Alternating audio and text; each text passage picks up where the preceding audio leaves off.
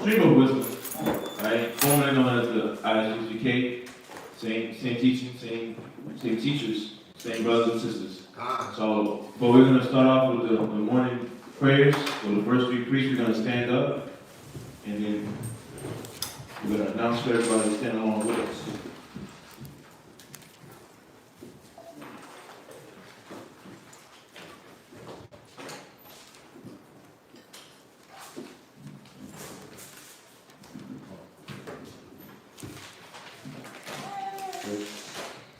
Barakatah Yahweh, Baha Sam Yahushua, Hawa, Abdullah, Award, Zaywan, the water, Aman. Blessed is Yahweh in the name of Yahushua that gives to us the light to see. Thanks so be it. And light represents the knowledge, wisdom, and understanding of the Most High. You can find it in Matthew chapter 5, verse 16. Come. Barakatah Yahweh, Baha Sam Yahushua, Hawa, Abdullah, the water, Aman. Blessed is Yahweh in the name of Yahushua that gives to us the sweet savor and peace. Thanks so be it. And our prayers represent, and the sweet savor represents our prayers going up to the Most High. You can find that in Psalm chapter 41, verses 1 and 2. I imagine we'll put you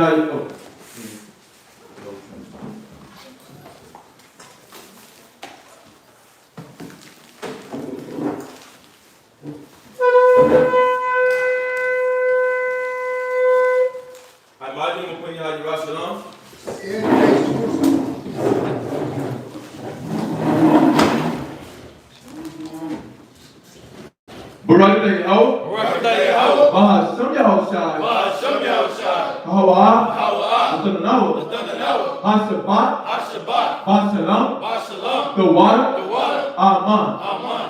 Blessed is Yahweh in the name of Yahushua that gives to us the Sabbath and peace. Thanks so be it.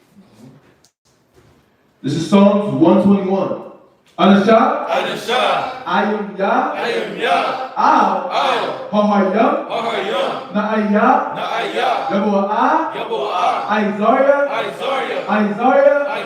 Yabu'ah, Mayahoah, Sha'isha, Shemayim, Wa'aratazah, La'ah, Yanathan, Lamawat, Regolia, Yala'ah, Nawam, Shashawamar, Yasha'Allah, Yahweh, Shemariah, Yahweh, Shazoya, Al, Yimiyah, Gad, Hashemash, Yala'ah, Hakayah, Bayawam, Wala'ah, Halabana, Walayala, Yahweh, Yashemariah, Makol, Rad, Yashamar, Napasha, Yahweh, Yashamar, Hawalakia, Wabu'ayah, Ma'aitan,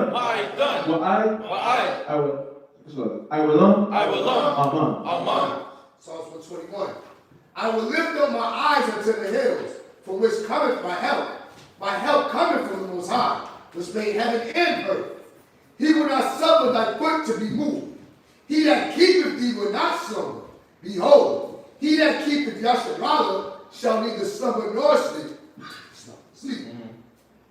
The Most High is thy keeper. The Most High is thy shade upon thy right hand. The sun shall not smite thee by day, nor the moon by night. The Most High shall preserve thee from all evil. He shall preserve thy soul. The Most High shall preserve thy going out and thy coming in, from this time forth and even forevermore. Amen.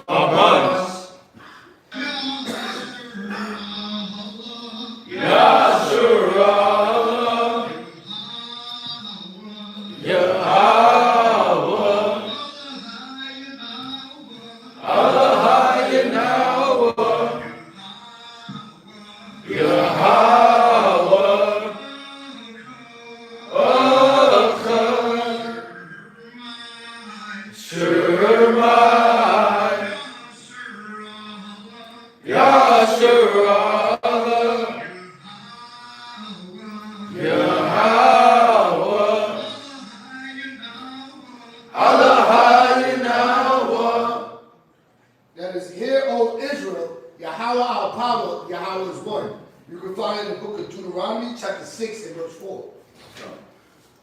This is the Lord's Prayer in Hebrew. Abanoah, Shabbat Shemayim, Kudash, Hayah, Shemka, Yahweh, Malakwatka, Taba'ah, Ratazaka, Hayah, Aisha, Ba'aratazah, Kawah, Hayah, Bashemayim, L'Talanau, L'Cham, Kol, Yawam, Wasalakno, Kabawatno, Kasalakno, Kabawat Yano, Wala'ah, Tabirau, Banasayawan, Obo, Hoishayno, Mayan, Rai, Kaya, Laka, Hamalakwa, Waha'ala, Waha'ta Paharat, La'aywalam, Aman. This is Matthew chapter 6 and verse 9. After this manner, therefore, pray ye, Our Father, which art in heaven, hallowed be thy name. Thy kingdom come, thy will be done in earth, as it is in heaven. Give us this day our daily bread, and forgive us our debts, as we forgive our debtors. And lead us not into temptation, but deliver us from evil. For thine is the kingdom, and the power, and the glory, forever. Amen. Amen. This is the Ten Commandments in Hebrew. Number 1. La'ah, Yahaya, Laka, Alahayim, Achoyim, Alpanya. Thou shalt have no other powers before me. Number 2. La'ah, La'aisha, Laka, Pasol, Wala'ah, La'aibadam. Thou shalt not make unto thee any graven image, nor serve them. Number 3. La'ah, Talakwat'ah, Shum, Yahweh, Bashawan. Thou shalt not take the name of the Lord thy God in vain. Number 4. Zakar, Hayawam, Ashabat, Lakwatashwa. Remember the Sabbath day to keep it holy. Number 5. Kabad, Abaka, Wa, Amaka. Honor thy father and thy mother. Number 6. La'ah, Taratazak. Thou shalt not murder. Number 7. La'ah, Tana'ah. Thou shalt not commit adultery. Number 8. La'ah, Taganah. Thou shalt not steal. Number 9. La'ah, Ta'ainah, Shakur. Thou shalt not bear false witness against thy neighbor. Number 10. La'ah, Takamad, Kol, Asherah, Lara'aika. Thou shalt not covet anything that is thy neighbor's. Yeshabit, which means to be seated.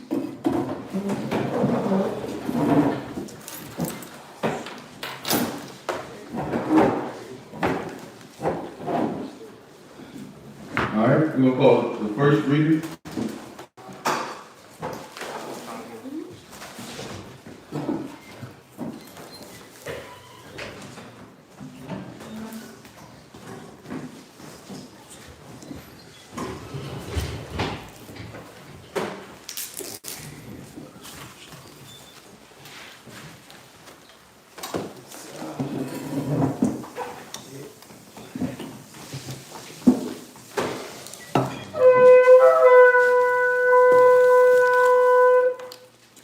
Lakatakan, Shabbat Shah, Rabban, Ban Yashala. Lakatakan, Shabbat Shah, Ban.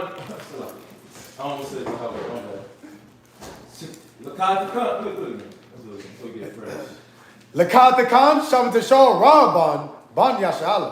Lakatakan, Shabbat Shah, Rabban, Ban Yashala. Maybe it's right, Barak. Yahaba Shem Yahushai Barakatam. Yahaba Shem Yahushai Barakatam. I don't know why the Jews come on.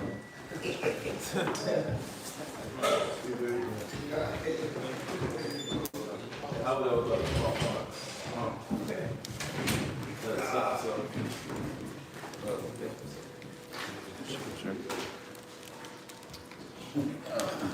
So the first reading is going to start off at Deuteronomy chapter 30. And he's going to read to verse 1 all the way to chapter 31 of Deuteronomy and verse 1. So the first reading is going to start at Deuteronomy chapter 30, verse 1, all the way through Deuteronomy chapter 31 and verse 1. All right? Get started. Everybody there? Deuteronomy chapter 30 and verse 1. And it shall come to pass, when all these things are come upon thee, the blessing and the curse, which I have set before thee, and thou shalt call them to mind among all the nations, whether the Lord thy power have driven thee. See that? And of course, we're locked in with trying people to speed with Houston. And when you read Deuteronomy chapter 28, it goes through all the curses, the blessings, right? If we obey the Most High, if we disobey the Most High.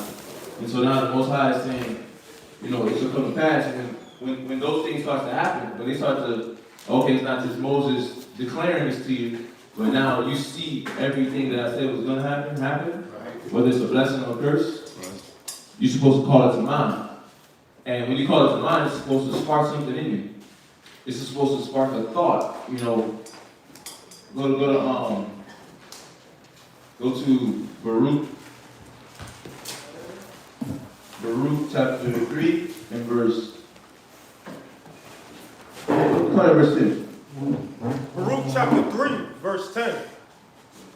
How happened it, Israel, that thou... Verse 9 verse. Come. Baruch chapter 3, verse 9. Mm-hmm. Hear Israel the commandments of life. It's supposed to spark your mind to be like, let me start searching out the understanding of the commandments so I can understand how those commandments will bring life to me. Right? I'm supposed to consider, what am I doing that's wrong? What am I doing that's right? And I'm supposed to be able to weigh out the balance in those things. And if I don't know, obviously you ask somebody if that's what you want to do. But it's saying, the first step is you're supposed to be trying to hear out the commandments. And we're doing that part, right? We sit in class, so we want to be able to hear it out and listen to the commandments of life, because the commandments will bring you to life. And what else? Give ear to understanding wisdom. Yeah, give ear to what? Understand wisdom. Give ear to understand wisdom. Right? And these are the first steps. When it's saying call it to mind, then what don't I know about the Father? What don't I understand about the Most High? What wisdom do I lack, right, when it comes to serving the Most High? What do I lack? What do I understand? Is it in relationships? How the Most High structured relationships? Is it in brotherhood? How the Most High structured brotherhood?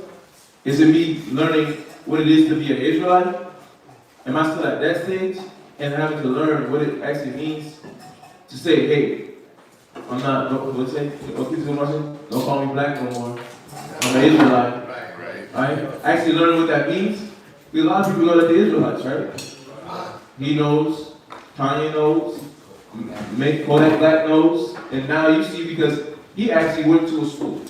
He stepped in the doors and he didn't just like, oh, I heard it on YouTube or I was talking about Twitter feed. He went into a classroom. So the Most High ate him up. Kodak. Yeah, he went into a classroom and he was talking with brothers, he was getting some counsel. So he was getting the clarity on just how serious this was. But you see what the Most High is doing to him now. Because of that. Now he on drugs, now he extra gangster, right? Everybody around him dying. His friend, the artist on his label, his mother just got shot up. They emptied a whole clip on him. Literally. But look at what's his name? Sicko Bob. Sicko. You gotta imagine, what was that upbringing like for him? Being with his mother. But now everybody comes from a different walk of life. Some people, they're not coming from, or what they think they're not coming from, like a bad situation. What I mean is by this, right? Some people come with literal bad upbringings where you didn't have your parents, you was in a foster situation, or you had your parents, but they were what? Abusive. Some people have these like extra hard situations, but some people they just grew up in the church, but they never been taught lies. And I realized it was building up a spirit of a hypocrite. And it made you look at the people with the wrong way, or deal with people in the wrong way, and you deal with people short. You know, and we don't realize that. But now the Most High has given us the opportunity to call to mind. Because we are in the land of our captivity. This thing is happening. And it is happening. So as we're reading it, this is something that speaks to our present situation. So when he says, I want you to read your part of it. It says, and it shall come to pass, when all these things are come upon thee, the blessing and the curse, which I have set before thee, and thou shalt call them to mind among all the nations, whether the Lord thy power have driven thee. Yeah, we're supposed to think upon it. And what are we supposed to think upon? Read. How happened it, Israel, that thou art in thine enemy's land? Right. How we're supposed to be like, how did it happen? Man, we read this history about us being a glorious people. Right? We read history about one of our kings who had 40 years of peace. And everybody was subdued. And all he did was delegate. He didn't have to lift a sword. We read one of our kings, he was taking out all the nations. David. Right? We read about our brother Samson. And we know he was jumping in and out of the spirit, right? But he was still mighty. Right? We read about our grandfather, Abraham. How happened that we what? That thou art who? That thou art waxing old in a strange country. And how do we wax old in a strange country? America. Filled with strange things, strange people, strange religions. Right? Strange gods, so-called. And then we're comfortable with it. We're comfortable with the bottom of the barrel. We're supposed to call that to mind. And look at, and why does it say call to mind? It's saying call to mind because you're supposed to weigh out your mind and see how it's defiled, see how it's destructive, and you're supposed to weigh out the mind of the Most High and see like, damn, I need to get there. I need to lock in with the Spirit of the Most High because the ways I'm going about seeking the things that I want is destroying me, right? The way I'm going about things is destructive. I'm hurting myself, I'm hurting the people around me, right? Through my anger. I'm letting anger be my guide, right? I'm letting doubt be my guide, right? I'm letting my ego be my guide. And I have to see that, how am I waxing old? I'm waxing old because I've given myself to those spirits. And I'm supposed to see that what? Look at what Moses was doing. He was waxing strong.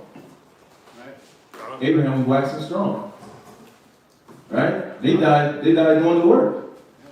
They died doing something for somebody, for other people. Think about that. But our average day today, our people don't die. When they die, they don't die doing things for what? Other people. Right.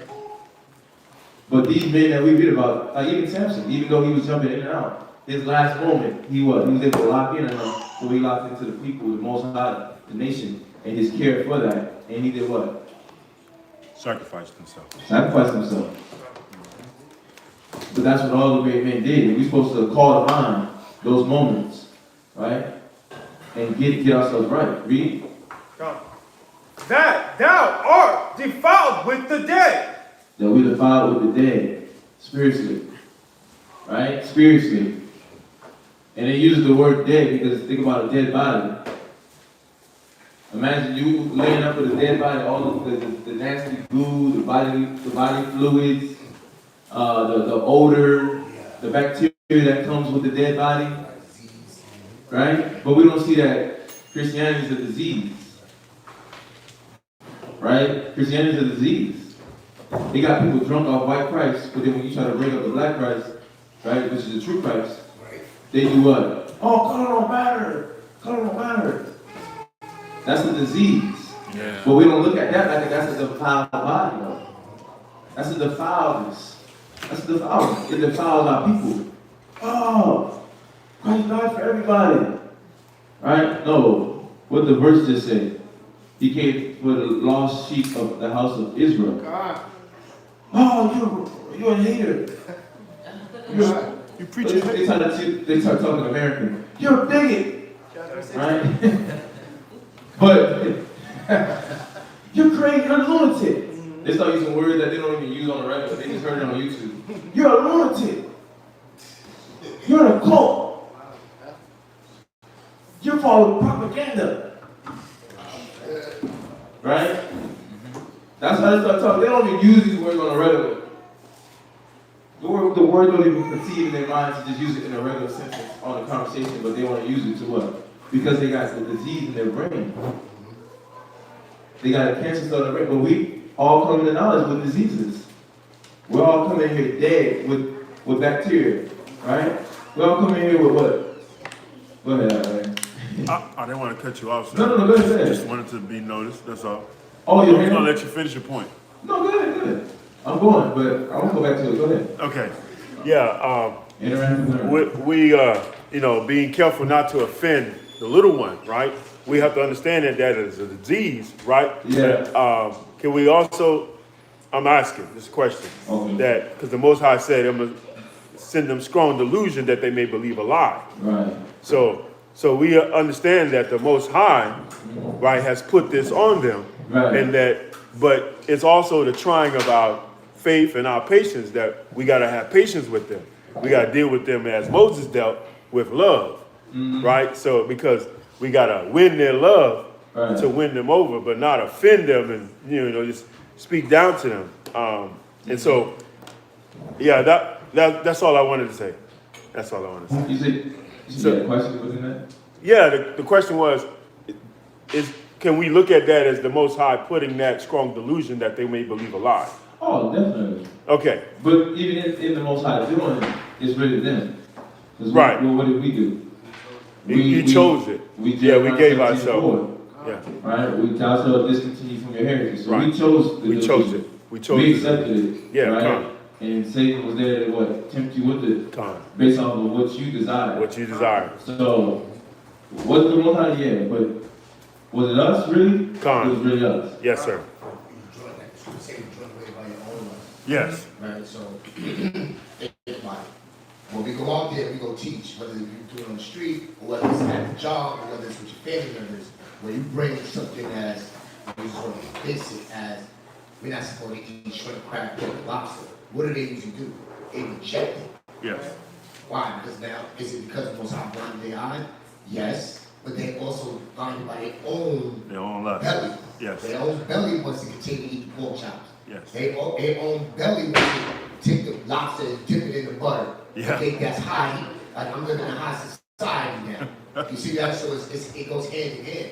But we don't know who can wake up amongst those. Was we blinded at one time? So I like how you even brought out about Moses. You know what I mean? Because Moses was dealing with those people that were murmuring, right? But even that generation that died off, those children woke up into that. You see that? So you can't just give up on your people. Right. You can't give up. You gotta have patience. You also have patience with us. Yeah. So, but you gotta speak on it though too. So we gotta make sure we just speaking on it to bring it out. That is a disease, nonetheless. It's like a false white robe. Yeah. It's like a false white robe, but then you flip under the robe, you look at it, and you see worms and maggots, and you're like, damn, I thought that was plain. They had a continual burning incense over there, covering it up. But you have to undress the robe, and you have to literally get people to see that thing is a disease, and sometimes they don't snap into it. Right. You start speaking too soft to them, and they're like, what? Think about it. Our people in the church, out the church. In the street, out the street. 95, not 95 type of person. They're what? Aggressive. Yep. Aggressive. Think about the old man that was there at the street speaking. That's the old man. He think he's gonna be like super chill and relaxed. Right. And it's gonna be a dialogue. But what was he like? He was loud and obnoxious. Yeah. He was loud and obnoxious. And what was he doing? Trying to teach us. Trying to teach us. But if I was been like, whoa, brother, please, brother, listen. What he did. Like even me acting this out, what he did. He'd have been like, nah, you supposed to show me in the scriptures. You supposed to show me. Oh, let me show you. Nah, it's Show me in the scriptures. No, let me show you. No, I said show me in the scriptures. Brother, you're not listening to me, bro. Right? That's what they do. So they try to play a mind game, so you can't be soft. Yeah, you're gonna be gentle, you're gonna be patient with them. You're considerate, but you have to be stern. Time. And sometimes you have to speak stern in a way where it shocks their brain on you. Huh? And then they what? They stop for a second. And they might stop for a second and listen, and then get them to listen. Or they're gonna do exactly what he did. He'll stop for a moment because it says something that shocked him, and then he go right back. Okay, we're not doing that for disputation. Let's not do it big. So you can't get yourself tricked. Because and it's good to think that way. It's good to be that way, and we have to be that way. So you don't want them to like trick you into like they're trying to listen. Right. Because they'll try to trick you like they're trying to listen and they're coming to learn. But he came over there based off of what he was seeing about Hebrew Israelites on YouTube. And he was so pumped up and believed everything that he's seen on YouTube about Israelites from a negative standpoint, that he was watching whatever he was watching. And he said it, he blurted it out, right? He tried to say I was assuming. I was like, no, you came out here with a preconceived notion based off whatever you heard or seen or ran across with Israelites. You don't know what we teach. And then he's like, you're the one assuming. And then what did he do? 2 seconds down, 2 minutes down the road after the conversation, what did he do? He said he seen something on YouTube. So they're going to try to trick you like you're tripping, like you're not being patient with them.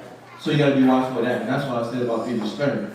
Because you won't want them to try to trip you up. Yes, sir. Israel will try to trick you in the church. They'll try to trick you in the streets. They'll try to trick you if they're just the average Joe walking around. So you got to make sure that you know the balance of like, we'll go to Psalm 94:16. And then go to Ecclesiastes 42:8. Right? Psalms 94, verse 16. Who will come? Psalms chapter 94, verse 16. Who will rise up for me against the evildoers? And somebody else did Isaiah 30:10. We said what? Who will rise up for me against the evildoers? The churchgoer don't think he's an evildoer. He don't realize it. Some intentionally, they realize that what they're doing. Some of them realize that they're just doing it for the money.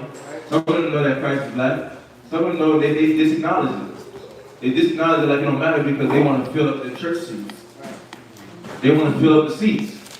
All the pastors that I have run across that have actually made the transition once they learned that they was the Israelite, they said they lost all their congregations.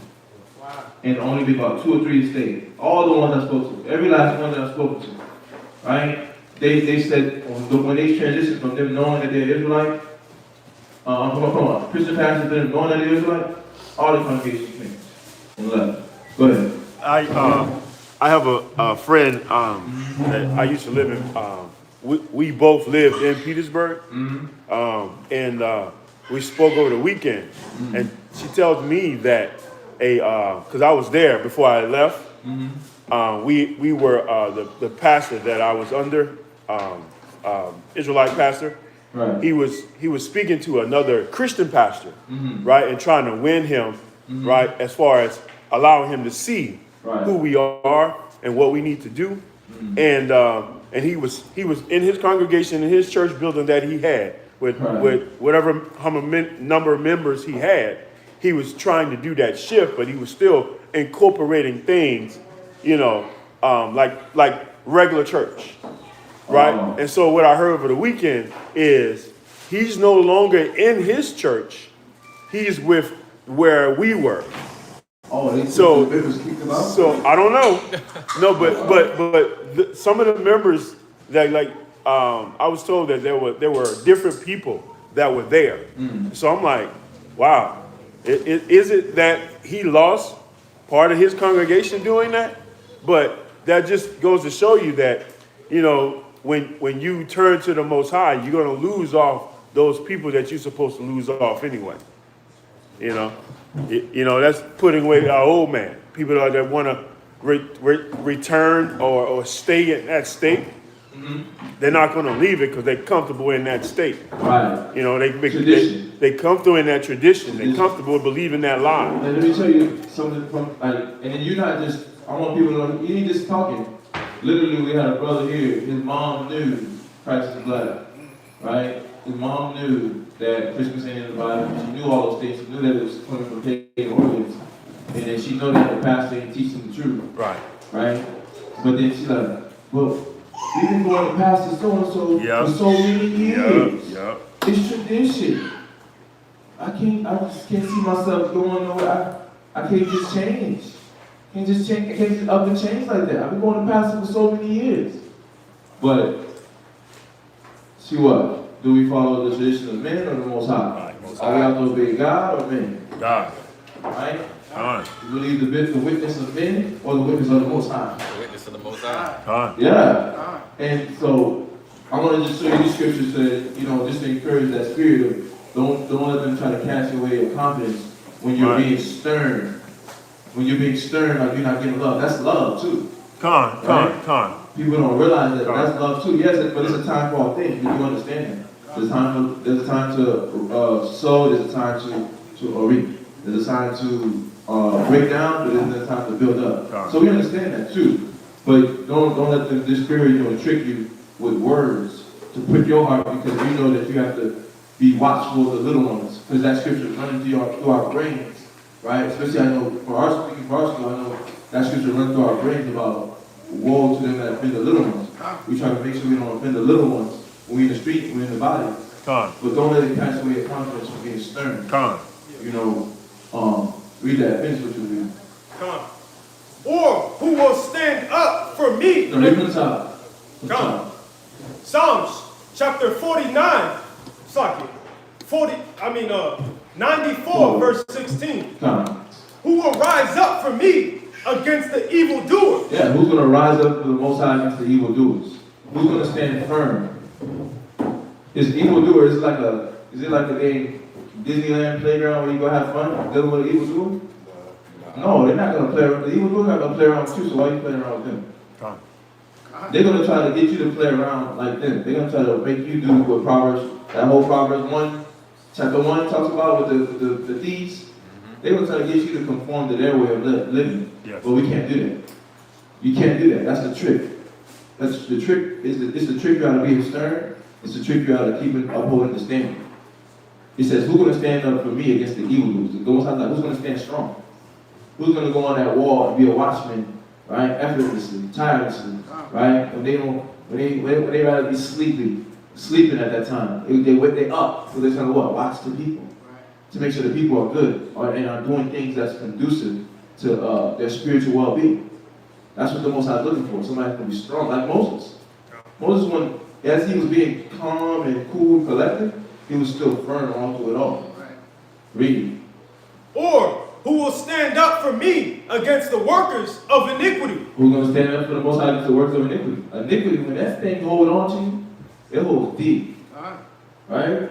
Remember the story, I think you said it, about the dude that tried to rob his mom? Tried to rob his mom shot him and killed him? Yeah, in Jamaica. The robber steals from his mom shot him. When evil's on you, when evil's on you, it's real. You don't even care about your mama. You'll spook your own mama.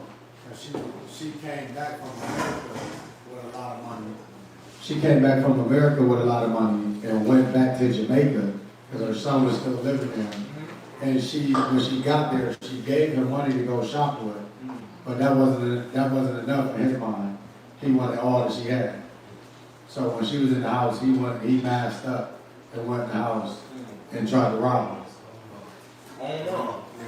But imagine, you think he need hey, that's your mom. That's your mom. Right. No, he need like a stern talking to. Right? Right? Smack upside the head and a stern talking to. You need all of them. But if we just hey man, that's your mom, man. Don't do it, man. Come on, bro. Huh? What's he gonna do? He gonna laugh and say, bro, get out of my face. He might even, if he that foolish, he is that foolish if he did that to his mom, he gonna run. And he gonna laugh at you. You stupid. he gonna play you. He ain't gonna respect that. But that's why once I say, who's gonna stand? When you stand, you're upright like a palm tree. Yeah. Firm, rooted, unmovable, established. But that's stern, because it's strong. Yeah. Con. What else to say? That was the last. That was it? Who else got the verse? Who else had it? Which one you had? Ecclesiasticus chapter 42, verse 8. And this is what you gotta remember. And this is a good chapter. Read, if you read Ecclesiastes chapter 41, and you read Ecclesiastes chapter 42, it'll tell you what things to be ashamed of, it'll tell you what things to not be ashamed of. You see that? So that you can't get tricked by somebody trying to tell you you're doing something wrong by telling them something that they're doing is wrong. You see that? Con. Read that, Ecclesiastes 42. Ecclesiasticus chapter 42, verse 8. Mm-hmm. Be not ashamed. You know what? Be not ashamed. So it's going to let you know what to not be ashamed of. Read. To inform. To what? To inform. When you inform somebody, what are you doing? Correcting them. Con. Tell them what they're doing that's wrong. Tell them what they're doing that's detrimental to their spiritual well-being. You see that? And we can't run away from that. Any one of us, right? Read. Be not ashamed. To inform the unwise. Because they're moving unwise. They're moving like somebody that's destroyed for what? And what are my people? Destroyed for lack of knowledge. What's Christianity doing to them? Destroyed them. Because they lack knowledge. What's Pentecostal doing? Destroying them through lack of knowledge. Right? The streets. Right? Being at home all day. Being alone. What did that do? Destroying them. Because you're getting into what? Idleness teach much evil. So it's not just the church, we know that. It's the street, right? Teaching you idleness. They think they're busy, but they're busy in the wrong in nothingness. It's idleness, right? Teaching you how to do things that slow down your thought process, which is what your brain process, right? You can't think. You can't think on the clock, right? You're in the street, running around, just doing smoking, drinking. Especially now, these guys. It's smoking, drinking, popping pills, right? Just moving all ditzy. But if you don't inform them, and then you try to go to them, they're going to try to come at you stern and hard and try to trick you as if you're teaching them something wrong. What's the consistent thing? Well, you're judging. You're judging, right? And that's the consistent thing. But that's the trick, though. But the Most High saying we can't be ashamed to inform the unwise. What's going on to them? I was going to say, maybe that I hear is like, oh, you're trying to force their beliefs on me. Oh, you're trying to force, that's what you get. Yeah. Right. But, and you don't want to. There's a proper way to deliver it. And I know what you're saying. Yeah. But people will try to do that to you too. When you're not even doing that. Right. They'll try to psychologically trick you to make you feel like you're doing that when you're not doing that. Right. Right? And there's a time where individuals, when they come into the truth, when you're unskilled with the word, you are doing it. Because you be like if you're jumping on them. You're not doing it tactical. That zeal without the knowledge. You just like untactical with it. Right? I mean, you give them good knowledge, you give them something that's going to change their life. So they should be looking at it like that either way. Because you're giving them good knowledge. You're giving them good wisdom, truth, something that's going to change their life. So I'm not giving them an excuse on that part, but we can't give ourselves an excuse either. All right, we got to come tactical, proper, with the right method, at the right time. So don't be ashamed. I want to give this to encourage the mind to not be ashamed when you're informing somebody that's doing something that's destructive to themselves. You know.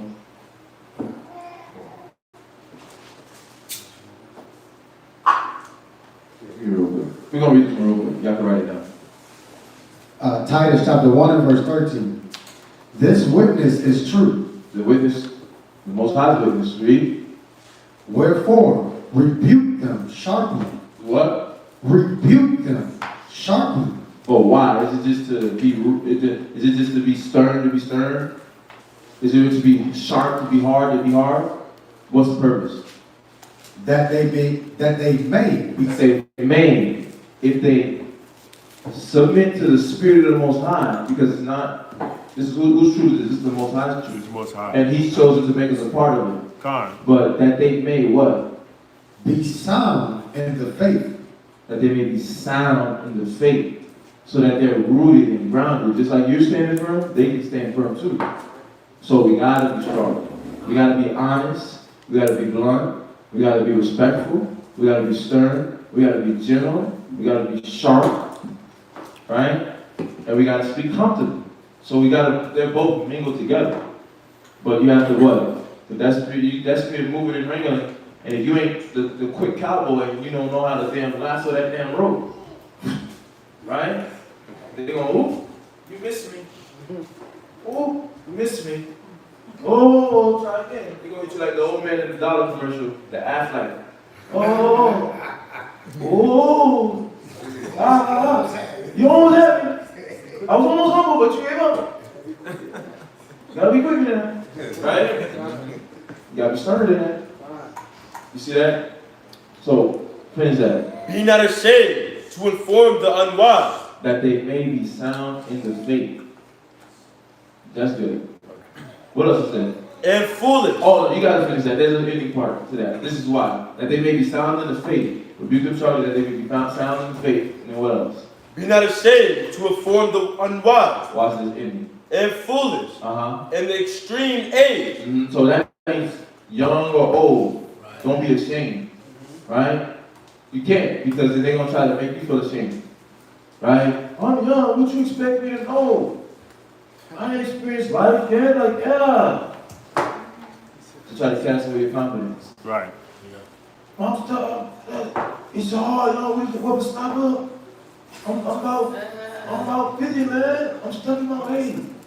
My body, I got gout. I got a damn robotic liver. My kidney. Take it easy on me, man. Robotic liver. That's right. Right? But for real though, right? That's real. They'll try to do it. Oh, I'm 60. I've been around. But that's how they do it. They try to cast your confidence away. That's how they try to hit you. Right? Read on. But there's a point in there. In the extreme age that contended with those that are young. Right. They trying to strive with you like you telling them something wrong. Oh, you young. Get out of my face, young dude. You don't know that. You just got off the porch. How you gonna tell me something? Right? That's how they do it. Right. That's how they look at you. Yeah. Right? If they don't say it verbally, that's how the thoughts are. But the Most High is what? So you can't be ashamed. Right. None of us can be ashamed. Read. Thus shall thou be truly learned. Thus shall thou be what? Be truly learned. But when you're able to be the gentle, and when you're able to be the stern, and you're able to do it in its perfection, right? Then you're able to be what? Truly learned. And what else? And approved of all men living. They'll respect that more. Done. Then they'll respect you doing what? Being soft. They'll respect that more. Right? Then you be not being stern. Because in your sternness, you're going to come at them, and that's you showing love. So you can't forget that. What was the last one? Isaiah chapter 30, verse 10. Which say to the seers, see not. But because that's what they're doing as they're tricking you. You can't let them trick you into not wanting to be firm and strong. Say to the seer what? See not. They basically saying see not when they say, you're forcing your belief on me. And you know what? I had a blunt moment like that. The dude I went to high school with him. He called, you know, I'm in Memphis right now. We're online playing a video game. But I'm trying to talk Bible talk with him. But I started talking to him about the Bible because he talking to me about weed and how he smoked this weed one time. And this one made him stop for a little bit. He back on it again. This one made him stop for a little bit. He seen a damn fireball-looking demon coming out of his closet. And that was him on some weed, though. Just regular, he's on weed. He was like, man, it's supposed to be some bad weed. So he's like, I was seeing things. He ran into a room with his sister. He was scared. He felt like he was seeing things. He was hallucinating. Oh, yeah. But that's him on weed. But then I'm taking this opportunity like, damn, he didn't hear the word. So I paused on the game for a second. Oh, he didn't hear the truth. Listen, I'm trying to go into the truth with him. He's like, no, I don't want to hear that. Don't tell me. No. This is literally what he did. No, don't tell me. I don't see what he's doing physically, but I'm hearing what he's doing. No, don't tell me. Don't tell me. Because I'm going to be accountable because I heard it. Don't tell me. Yeah. Yeah. They know. So some people are honest enough to just say that. A lot of people are going to say you're forcing your belief on me. A lot of people are going to say you're mean. That was rude. You're a jerk. Yeah, they are. They're going to say those things. Right? You're a snobby guy. Right? You're an F-bomb. Right? Shut up, ninja. Your mama, your daddy, right? I'm saying I'm soft. Let's do that saying way harder than I'm saying. I'm saying it's super soft. I'm doubling it down. And they'll try to do all these things to trick you into doing the right thing. Read. And to the prophets. And to the prophets, what? Prophesy not until us right things. Don't say the right thing to me. Don't come to don't knock on my door. Like you, don't knock on my door and come tell me. Get my room right. Don't knock on my door. Tell me, you get your hair together. Don't knock on my door. Tell me, the kids gotta get home. Don't knock on my door. Like, don't tell me nothing. Read. Speak unto us smooth things. But when you talk to me, do what? Speak unto us smooth things. Just have that type of conversation with me. That's what they want. Yeah. But this is nothing different than what Paul, the disciples, apostles, Paul, this is what they went through. I mean, we go through it with our friends on a low level. Right. But I mean, those brothers was stoned, sword in half, chased out of cities. You know what I mean? Because our people don't want to hear that they're not doing enough, that they're not living according to the standard. Right. They want to live in this delusion, like the brother said. They want to live in this facade that Christ, the Heavenly Father, is going to take me as I am. They listen to too much Mary J. Blige. You know what I mean? Just take me as I am. Right, and I ain't got to change, I ain't got to do nothing. And I'm going to be able to inherit the kingdom. But that's not biblical, that's not true. See, but then you got these churches that's doing what? You know, anointing them prophetesses. Why? Because she pays her tithes all the time. Right? Anointing them evangelists. And this is the deacon. Why? Because they got 100% track record on Sunday attendance. But that's it. No other works to show for it. And that's because those priests and those people in charge, they know that if they start teaching what the Bible says, that they're going to have people leaving them buildings in droves. Because the Most High requires change. Right. Con. But our people don't want to change. Did you finish what you was at? Last precept. Prophesy deceits. Prophesy what? Deceits. Yeah. Give me the lies. Give me the lies. Yeah. Give me how you look. How about looking at this dress, honey? You look amazing. Meanwhile, you look like a trash bag. Now that's on the carnal level, but how about on the spiritual level? You run around calling people saints. That's my saint, that's my sister in Christ. Christ will rebuke you. The way you did with your husband, Christ will rebuke you sharply. The scripture, one of our favorite scriptures, Isaiah 58:1. Cry aloud, spare not. When you start sparing and you start trimming your love, you start trimming your word, you start watering down the skins of the Most High, that's a clear sign that you do not love your people or whoever it is that you're talking to. And those people that's out in front of us, those leaders, they do not love us. They don't love their community. And if they did, they would be out there giving them thus saith the Lord. So that they can change. It's not to just tell them how garbage they are. It's not like we going out there and say, oh, woman, you wicked because you got pants on. Look at you going to hell. That's Most High going to kill you. No, we're telling them, listen, the time is now to make the change because the Most High is not going to accept you the way you are right now. We're not trimming our words. We're not watering them. We're showing them that love. They call it tough love. No, there's only one way to love. And that's direct and 100%. Got it? Yeah, let's jump back to the reading, because we're coming into that. We're going to jump back. Write down your question. Yeah, question? Oh, statement. What's your precept? On this topic, it don't necessarily go just the direction that we're going with. But save it for another one. Alright? Just pay attention to what's being spoken about. Make sure you're processing it. Right? Make sure you're grasping it so that when you pull your precept, right? You're aware of what's being spoken of. And you got a brother right there next to you, right, to help you out. He's ready. His name is S.O.W. He's a fiery lion. Right? You might burn your scripture. But no, let's come back. But you to answer your question, right? Aharon, answer your question? Khan, sir. Okay. Khan,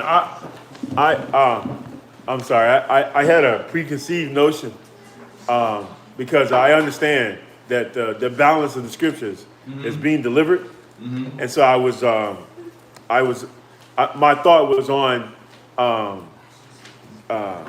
having that balance brought forth. Not that it wasn't, not that it doesn't ever come forth, but I pride myself on getting the balance here, right? So I understand that there's a need for that that delivering of the word, but I also understand, Khan, that you got to cry loud, you got to be stern, you got to rebuke them sharply. I understand. Right. Yeah, and that, you gotta be conscious. Khan. If you know that that's what we put, you gotta be conscious that, of course, as we're doing the stern side, how many times have we done the genocide? Khan. Yeah, so, but I think that's where you was at. That's why I went into to show you the scriptures. Khan. That you can't let somebody catch. Because if you run with that mind, they're going to trick you. If you run with that mind, they're going to play you. If you run with that mind, they'll drag you along for 10, 15 years. Drag me along. But if you play with that mind, they will. Come. If you play with that mind of how you was trying to ask me to deliver it. No. Listen, I know you're not trying to tell me to do what to do. I'm just saying, like you said, you had a preconceived notion. I'm just trying to hit a balance. You're trying to hit a balance. Okay. I understand what you were saying. I know you were trying to. Okay. But I'm trying to tell you just for your sake. Okay. Mentally, where you want to be. You want to be with this locked in with the scripture. Don't let them play with your emotions because you're a kind God. So you don't want nobody to play with that emotion. Everybody here is kind and caring. Is that a hair? Yes, I have. Oh, he did one of those awkward ones. All right, I got you. I'm coming.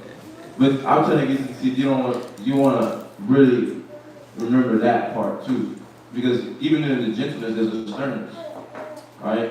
Like even I don't know who's standing there when I go with the old man. Like how was I with the old man? Was I rude? Even if he trying to be gentle or stern? That was perfect because I needed to see that. I needed that example on how to be stern is because my sternness is not. It's like a hateful stern. So I got to keep watching. Right. Like examples like that is what I needed. Right. So it how you jump out the spirit because you're like, hey, nigga, want to listen?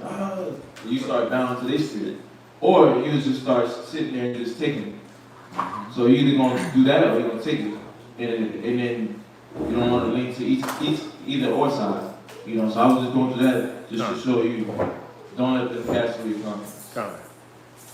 And that his example he did that Natazat just gave was the courage leaving, right? Because I think he can say that was the courage leaving because you didn't know what else to say, you didn't know how to combat that with the scripture, or you didn't let your mind think on the scriptures of where this person was and what they were doing to use the scriptures to combat that. You gave up. You didn't allow your mind to think. You didn't allow the Holy Spirit to tell you.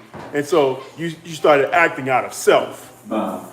And that's you giving up on that courage, on that assurance that you have, right, knowing the scripture. Mm-hmm. Yeah, come on. Yeah, so, but you got still be stuck. But as long as we understand. So let's go back to the reading. Oh, no. I was just going to add the precept to Ecclesiastes 40:28. I was just going to say Wisdom of Solomon 4:16. What does that say? And then we going to jump back right here after this. It's the book of Wisdom of Solomon, chapter 4 and verse 16. Thus the righteous that is dead shall condemn the ungodly which are living, and youth that is sown perfected the many years and the old age of the unrighteous.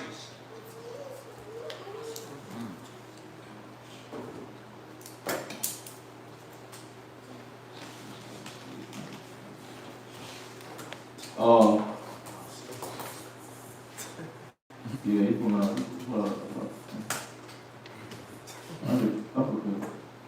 it's just like the righteous men that was living, their life is like a testimony. And that alone condemns the ungodly because they fell to their pleasure, what they love to do, their comfort. You know, that alone is like it speaks. You know, somebody dies for the Most High, dies for the truth, but then it's like the people. When Yahweh got hung, and then they felt, we messed up after he died. Right? That's after he died, when Peter started convicting them when he started his first oration. And then they're like, Peter pricked them to the heart with the word. So, yeah, I like that. Write that one down. It's a slinger. That one, that's not even words. That's just the life that they live. What's that? Wisdom of Solomon 4:16. All right, let's jump back. Deuteronomy chapter 30 and verse 2. And shall return unto the Lord thy power, and shall obey his voice, according to all that I command thee this day, thou and thy children, with all thy heart and with all thy soul. See, that's what, and just write it down, because we only go to second verse. Write it down. I mean, but it's beautiful. That's what these Sabbath days, y'all gotta really be ready to lock into the Sabbath day and not just say, I can't wait till it's over. We're so far behind as a nation.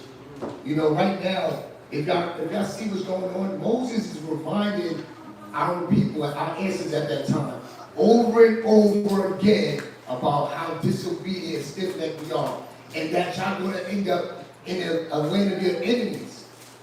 Voila! Welcome to the fullness of that. That's where we're at right now all over the world. Well, how many times since Exodus have you read it? You read it in Exodus. You read it in Leviticus. You came back again in Numbers. All early through Deuteronomy, the same thing. Because he had the law in Exodus. He had the law, and he kept giving it to us in Leviticus, all the way through. That y'all stiff-necked, y'all going to end up y'all going to get your butt whooped. Y'all going to turn y'all back. You're going to serve these other powers. Most High going to kick y'all butts. They're going to kick y'all out of this land. I wonder what they were saying at that time.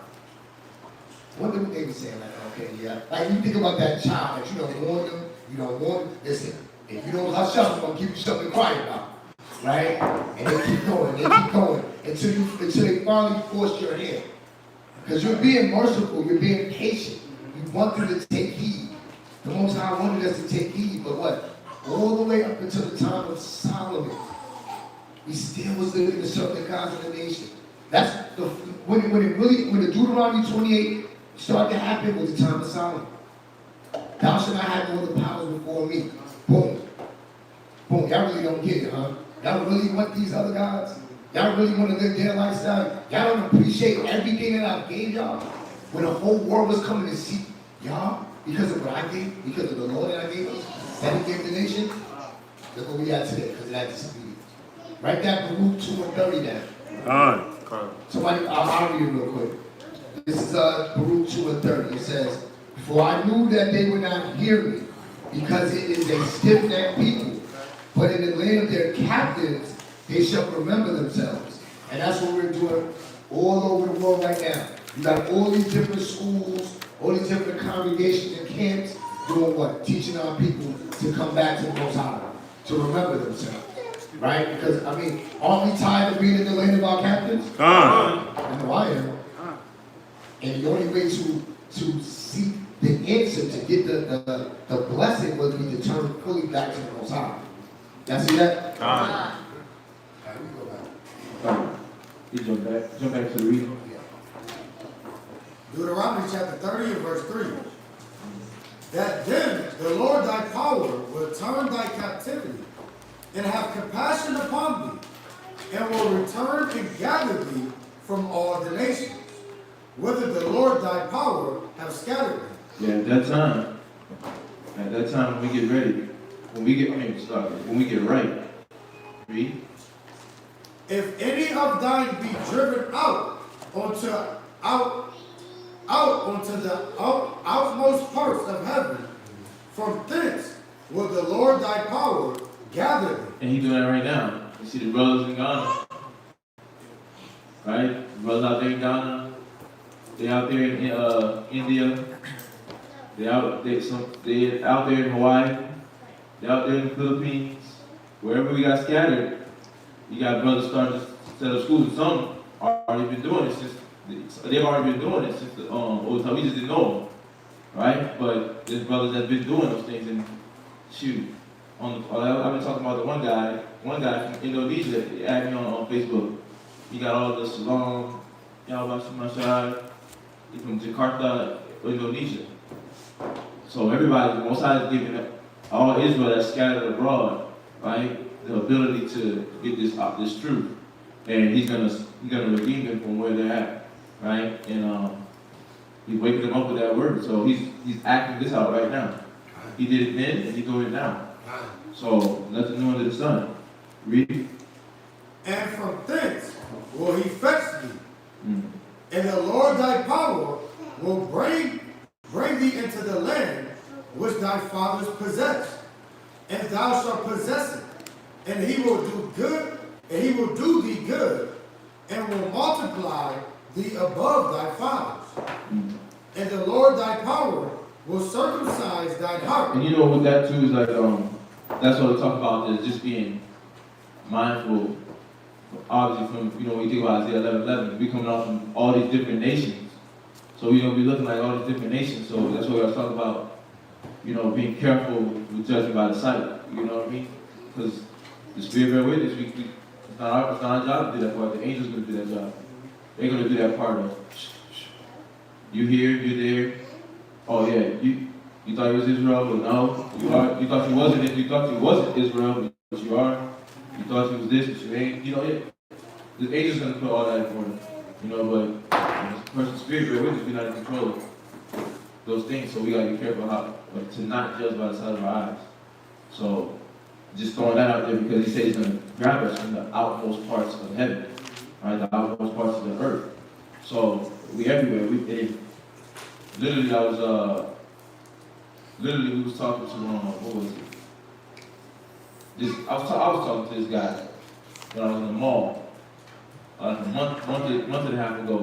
He looked just like an Edomite.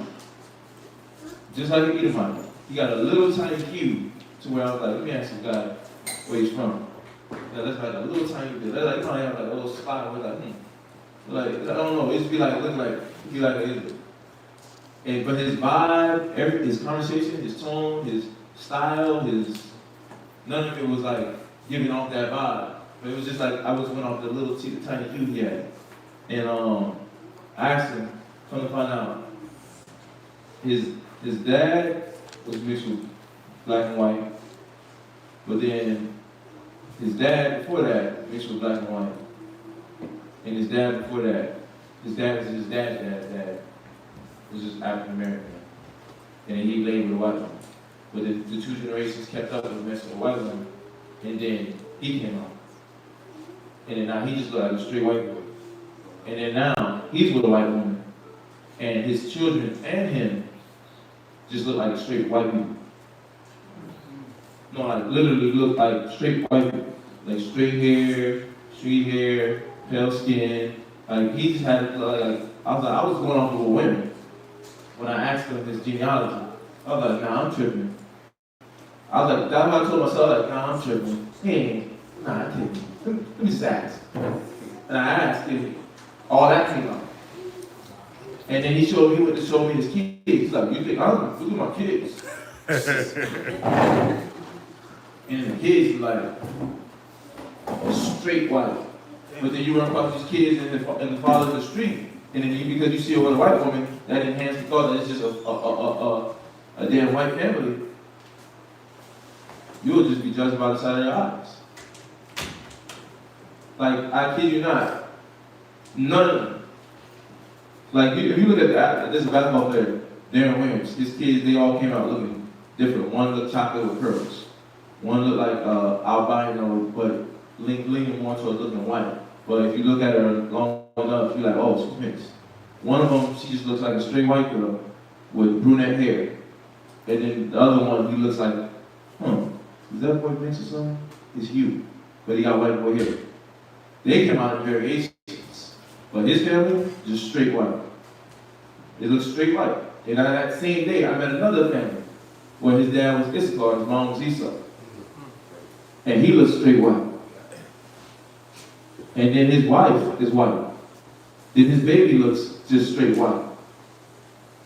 And that's just on that level. Imagine on the Hawaiians, the Asiatics, the Arabs, the Africans. So we can't judge by the side of our eyes. Not by the hearing of our ears. Right? So we got to do what? Judge righteous judgment. Righteous judgment. Trying to spirit by the spirit. So just pointing that out as we're talking. And as that was said, so we realizing that that's said, we got to realize that that's a reality. That's historically a reality. And a good book that goes into all this type of reality is Nature Knows No Color. It goes into that reality of just how mixed in we are. It talks about the slave trade with the Arabs and how they was creating harems where they were making different races and cultures of people literally sleep together. So they were taking women from different cultures, men from different cultures, and then forcing them to lay together. So imagine how that mixed up before we even got on this side. Right? And then just the people that still stuck on that side. And then I was talking to a sister from Gambia yesterday. She knows her ancestry comes from Egypt on her father's side, and her mother is like probably Israel. What she says, she thinks Israel side of the West Africa, from what she's saying, right? But she knows the history about the Fulani, but she's like the Fulani people are a mixture of Arabs, naturally born Africans, and some of the lost sheep of Israel.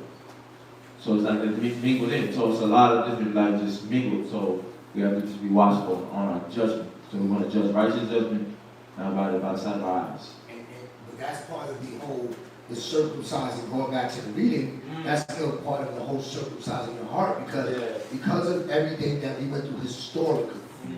We have this inclination to judge visually. So when we say, no, she can't be black. Her hair's too straight. She can't be black. Her skin is too light. Right. You know, look at his nose. His nose is too thin. So we'll automatically start Xing people off because of what our oppressors have done to us.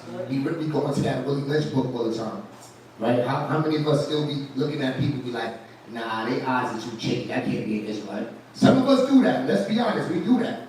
We do. I mean, I'll be honest. Y'all don't want to be honest? I'll be honest.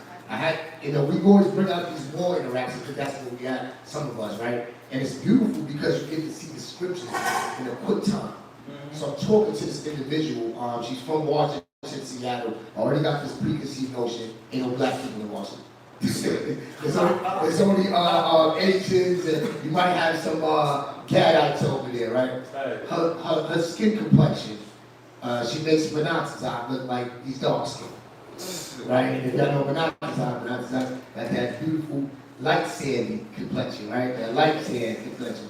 So this individual, very, very light skin, curly hair, no physical things that would make you even ask a question. Spirit dry and everything. But I'm having a nice conversation, and it just came out that her grandfather, her dad's father, is black, darker than me. So I'm like, I asked her, so what's your nationality? Are you Native? Like, are you Native American, or are you Asian? No, well, my grandfather's black. And I'm like, wow. Because of what I've been trained to do by America. Like, you look at somebody and say, no, this fire, no, I ain't giving you this fire. This ain't it for you, get out of here. You're a heathen. You're going to be looking at my boots. Meanwhile, that happened again. Had somebody from the Navy. Oh my gosh, I had to see this one. She had my name is not Susan Bob cut, you know that my haircut that they gave. Very, very pale. I'm thinking she's from Switzerland. Wow. I was like, she's gotta be from some Caucasus mountain country. You know where this sister was from? Puerto Rico. This was Puerto Rican. Now, so what do I hear? Oh, you Puerto Rican? You a conquistador. Right? That's what I'm saying in my head. But I said, no, let me keep talking to him. And I'm telling them about something I read about Vieques. It's an island off of Puerto Rico to where the Navy used to just leave their, they would go, they would do like training. So they would leave all these radiation ammunition on the island and it infected the people. When we went there in the conversation, her passion about Puerto Rico and the Tainos and how America, just give them the crumbs. And how the younger generation was waking up to see that, and she hates the fact that she had to work in the Navy, but because they messed up the economy, there's nothing really for us to do out there to make an honest living. That's why there's crime. She's going into it. She gave me a book about the destruction of the Puerto Ricans by the Indian American. It's a book, and I was like, wow, I didn't even heard this book. But her fire for her people, it bore witness. It bear witness. So I gave her class. So don't be surprised if sister come here. Don't be looking like she's an Edomite. She's an Edomite, right? But that's the circumcision that we're doing, that the Most High, that the Spirit is doing day by day. So what are we doing? We're teaching our children, we're teaching each other not to judge on the side of the eye. And then what are we doing after that? To say, okay, our people are scattered all over. We're waking them up and showing them the law. How to dress, how to eat, what to celebrate, right? And this is what it says in Jeremiah 31 about the law is going to be in our inward parts, because we're not going to have this law of America where we look at people and automatically judge them. We're going to be trying the Spirit. That's going to be the law within us. Let me see if this is an Israelite that just don't know that they what they're supposed to do. Y'all see that? And that's what we're doing. That's why we got to appreciate the Sabbath days and to take the time to cut away all of that unnecessary stuff that America gave us. That the foul, that pollution that America built within us. But let's go back. Yeah, let's go back. Well, go ahead. Okay. Deuteronomy chapter 30 and verse 6. And the Lord thy power will circumcise thine heart. And that's one of the things he's circumcising out of us. The way we put pieces together on who's what. Well, he's taking everything out of us, right? I know we was talking about this. We went on all these trails and who's his road, not his road type of. We went on that trail. But it's more than even just that. It's like literally our inner man. We're working on our inner spirit and learning how to eradicate those spirits out of us. Right? The pride, the lust, the doubt. We know all the things that we always talk about, but it's even these things too. We never stop to slow down and think about those things as well. When we read about those scriptures, like circumcising how we judge things, how you study, how you look at the Bible. Do you look at it with an American mind, or you look at it with a Hebraic mind? Like, okay, I understand that I'm learning that I'm not an American, a black American. I learn that I'm not Haitian, I'm not a Dominican, I'm not this, that, whatever you are, right? Whatever tribe you're from. But am I learning to not look at the Bible and read it as I was taught in the past? Am I not training myself to look at it like a Hebrew, circumcising my heart? Right? So, read on. And the heart of thy seed, to love the Lord thy power. Yeah, because that's what you're going to be able to teach the next generation after you, as you're in the truth now. Right? When you have kids, and you have a family, and then other brothers and sisters that just come in. Right? You're going to be the one that's going to be able to give it to them, but you got to start cleansing your mind so that you can be able to give it to that next person. Come on. Read on. To love the Lord thy power with all thine heart and with all thy soul, that thou mayest live. And so you can live. You can be at peace in your mind, knowing that you know, and you understand everything that you're learning, and that now you're able to use it in its proper pretense, right? You're able to use the proper method when dealing with people. So it's important that you don't let that go over your head. So go ahead. Verse 7. And the Lord thy power will put all these curses upon thine enemies, and on them that hate thee, which persecuted thee. And thou shalt return and obey the voice of the Lord. And that's the beautiful part about it. Go to Exodus 14:14. Just real quick. Exodus 14:14.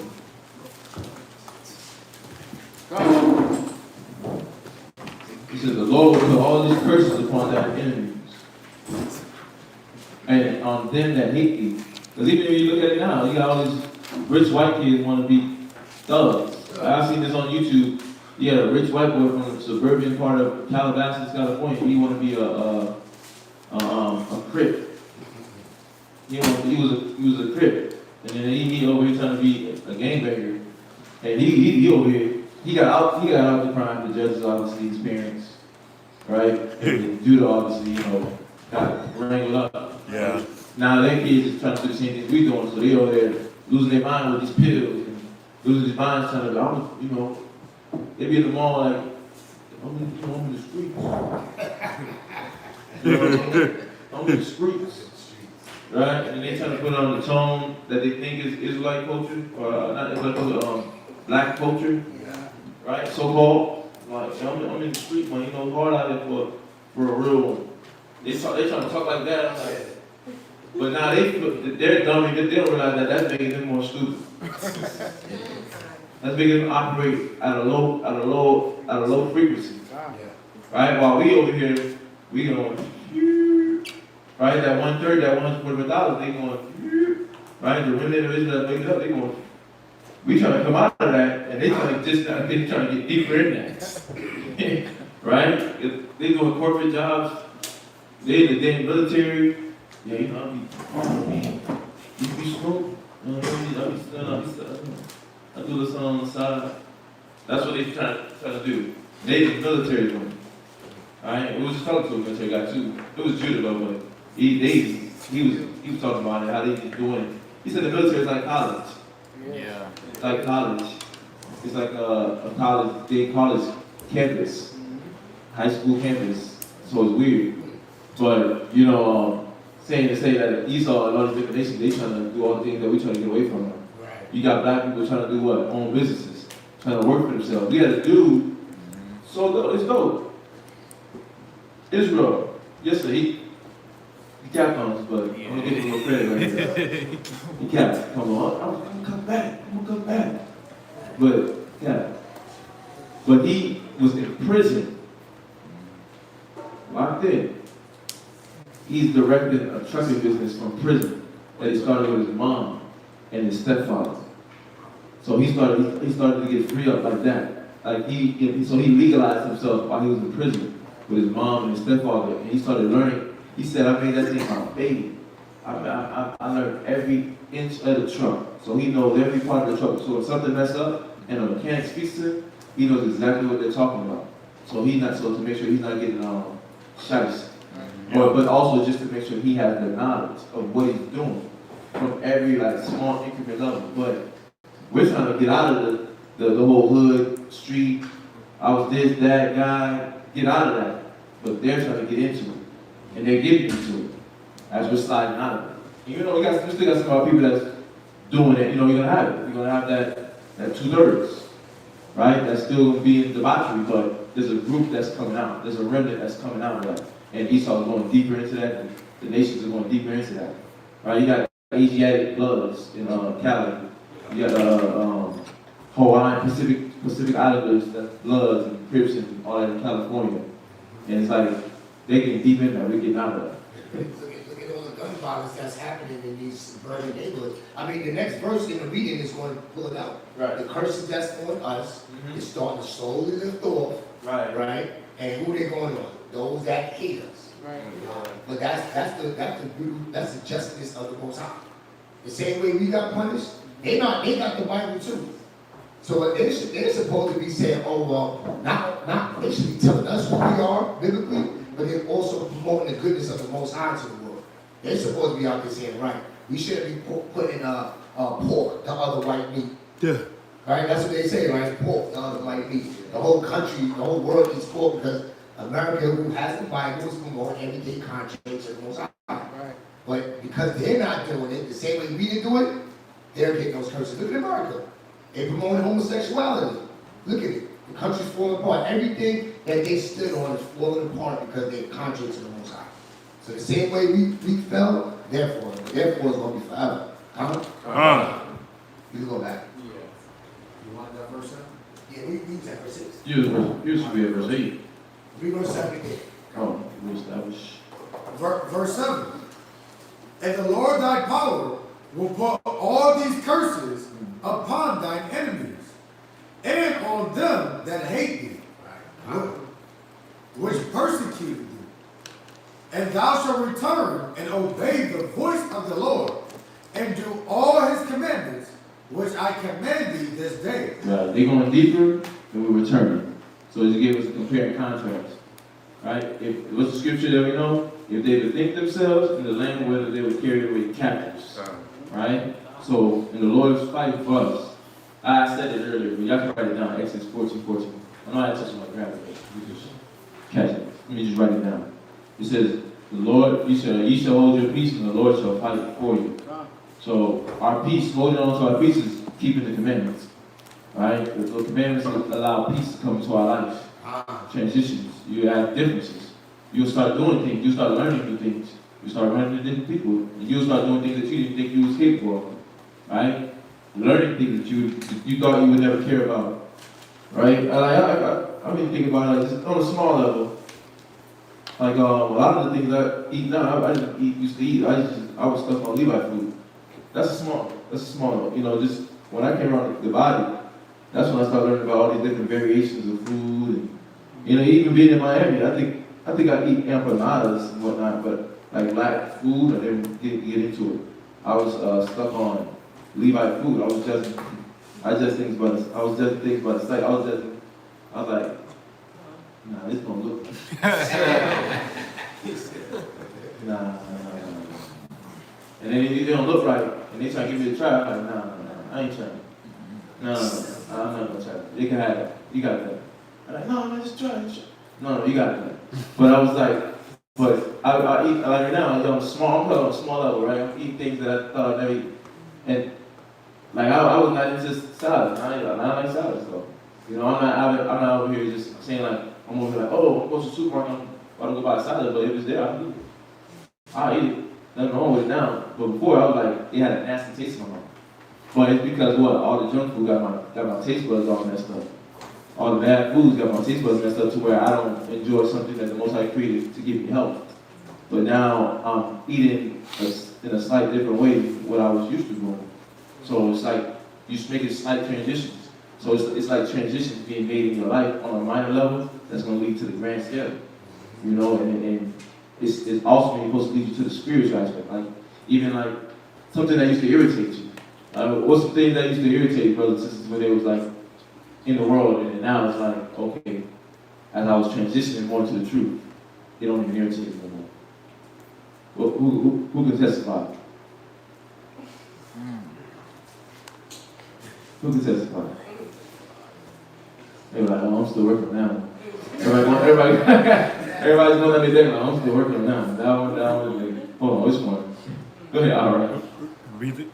Repeat the question? Repeat the question. No, I was just asking, what's some things that like used to irritate brothers and sisters that now as you transition into the truth, you see yourself thinking differently about it? It could be personal interaction with people. It could be dealing with cars, the houses, the bills. It could be whatever that you transition to where now it doesn't disrupt you. Go ahead, that's right. Well, my parents used to tell me I did something, but I didn't do it, but you got to sit there and take it. Because you can't say you didn't do it, because they'll be like, you lying. Oh, right. So you just got to eat that one. Oh, yeah. Now your spirit's calm when they come at you. Right. It's because the way I look at it now is, what can I learn from this? Yeah. That's circumcising your heart, though. You transitioning from one way of thinking to another. Go ahead, Ashabari. I'm somewhat there, but not there. I'm still working on it, but I'll say like people chewing like loudly, like chewing loudly. People chewing loudly and talking at the same time and just spitting food out is. Talking with the food in the mouth. And spitting it, yeah. That's, all the food coming out at the same time? Oh, yeah, man. that's something I'm trying to work on. That's crazy. So I think one of the things that I accept more is like road rage. I use that. Oh, right. That road rage can, I'll see it, I'll be like, this guy, nothing crazy. Right, it's easy to get stuck in the teeth. But, yeah, that's one of those things I can see that I've changed. Yeah. Yeah, it start off with the small things, man. And that's what I'm getting everybody to see. You've done some change, you made some radical growth. But it's a trend. It takes time, but you transition. You transition, and it's small. It starts off with little things like that. And the Most High is showing you His power just in the things like that, because He knows that He's building your faith where you're at with those types of things. Things that you thought you probably would never got over. Your parents thinking that you took something that you know you may take. Right? Yeah, I know you say you transitioned, but you probably thought you would never get over that. But it's these small things that we never think we would get over, but We don't even consider that we should be working to get over it. We're like, oh no, that's just the way I am. Yeah. People make me mad. Yeah. Well, the scripture, we're not supposed to give people that much power over us. That's breaking the first commandment. Thou shalt not have no other power before me. So why does somebody have the ability to push a button in you Right. to get you out of the spirit? Right. To make you angry, to make Right. you frustrated, to make you sad. They got too much power. But see, when you come into the scripture, they're circumcising that old part of you off. So now you're this new creature to it. You're making these steps and becoming having more power and more control over your life and your thought process, your emotions, huh? Who had anything else? One of the sisters. Was it you, Curtin? Did you have something to say? Okay, last one. I could say another thing is my anger. I could say that's changed drastically from when, before till now, because I find myself catching myself when, in the littlest of situations, when I get angry, I find myself just telling myself, wait, no, breathe, think about it, meditate on the scripture, and then just go about the situation in a different way. Before, I'll just start cursing, calling the person out, but now I'm finding myself catching myself, so I can see that is getting better in terms of before and after. I like that you said you meditate on the scripture, because Corinthians tells us the weapons of our warfare are not carnal. So, okay, if I was using a carnal way to react to a carnal experience, and now the Bible tells me, no, that's not the proper method.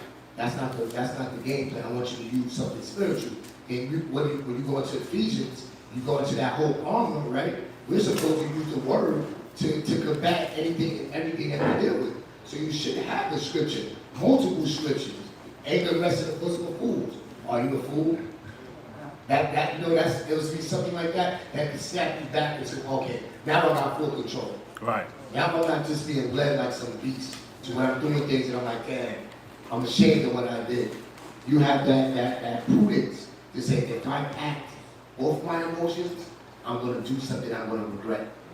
I'm going to say something that I regret. And I'm not a fool. So, yeah, that's how you fight. See, I knew you had something to say.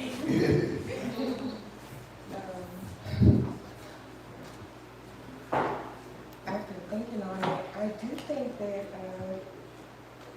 now I take comfort in not feeling like I have to be in control of everything all the time.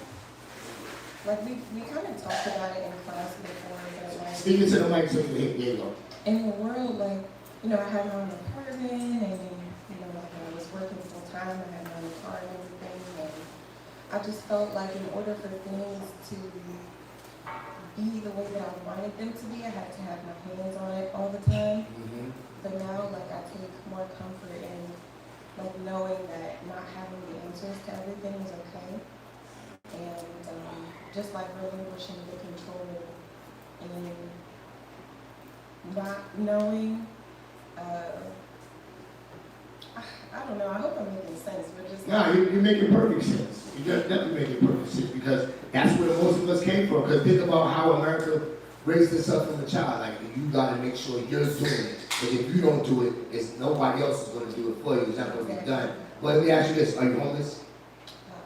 Everything that you once upon a time felt like you had to have control, you had to steer to the right, steer to the left, right? Because if you didn't steal at all, you'll be left alone.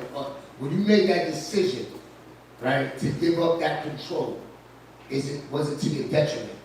Well, no, my life is actually better now, more than it ever was. Right. And that's the things that we're supposed to be building off of. To continue to say, well, we say it every Saturday morning when we read Matthew 6 and 9. We read the Lord's Prayer, thy will be done.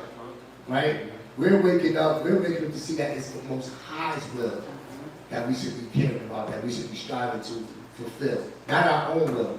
Right? And when we have our mind focused on doing the Most High's will, you'll take care of everything else. He's not unrighteous. He's not going to forget our needs. He's not going to leave us. The scripture says he's never seen the righteous forsaken, nor seed begging for bread. So those of us that have committed our life to serving the Most High fully, right? Now we're going to stumble. We know we're going to make mistakes, but we get up and adjustment. Before 7 times, but you get back up, right? You don't see the Most High's not going to beat you for trying to strive for that righteousness. He's not going to punish you for that. Yeah. It's just showing them that this is the mind that they're coming out of. This is the mind that everybody's coming out of at their level, and that you're working to get stronger and better with other things, like letting go of control of other things. But this is what that transition is, and we're gonna jump back. Go ahead. Ecclesiastes chapter 5 and verse 1. Set not thy heart upon thy goods. So you're learning to not be so attached to what you deem is good, physical or spiritual or mental, right? What's good to me? I like to do low wage. Right? You're not setting your heart on that. Now you're breaking your mind from that. But Kirby said a big thing, control. Because men and women deal with that, right? When the Most High is trying to teach you how not to think you're in control of things, or think in the way that you want to do it works. So he's showing you how not to set your heart upon the material and your method. You see, that's two things: materialistic things, the items that you have, right? The car, the clothes, the shoes, right? The food in the refrigerator. He's not telling you to set your heart on that. He's training you how to wait on him, right? And then on the other side, the spiritual is like he's showing you that what? Don't get locked into a mentality. Don't trust in that. Trust in me. So he's transitioning you, and everybody's going through that transition of circumcision of the heart. Read. And say not, I have enough for my life. And don't get comfortable with the way that you are. And we're having to see that even now, right? And we've learned to do that in certain things, but you have to keep acknowledging the other areas that you got to break in. Because right now, the Most High is trying to help everybody and teach everybody, how to grow, how to get past your battles. And, this scripture is talking about not letting yourself get caught up in a mold and thinking that you're in control of things, that you got it all together. But push, as you are working, push to do what? Get deeper in what? Read. Follow not thine own mind. And not following your own mind. Get deeper, work harder on not following your own mind. Right? Be more consistent with your counsels. Seek out counsel, seek out help.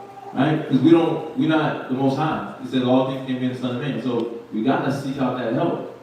Right? Even in things that you don't think you need to need help on. Right? Like who was talking about you talking about the burgers. Like, is this gonna be enough? Do I need to get more meat? And what did she end up doing? She ended up doing what? Get some more, just to make sure. Just to be sure, it better be what? Safe and sorry. So she went and did what? She went and got extra meat. But somebody that's not thinking, that's trying to follow their own mind, what they're gonna do? They're just gonna be like, oh, this is enough. And then they just roll off of that alone. And they just leave it. Like, oh, this is enough. And then what happens? There's not enough. So then what? The part, ain't no food, ain't no extra, this. But luckily, obviously, we're gonna have a bunch of food.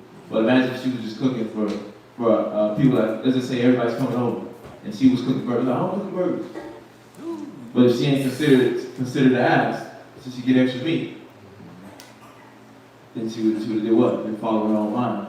But those are the types of things that we're transitioning out of. Like, I know we know the great things that we transition out of. We transition out of pride, lust, doubt, envy, but then we got to remember there's the things that we do that lead us into it. And it'd be those types of moments that lead you into following your own mind when you don't think the counsel about those moments. You know, but read on. Follow not thine own mind and thy strength. Yeah, and your strength. What you feel makes you strong. What you feel makes you bold. Right. You can't follow that. Alright? This is what's been protecting me my entire life. We're transitioning out of that mode. We have to transition out of that mode where we trusted in the thing that we felt gave us a strength. It was like our breastplate. Alright, it was our badge of honor. This is my I'm the sergeant of arms. Alright, because I got what? I could be the most powerful person. I got the best ideas, or my plan works. Nobody got the better plan than me. I got the best plan. I got the best ideas. My ideas is like sharp. I was the quarterback, I was the point guard. Right. I was the head of the class. Right. Valedictorian for high school, cum laude for college, cum laude for college. President. Right, for college.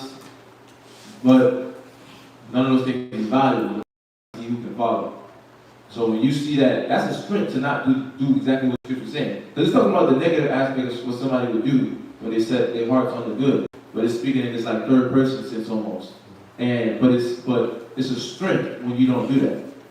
When you don't follow your own mind, you get stronger because now you start to be more free. Because it's a burden. It's a burden when you don't know how to follow. Because you're angry. You know the word is true, but then you're angry because like you don't want to do it. So you're at war with yourself. The part of you that just wants to do what it wants. But yeah, that's not that scripture. Let's go back to the reading. So we're going. Deuteronomy chapter 30 and verse 9. And the Lord thy power will make thee plenteous in every work of thy hand, and the fruit of thy body, and in the fruit of thy cattle, and in the fruit of thy land for good. For the Lord will again rejoice over thee for good, as he rejoiced over thy fathers. If thou shalt hearken unto the voice of the Lord thy power. That's that if again. All this can happen. We can do a lot. We can do a lot now, and we're definitely going to do a lot in the kingdom. We're going to have it. It's going to be there. But the Most High wants us to teach us how to see it now. So that we can start what? Growing. Learning how to maintain things. Right? It says, don't you know you're going to judge angels? But it starts off with us learning how to judge ourselves, of course, with the scriptures, letting ourselves be corrected, and then learning how to maintain the things that the Most High has given us responsibility over. And it starts off with those things. He wants to give us all these things right here, right now. But we got to fight to literally transition and circumcise our heart daily. But read on. If thou shalt hearken unto the voice of the Lord thy God, thy power, to keep his commandments and his statutes, which are written in this book of the law. And if thou turn unto the Lord thy power with all thy heart and with all thy soul. Yeah. He wrote it down. So that is he's saying what? Keep the faith. That's saying keep the faith. And it's saying keep the faith because everything that's written in this book is going to happen. It says in Isaiah 34:16, right? No one of these shall fail. Because the Most High had it deemed and written, what's bound on earth is bound in heaven. So it's been written down what the Most High is going to do for us. So it's going to do it. We just got to keep the faith. We just got to change. That's the only part of fighting we got to do. In this generation, all we got to do is literally the spiritual part of fighting, which is fighting the inner man, the internal man, and changing him, and changing her. You know, and building that faith in the Father. And understanding that this book literally will bring you to life. The wisdom in the book will bring you to life. But read on. Verse 11. For this commandment which I command thee this day, it is not hidden from thee, neither is it far off. Yeah. You know what's good about this one is like it's showing you that the Most High ain't hiding nothing from you. I'm giving it to you straight. Moses was right there. Y'all seen Moses walk up the mountain? He got the commandments. He came down. I did something drastic. You seen him something drastic, so you know he was dealing with something heavenly. He was dealing with me. Came back down. gave you the commandments of life. I didn't hide it from you. So Moses gave you the whole conversation that I had over it. Why? I got a question in verse 11. Mm-hmm. Is this a good verse to show people who would say most of the books is hidden? This isn't the real word. The white man wrote this book. Like, we don't know all of God's word. Would this be a good verse to pull? Yeah, just depending on it's always all in the directions you're going, but nonetheless, you can't use it. Look at good one. Most High say the Father doesn't know he ain't hiding nothing from us. Right? Just like when you have Moses come down from that mountain. It does depend on the conversation you have with that person and what moment you bring it in, but you can definitely use that. You definitely, because it's showing it's no secret. The keys to life is no secret. But you gotta desire something in yourself, which is what? Learn where is wisdom, learn where is strength, learn where is understanding. Alright, so that you can have the life, that thou may prolong it the days of thy life. And that's the Baruch 3 and 20, it's like 3 and 20. 3 and 20. What verse 14? Baruch 3 and 20. Oh, Baruch 3 and 14. That's Baruch 3 and 14. So, yeah, you can definitely use that one. That's Baruch 3 and 14. We'll go back. Listen to that. All right. Deuteronomy chapter 30 and verse 12. It is not in heaven that thou shouldest say, who shall go up for us to heaven and bring it unto us, that we may hear it and do it. Neither is it beyond the sea that thou shouldest say, who shall go over the sea for us and bring it unto us, that we may hear it and do it. But the word is very nigh unto thee, in thy mouth and in thine heart, that thou mayest do it. Yeah, you don't have to seek, or you say, you don't gotta go over the name Egypt to get the word. You don't gotta go to physically go to Israel to get the word. The word is reaching you where you're at. It's reaching you where you're at. Where you're at in your life, the Most High is gonna find you wherever you're at, and He's gonna give you the word and make sure you understand what's the proper way to live. Right? It's like when He said the Spirit bear witness with you. He's gonna bring you that word one way or another. You speak Spanish, right? Well, He's gonna wake up somebody to the knowledge that's in that land that speaks Spanish, that grew up around you, and they're gonna what? Share that word with you. So He's gonna reach you one way or another. It's not too hot. It's not too far. I'm not gonna make it hard for you to get this. But you're gonna get it. But if you want to dive deeper into it, to see the commandments of life and live it, that's another part where you got to play your part. You got to play your part to show me that you want it. Because I'm gonna give it to you. I already said I'm gonna give it to you. But you have to show me that you want it at the same time. So that's what He's basically saying here. You know, it ain't hide the name truth under a rock. Right? You don't have to go wait for a white man to go find the Dead Sea Scrolls to get this truth. No, it's right here. Everything that you need is right here. When these little fake smart guys be like, well, what's the meaning of life? Like all these fake philosophers that, you know, we think, wow, that is a deep question. Like, what is the meaning of life? Or what is a good father? What is a good mother?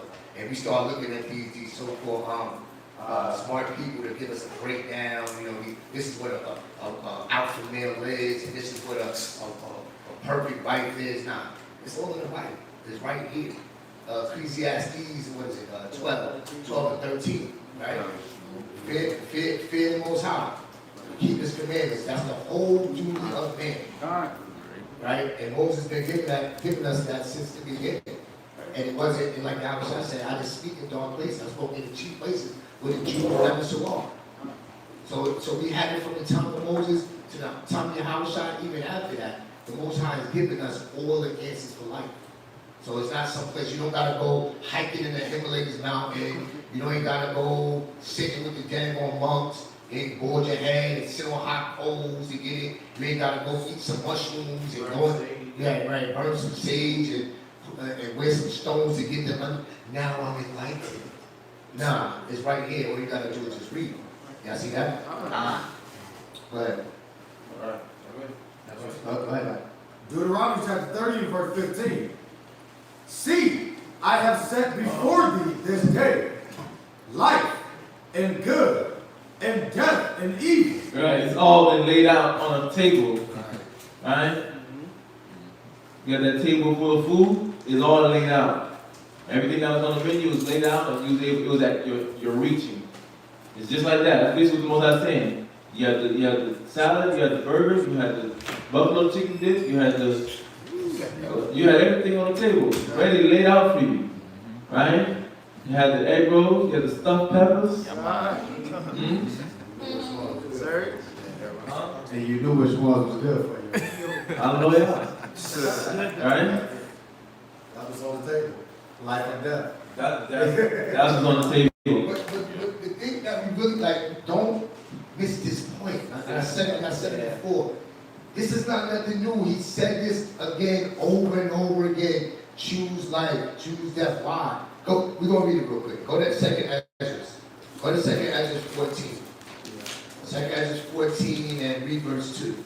Go down for a minute. Go ahead. 2nd Ezra chapter 14, verse 2. Because I remember reading this, getting this sound. I was like, man, this sounds like we just read this. Dang, did he just say this? Yeah, he goes through the laws, like the little intricate details of the laws, right? But if you get the synopsis, it's still telling us that this is the way to do it, and if you don't do it, you're gonna be punished. You're gonna get, you're gonna get all of these curses. But why was he so adamant about reminding us? Because he knew he was going to be here today. He knew that how bad it was going to be for us in 70 AD. Just like how Shai prophesied. He knew it was going to happen in, in 722 AD. With the northern kingdom. Because Moses seen the end. Y'all know that, right? God. Right, read. 2nd Ezra chapter 14, verse 2. And I said, Here am I, Lord. And I stood up upon my feet. This is Ezra talking, go ahead. Then he said unto me, In the bush I did manifestly reveal myself unto Moses, and talked with him, when my people served in Egypt. Go ahead. And I sent him, and led my people out of Egypt, and brought him up to the mount of Sinai, where I held him by me a long season. What was that long season? 40 days. That was at 40 days, 40 nights. So he was up there getting everything. And you think it took him, a long season to get the 10 Commandments? You think it took him a long season just to get the 613 laws? He got Genesis to Revelations. He got the sub-Saharan slave trade, the Indian Ocean slave trade. He got the fall of Jerusalem. He got the triangle, what's our slave trade that we got here? The transatlantic slave trade. He got the crack epidemic. He got LGBTQ pandemic. He got all of these. And he's like, don't chew the butt whooping. Don't have to be whooped for me to tell you that serving the Most High is the best way. But he kept reiterating over and over and over. But our people are stiff-necked and rebellious. But how many of us are like that today? How many of us have to actually get a hard check-in from the Most High to realize, like, you know what? My opinion ain't the best option. My stubbornness, my rebellion, it doesn't have any fruits. It doesn't have any value. Right? When I do things my way, it's self-destructive. That's what Moses was telling our forefathers. He's telling us here today too, because he's seen what happens. And a lot of us do that, and we'll go out and tell people, like, listen, learn from me. When I was doing it my way, listen, look at all the things that happened in my household. Whoa, whoa, whoa, whoa, whoa. Look at all the things I had to go through. Whoa, whoa, whoa, whoa. Tell me to avoid that. Keep reading. Verse 5. And told him many wondrous things, and showed him the secrets of the times, and the end. And the what? And the end. Go ahead. And commanded him, saying, These words shalt thou declare, and these shalt thou hide. But did he hold back anything? Did he hold back? The things that he didn't hold back, okay, we're going to find that out when Yahushua comes. But all of the consequences of our rebellion, did he hide that back? So we can clearly see what that rebellion brings forth. We see the fullness of it now, but even day by day, that rebellion will be rebellion against the husband, rebellion against the brother, rebellion against the elder sisters. You see the consequences of your actions, huh? So then, the same way Moses was pleading with us, where he was determined to get us No, you shouldn't have to learn obedience by getting your butt whooped. Just take heed. Just follow. That's the same thing that we're doing now, huh? Yeah, that's it. That's right on point. Moses basically giving you the Most High gave Moses the ability to give you the cheat code. Alright, the favorite verse, Psalms 147, right? Favorite chapter, Psalms 147. We go through that all the time. He has not done so with any other nation. So he didn't give every other nation a heads up what's going on. He gave you a heads up. So use the cheat code, right? So let's jump back. Deuteronomy chapter 30 and verse 16. In that I command thee this day to love the Lord thy God, to walk in his ways, and to keep his commandments, and his statutes, and his judgments, that thou mayest live and multiply. And the Lord thy power shall bless thee in the land whither thou goest to possess it. But if thine heart turn away, so that thou wilt not hear, but shall be drawn away. What? But shall be drawn away. That's why the strong delusion happened. Because we were what? Drawn away. Mm-hmm. In worship of the God. And we acted on it. We acted on it. We wanted to be with Esau. We wanted to be integrated. Right? we was fighting so hard just to be integrated. That's not a fight. That's not freedom fighting. You fight to go deeper into you basically saying, I want to go back to the slave master's house. That's basically what that was. You know, E for effort, right? E for effort, because I know it was, probably from a genuine place at some point, But the Most High said what? He didn't want us to live like that. He didn't want us to live like the heathens and serve their gods. Now you got Jake that act like one of these country cats. They eat hogs and wild boars and squirrels. Like my grandpa goes to the back, he shoot a squirrel. That's lunch. Now we act like Esau, right? Crawfish and all these different things. We doing everything like them. Most likely want that. He wanted us to be free. But we were drawn away because we thought the way that they were living was free. We thought the way that the Americans live is free. They thought that thing. When they was talking about, well, let's go back to Egypt. It's better over there with us. We had the leeks and fish and onions. Right? Over here we got what? Philly subs and pork rinds and all those apologies. And this thing puts you to sleep. Right?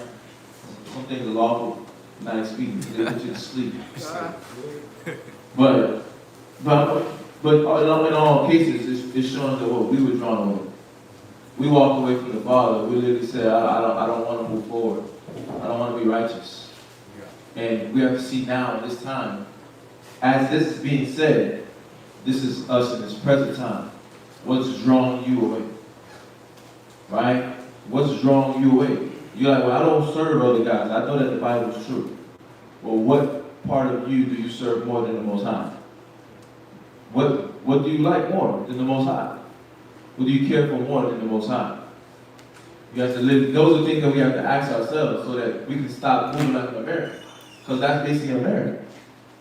If I love booze more than the Most High, right, then I'm showing myself what's drawing me away, right?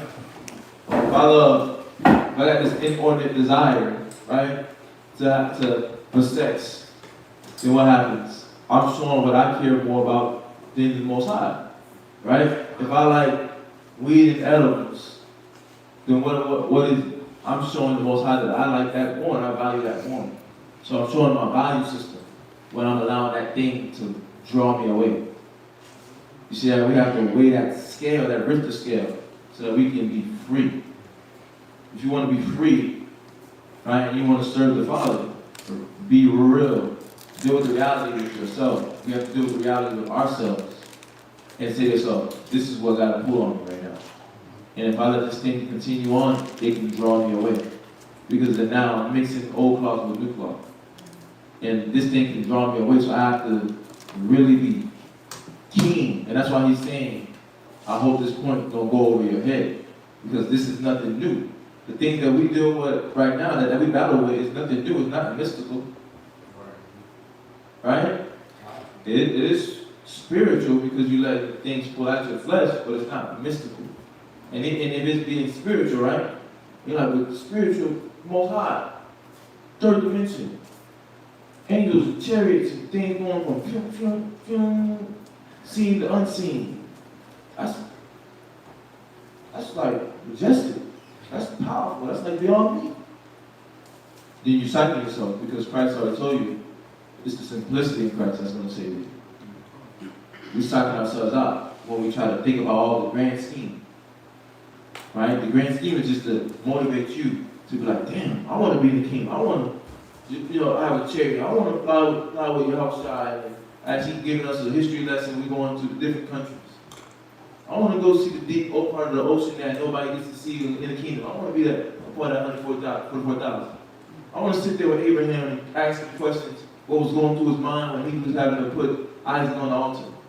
I want to be there.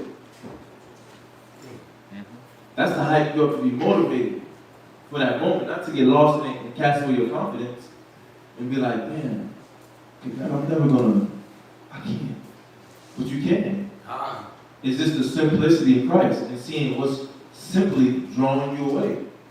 If you can acknowledge what's drawing you away and seeing what's drawing you away, but what can potentially do that, and you be real with yourself on that, and we all be real with ourselves on where we're at, then we can what? We can move forward, and spirits, desire, pleasure won't draw you away. Because you'll be doing what? Resisting the devil, and he'll flee from you. And you'll be able to walk in the Spirit, stay in the Spirit. I'm not saying you're going to have your hiccups. You're going to have hiccups. Right? Just because sometimes we get right back up. But you're going to have your hiccups. But you're going to be able to stay, you're going to get stronger. You're going to get stronger. And that's what you want. And I want to stress that as he was stressing that point of the repetition. Because don't play with the drawing away. The thing that's drawing you away, stop playing around with it. That thing can draw you. You're like, well, right now, it pop up sometimes, but it don't really mess with me. You don't want it to get loud. You want it to become a loud voice. You don't want that demon to become a loud voice in your head, because you still struggle with certain things, and that thing starts to become a domino effect of something else you're really struggling with.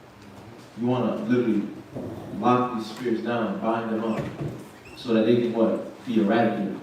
So they don't jump on your kids, you, brothers and sisters. Right. So, just point that out. Go ahead. But shall be drawn away and worship other gods and serve them. Mm-hmm. I denounce unto you this day that ye shall surely perish, and that ye shall not prolong your days upon the land. Just know it's going to happen. But what you do in your lifetime now, it can prohibit you from either getting in the kingdom or not. The Most High being with you or not. You're going to go through these. But how are you going to go through it? You're going to go through it. That's going to happen to our people. Because we're stiff-necked, we're stubborn. Well, how are you going to live your life? We're in it right now. The Most High is like, how are you going to live your life? What are you going to give yourself to? What's going to matter more? You, your belly, your pleasure, the woman, the job? What's going to matter more? Or what? You serving him in the nation. You serving your people. And some are like, serving your nation and your people. You might look at that like foreign language, but it's literally like doing what you did, like this weekend, Jarena. You said that was your first time ever helping from even being in the world to now in the truth with a feast and the behind the scenes. But how did that feel? It felt. How was that? Explain your experience. It was tough because I've never done it. I felt like I would mess up or do something wrong or whatever. But with the brothers and the sister there helping, it felt good being a part of that. making sure everybody have enough food and their bellies is filled, and being a part of making sure everybody's happy for that event. Yeah, and that's what the mind should be. And that's what the Most High is trying to get us to. And we got to fight and strive for that. And those are those moments, those are those kingdom building moments, nation building moments. Because you build bonds, developing an understanding of what the real work is. Like, damn, I didn't know. You said, damn, I didn't know all this was going on. I just show up. I just be showing up, popping up, at the feast, eating good, it's fun, dude. I didn't know all this go into it. But you was able to get a taste of that, but that's the work. That's the work of a sister, a righteous sister. That's the work of a righteous brother. So, strive. She said, because what drove you was that there would be enough food for everybody else. So you sacrifice your own comfortability, right, to make sure that everybody else was able to enjoy, to have a good time. And that's something that's not in the mind of some of us naturally. Some of us naturally, because America is all about you yourself, me, myself, and I.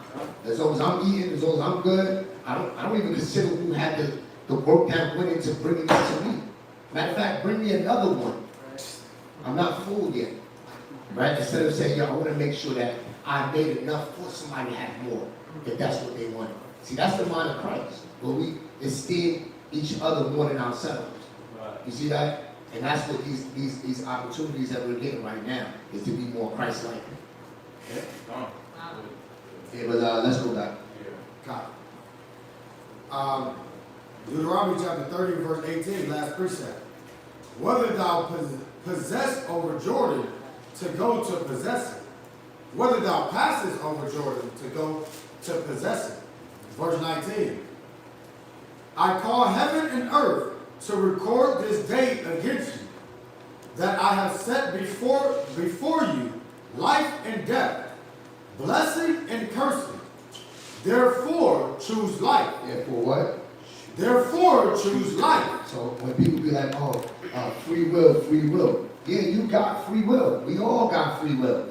What we don't have is an opportunity to choose our consequences. That's right. what we don't have. Right. You can go out there, you can go shoot up the Bible if you want right now. Just like polite.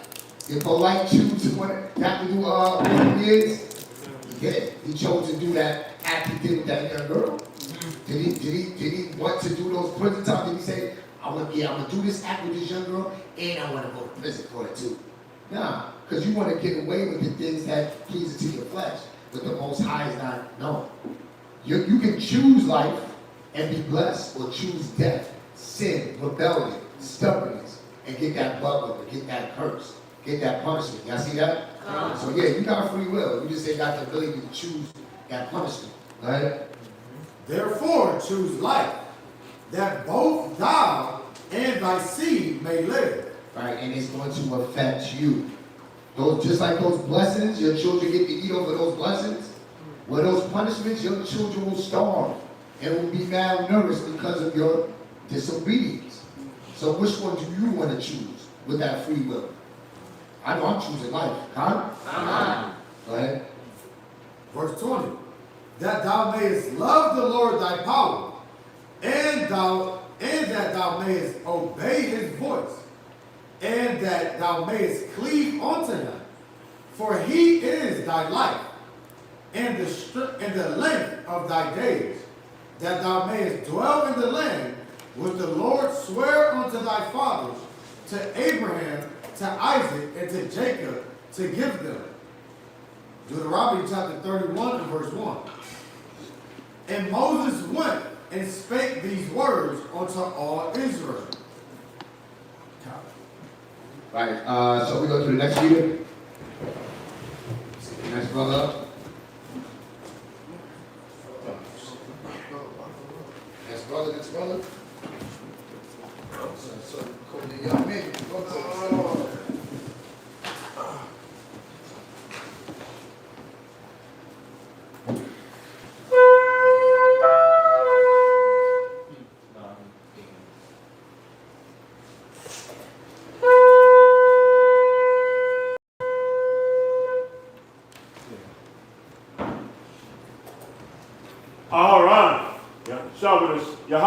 Shabbat Shalom, Yahweh,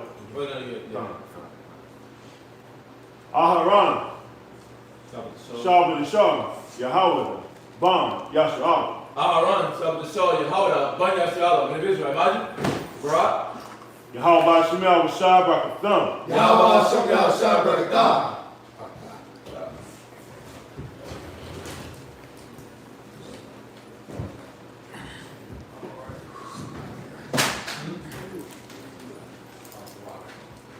All right, so the second reading is going to start off with Deuteronomy chapter 2, verse 31.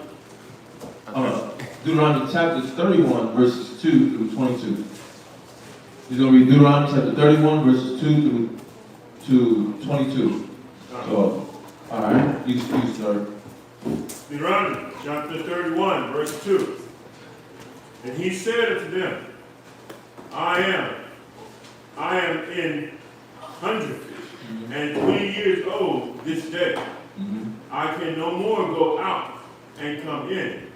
Also the Lord has said unto me, thou shalt not go over this Jordan.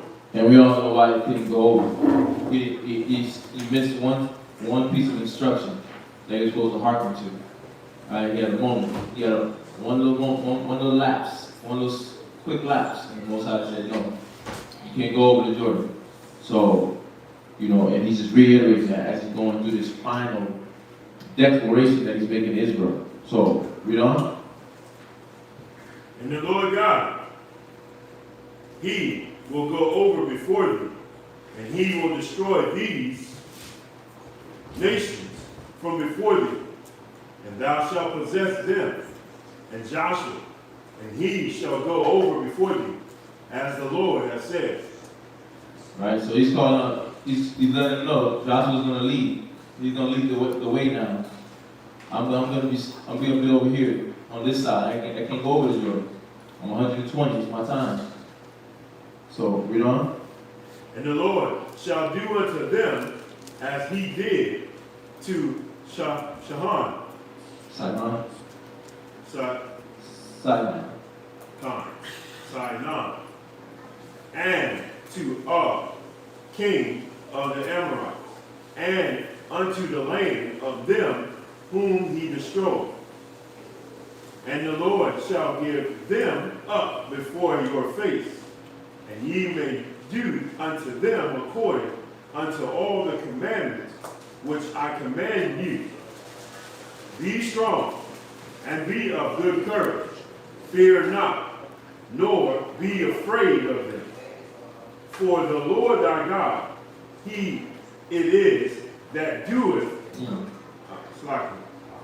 he it is that doeth good with thee. That goes with thee.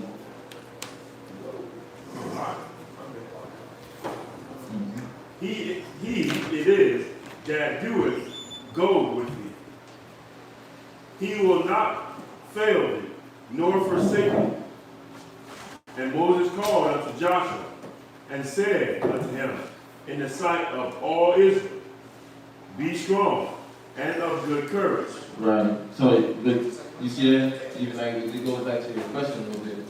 Moses decided Israel be strong and of good courage, because he knows what can happen if him, Joshua, was to show a slight bit of weakness, or allowing them to persuade him to not be strong. Right. So they would have been trying to persuade him to be weak. Right. They would have been trying to persuade him to be like they are, Right. and just accept whatever. But Moses knowing that when Dathan tried to do it, right? Moses knowing it with the different men in different stages, in different time periods. What we read, Exodus, Deuteronomy, Numbers, right? What they try to do to people, they try to cast down his courage. So you have to be strong and you have to be courageous. That means they're going to need you in certain moments to be there at watchman for them when they're not even watching over themselves. But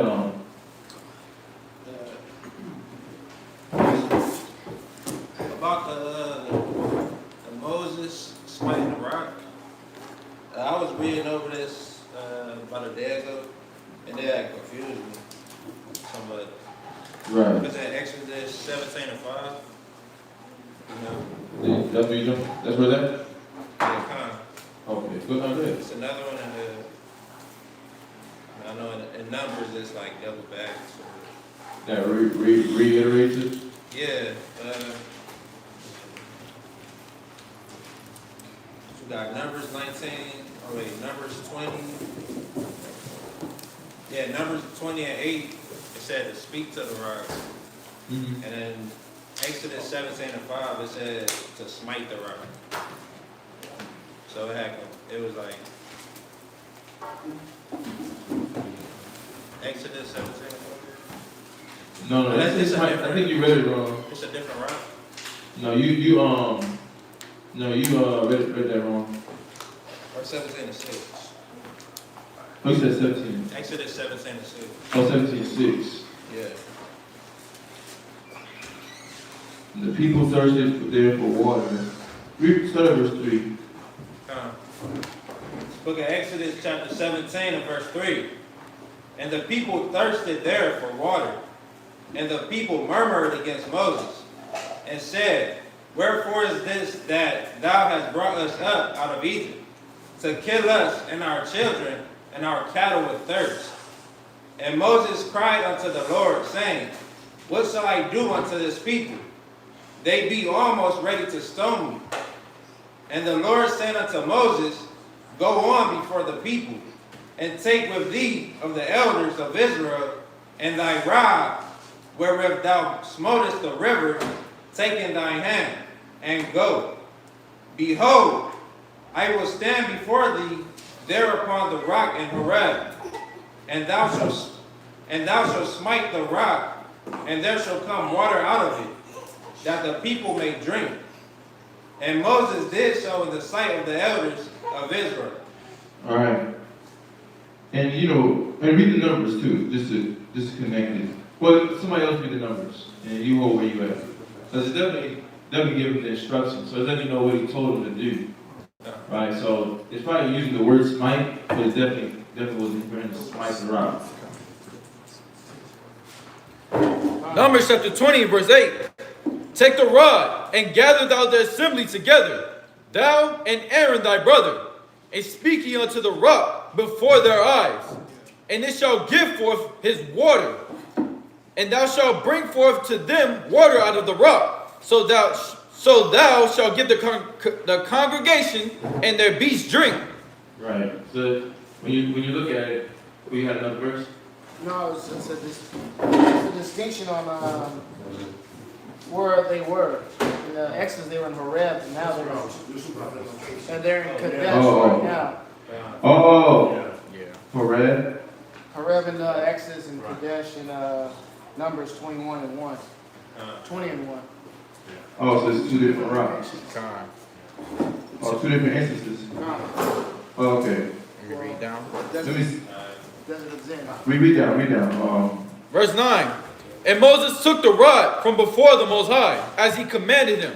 And Moses and Aaron gathered the congregation together before the rock. And he said unto them, Hear now, ye rebels, must we fetch you water out of this rock? And Moses lifted up his hand, and with his rod he smote the rock twice, and the water came out abundantly, and the congregation drank, and their beasts also. Well, I want to read it, take my time slowly read it before I just say that that's what it is. I don't want to just say that that's what it is. So let's hold off on that one, just so I want to slow down and read it. All right.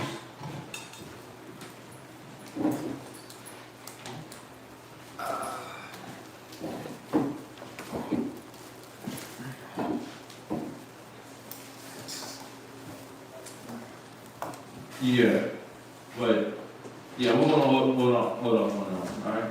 But it's looking like that, but I don't want to hold off on it, just so we can get the clear answer, the concise. But let's jump back. Just write that one down. Write that one down. Let's jump back to the reading. Go ahead. John. Deuteronomy chapter 31 and verse 7. Good. And Moses called to Joshua and said unto him in the sight of all Israel, Be strong and of good courage, for thou must go with this people unto the land which the Lord hath sworn to their fathers, to give them, and thou shalt cause them to inherit it. And the Lord, he it is that doeth go before thee. He will be with thee. He will not fail thee, neither forsake thee. Fear not, neither be dismayed.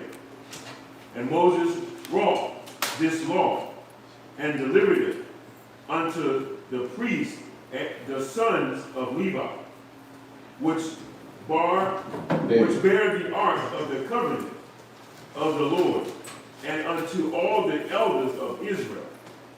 And Moses commanded them, saying, At the end of every 7th year, in the solemnity. Okay. Solemnity.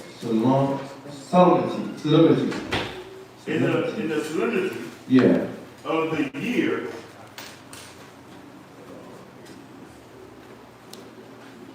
In the year of release, in the feast of tabernacles, when all Israel is come to appear before the Lord thy God in the place which he shall choose, thou shalt read this law before all Israel in their hearing.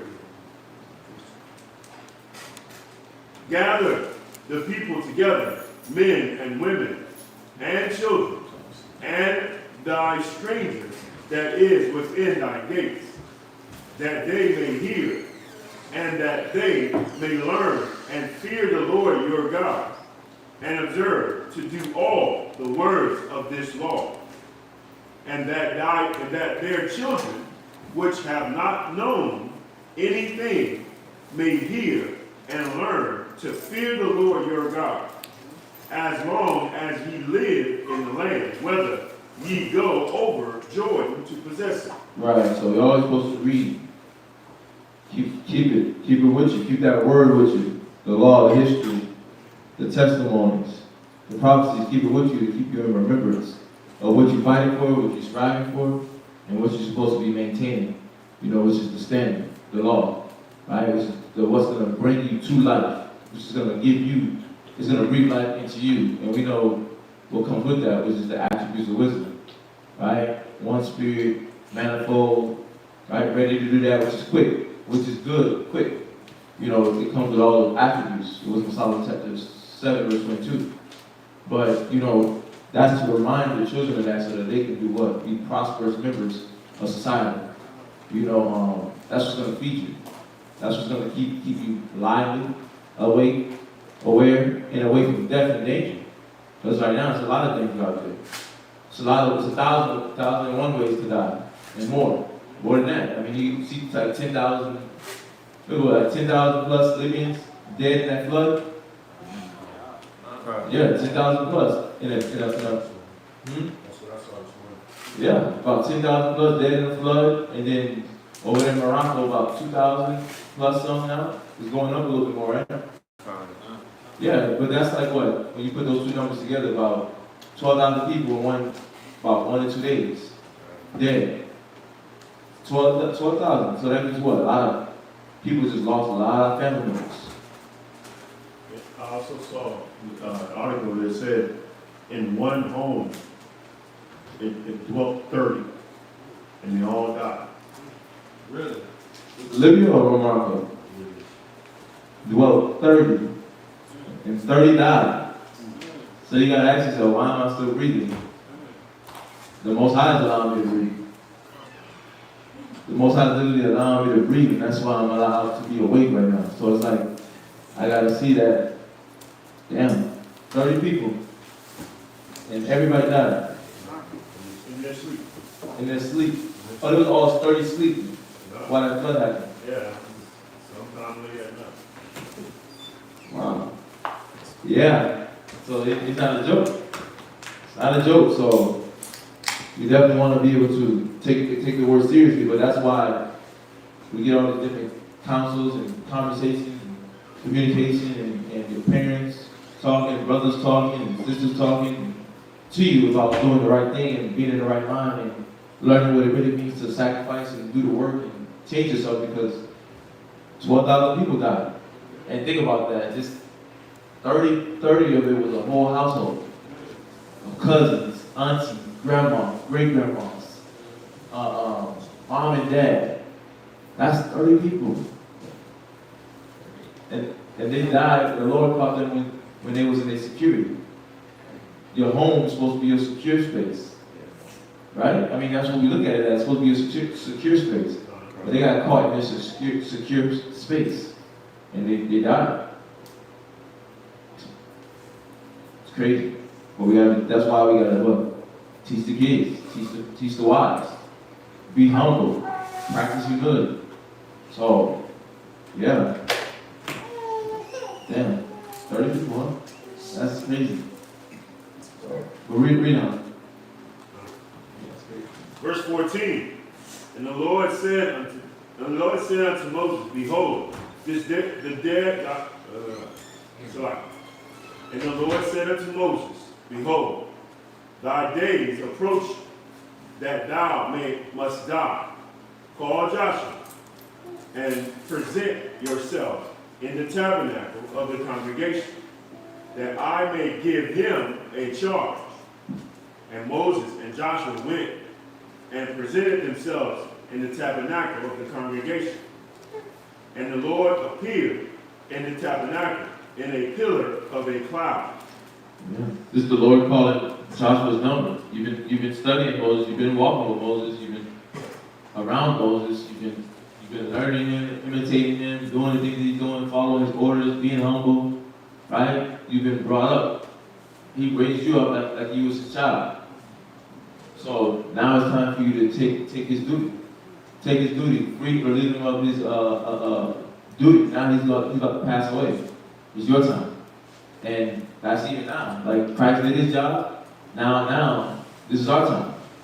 Where we're supposed to do what? Like Moses said, I would that you all were prophets, but we're supposed to be doing that right now.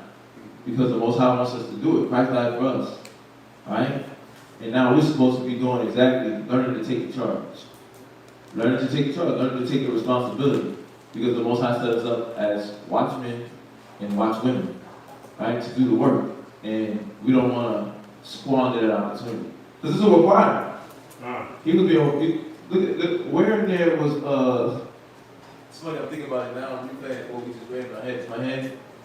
Where there did it ask Joshua, did he want to do it? You're right. I just thought about that, it just made me laugh. I was like, dang, they was going to ask him. Moses was just telling him, and he was doing it. They was going to ask, like, hey Joshua, do you mind coming to the pillar of the cloud? You know, the Lord want to talk to us.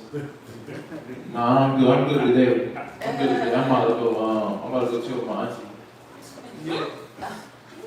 Nah, you can't do that. When you really think about it, I think about it from that time and how it operated this time. He couldn't do it. He literally had to, he couldn't optionary take the job. Like, I'm going to go in that job application, hope I get it. The job was given to you before the foundations of the earth was created. So we literally have to do exactly what the Lord requires. So the Lord requires you to be a watchman and a watchwoman.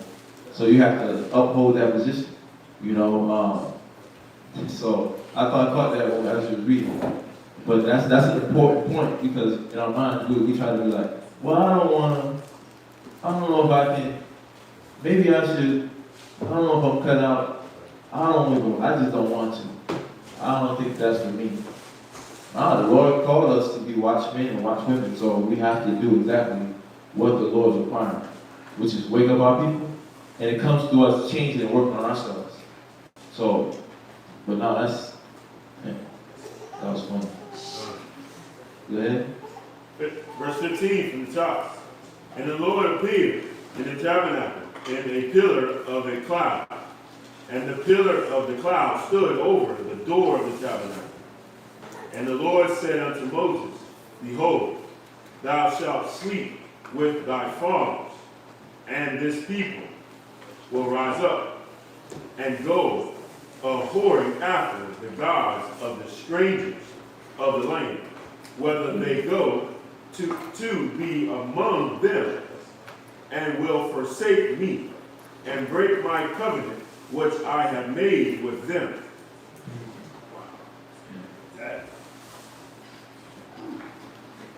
Yeah, the verse that Picard read in Second Ezra is saying, is basically showing you that moment. Right there, exactly what he said. He said he showed Moses the beginning, the middle, and the end of times.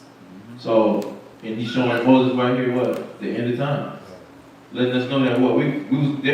Listen, they're going to do it. They're going to go ahead, they're going to whore after other gods. Right? And they're going to be lost, they're going to be delusional, they're going to be under the strong delusion. And they're going to be confused, they're going to be distraught, they're going to be hurt. But then there's going to be a remnant that's going to come back. 1/3, 144,000. And they're gonna want the help. They're gonna want the healing. And I need. Let's go to Isaiah 62 and 2. Isaiah 62 and 6. Right? This is what the Most High is seeking. But this is what he's telling Joshua to do right now, as he's giving him the charge to be this leader. Y'all gotta just read it. Don't do it like that. You want it? No, just read it. Just read it. No, you can but you can read. You can read, but I'm saying y'all want to be up reading. Y'all want to be the first one. Because then when y'all go for him, y'all teach him how to catch up to y'all speed. It's gonna help him get better. Right? So go ahead. And he was right there with you anyway, so if anything, he just had to sound it out. Well, go ahead. Isaiah chapter 62 and 6. Mm-hmm. I have set watchmen upon the walls of Jerusalem. And that's what the Lord is doing with us now. He's trying to set us up so that we can be watchmen. But he wants us to be righteous. He wants us to uphold the standard. And this is what he wants us to do. And it's not like optional. But we have to go through the process of learning what it is to be a literal watchman, a watchwoman, right? Cleaning yourself up and literally changing so that you can be better for somebody. Like there's literally people right now on crack right now that need your help. There's somebody that's doing what? She's a single mother. She's distraught and she's living her life, waking up every day, right? Not knowing how she's gonna get through it. There's a single father out there thinking he gotta be in the street, literally thinking that the street is the only way to make money, to make a living, to provide for the child. There's literally a teenager out there. Parents don't care about her, right? Her mother just let her do whatever she wants. But she know that ain't the way. We know that ain't the way. And they need people like us to change that. And I say people like us because we know the knowledge. We have the opportunity, but you gotta see that there's a value in that. Like, that can't go over your head that somebody's literally on crack. What do people look like when they're on crack right now? What do people look like when they're on crack? What are they doing? Oh, go ahead, John. Some can look regular, because some people like functional. Functional addicts. But we know they ain't functional. They ain't able to go to work and all that stuff. I know what you mean. Like they're not on the street, homeless, doing nothing. They still go to work, everything is still right. Like a corporate eater. Right. But that person needs help though.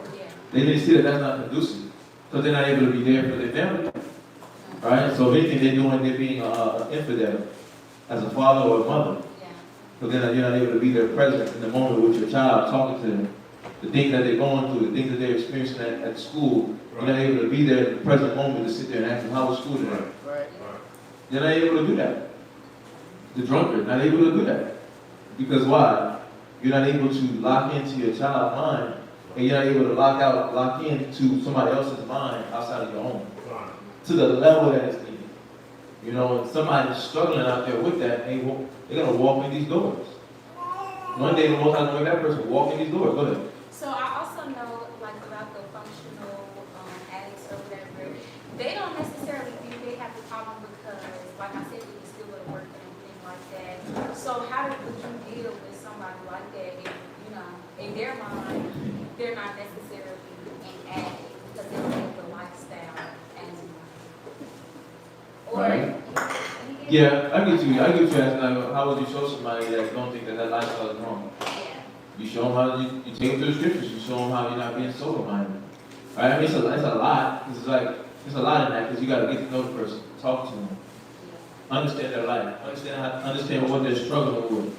You know, you have to be a doctor, like you have to diagnose the person. But you know what the scripture says, you got to win somebody's love. You win them over, and then when you win somebody over, they're more comfortable and more prone to talk to you about their life and the things they've been through, that they go through, that they deal with on a daily basis. Well, that person, though they lie to a regular average person, when they're able to find that person that they're comfortable with to talk to, because everybody's going to be talking to somebody, right? They're not talking to one person, they're talking to somebody about their issue. And they find that right, and you're supposed to be that right person. You're supposed to make yourself into this form where they can actually come and talk to you, and you can deal with them. And you're supposed to win them over so that you can understand their life. And when you understand their life, you're going to know what word, what scripture to bring out. You're going to know how to distribute information to them, basically. So that's where it will come into play. You know, if you ask for like give you a play-by-play, that would be the play-by-play. That's the starting point. But yeah, I like that you said that though, because sometimes they don't know that they got an issue, because they tell themselves, they work themselves up into so hard to think I don't got an issue. But we got to be the ones that's ready to what, help them show them that no, you're off, you're living wrong. I was living that way. Even if you might not be the crack guy, but you might have been a weak man. Might not be the weak man, might have been a lust man. But you coming from something. Everybody's coming from something that was defiled, and the Most High is trying to free us now. So we got to overcome that. But we got to overcome our nature right now, so that those people that don't know knowledge, we can be able to give them what they need. Because they need your spirit. They need your life. They need the smile. Right? What I did yesterday in the morning, I was like, Yeah. and then she's just it was a stud too, right? Mm-hmm. Yeah, I said, hey, come embrace this love. And she came in, I hugged her, she left. And she put her head, left. Thank you. You just don't know. I might have just needed that. Right? That might have relieved her, like, damn. And whatever she's dealing with, I don't know. It could have connected at some point in some area of her life to where it relieved her. You know, so, yeah, I mean, she vocalized it, obviously, so it's something that it helped her in some way. But I'm saying, we watchmen, we're supposed to be there for the people. And Joshua's being told, you got to be there for the people. Read on. We're going to go back to the read. Which shall never hold their peace. Right, but you got to never hold your peace. It keeps going back to what we talked about earlier, right? But you got to be gentle, but you got to be stern at the same time. Somebody dealing with drug addictions or alcohol abuse, they'll try to trick you into thinking that you being too aggressive, or you doing it wrong, or no, you tripping. But we shall not hold their peace. Day or night, read. Day or night, ye that will make, ye make. No, it says, ye that make. Mm-hmm. Ye that mention. Ye that make mention of the Lord, keep not silence. Yeah. Everybody here does what? Does y'all make mention of the Lord? So what y'all supposed to do? Keep not silence. But you gotta really, really care about doing it the right way. As we're saying, we're watchmen and watchwomen, we gotta really, really care about doing it the right way, because it's a tedious work helping somebody transition. It's a tedious work helping somebody transition, and you transition. You know it off your own experience of what you've been through, right? That's a tedious work to change, right? To stop yourself from enjoying, thinking, and feeling the way, and doing things the way you want to do it. That's tedious. It's tedious to where we're like, well, I'm not experiencing it, I'm inexperienced. It's tedious when your mind tries to trick you and say you're not capable, you're not adequate enough, you're not tall enough, you're not strong enough, you're not buff enough, you're not big enough, you're not skinny enough. Like your mind just come up with all these different excuses on why not to do your job. That's not for me. Right? The Most High didn't ask Josh for anything. He's like, you're going to do it. The Most High's not asking us anything. He's saying, you're going to do it. When he gave you the knowledge, did he ask you, did he go to your room, or did he pop up in your room with an angel like, he said, do you want to know the truth? Do you want the red pill? Do you want the blue pill? Do you? No, he just what? He was on YouTube. you landed on it. You was in the street, somebody stopped. Right? You in the street, you walk past them, got a fly. Right? Your husband introduced you to it. Your friend introduced you to it. He didn't ask you. So he's not asking you, do you want to do the work or not? He's telling you to do it. Right? But clear the haze out so you can do it the right way. So let's jump back there. Deuteronomy chapter 31, verse 17. Then my anger shall be kindled against them in that day, and I will forsake them, and I will hide my face from them. Yeah, you're going to put the spirit of blindness on us. Thou shalt grope at noonday, right? And we're going to walk as a blind man upon the wall, looking for the right way to go. You're like, am I an Egyptologist? Do I put plates in my mouth? I know everybody doing that. Everybody like, you sure? Like every place, right? Nobody wants to do all the weird stuff, but everybody wants to do all the cool stuff, but he just had the gold drip on their neck. Right? I want to be the King Tut. Right? Queen of Sheba. I'm a queen like Sheba. I'm a royal sister. Everybody wants that part. Nobody wants to play part. It's funny how everybody wants to be the good things of the other countries, right? Right. Everybody wants to do the good things with other countries, but not the bad. So even in that, you're running away from what? Accountability. But the Most High, He lays out our pitfalls right in our face. Nope. I'm gonna write it in my book. Make sure you know the history. Just to add on to that, it's the reverse. But the other nations, they want to be us. They want to be up in our good. And we don't want to be what we supposed to be. Go ahead. No, go ahead. No, I was going to say, like, just like what I was saying, it's the reverse. Oh, right. Yeah, they want to be in our book, but we want to be in their book. Yeah. It's crazy. Yeah. That's crazy. Huh? Yeah, that's crazy. That's crazy, right? But the Most I say, He's going to have us what? Groping like a blind man touching the wall. Right? I said that somewhere in Jeremiah, I think. Or Ezekiel. In Jeremiah, Ezekiel, we hit the walls of the blind man. Because it's basically quoting Thou shalt grope at noonday. Yeah. But we don't know. We're going to find it. No. And I will hide my face from them, and they shall be devoured. And many evil and troubles shall befall them, so that they will say in that day, are not these evil come upon us? Right. Here it is. Here it is. Isaiah 59:10. You can write it down real quick. I'm going to read it. It says, we grope for the wall like the blind, and we grope as if we had no eyes. But these are people that can literally see with their own two eyes. But that's what we do. That's what we're doing when we come in out of the world and when our people's that's still in the world. They're groping around, not looking for something to deal with the issue. I just don't get it. What is a man? What is a woman? Right? And then that's why you got all the people leaning toward the alpha male thing, and then you got the Kevin Samuels type of characters coming out where it's like they tired of bound. Some men tired of bound their loins. Some men like to bow their loins. Right? And then you got the women, like, what is a woman? The modern woman, right? The submissive woman, the feminist, the independent woman. You got the independent woman movement, and you got the modern woman, that's submissive movement. And then you got the orthodox male, and you got the man that's still on the happy wife, happy life, right? Or the hold your tote bag, right? Yeah, it's like you got two types of things going on, but we grow up trying to figure out which direction to go. Right. This is the way you parent, don't with your kids, and all that stuff. They got that online right now. They got a lot of little things that they're trying to push because everybody's trying to figure out their way, but nobody realizes that it's right there in the Sunday school church. Well, literally, it's the Bible, but nobody knows because they're groping. Not to stop. No. Right? They can't see. They don't know the way. But we gotta be there for them.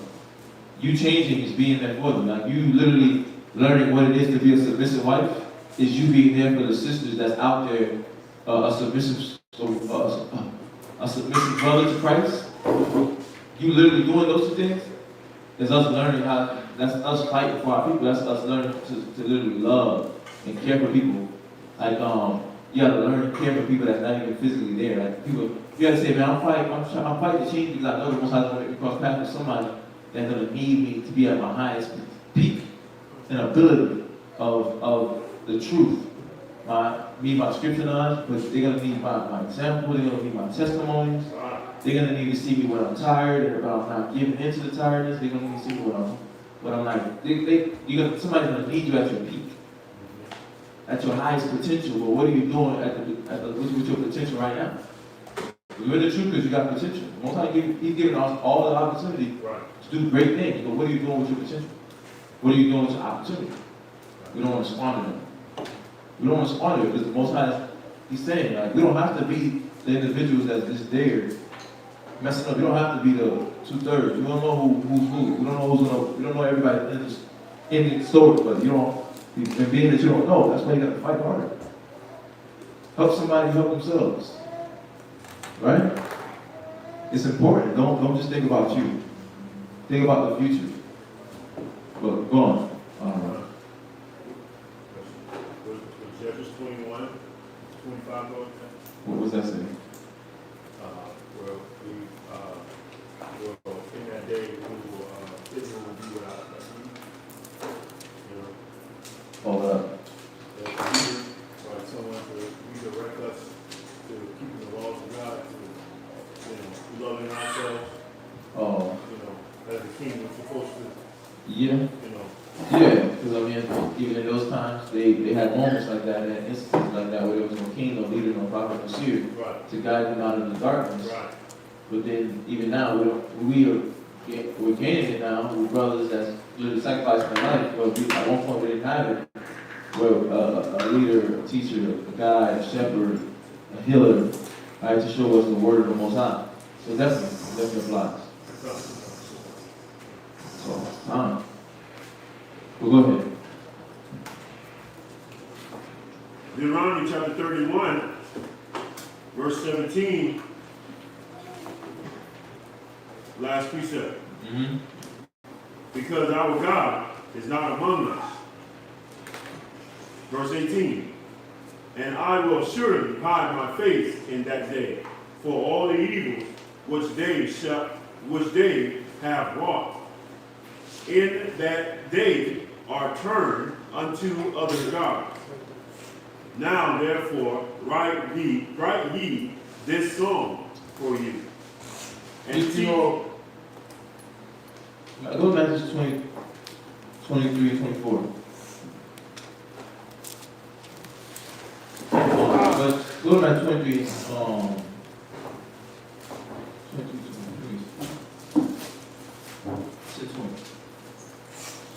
You know what I'm thinking about is like, you're a God.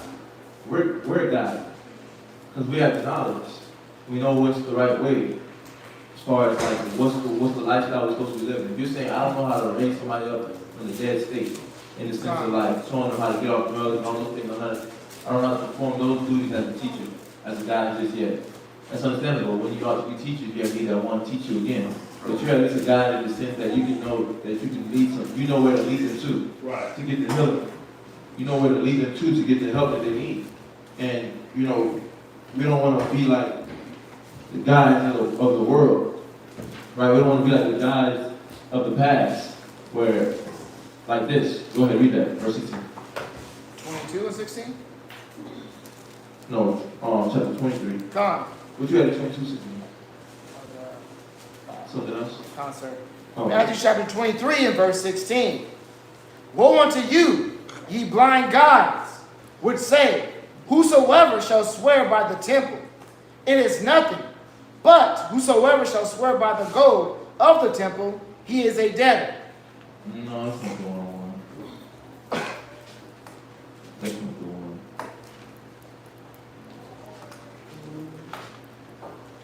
No. Hold on. Wait.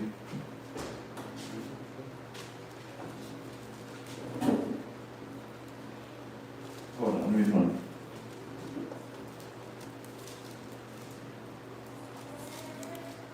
Oh, go to Matthew 15, 14. Matthew chapter 15 and verse 14. Let them alone. Let them alone. Right. They be blind leaders of the blind. And if the blind lead the blind, both shall fall into the ditch. And that's the point that I wanted, because you are a God. You can at least wake somebody up to the knowledge and give them the truth, but what do you want to lead them to? And now us being, now you're in the knowledge, but we have things, and you have things to work on that can what? Hinder somebody as you bringing them into the truth, or have them run away from it, just as you woke them up to it. Like what type of leader do you want to be? What type of guy do you want to be when you bring somebody and you waking them up to that knowledge? And that's crucial. It's a crucial thing that we be conscious, where am I blind in my life, and I'm not taking accountability for the things that I have to work on so that I can be a good shepherd, right? A good guide. Because people need guidance. Our people need guidance, but they need us to care about us. They need you to care. They need me to care about working on myself.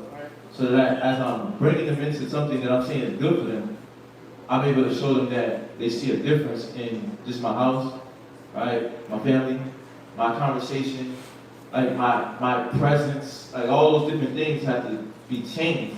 And we have to look at ourselves and say, I don't want to be a blind guy, even though I'm a guy, right? I don't want to just be a blind guy in the truth. You can be a blind guy in the truth and not know nothing while knowing everything.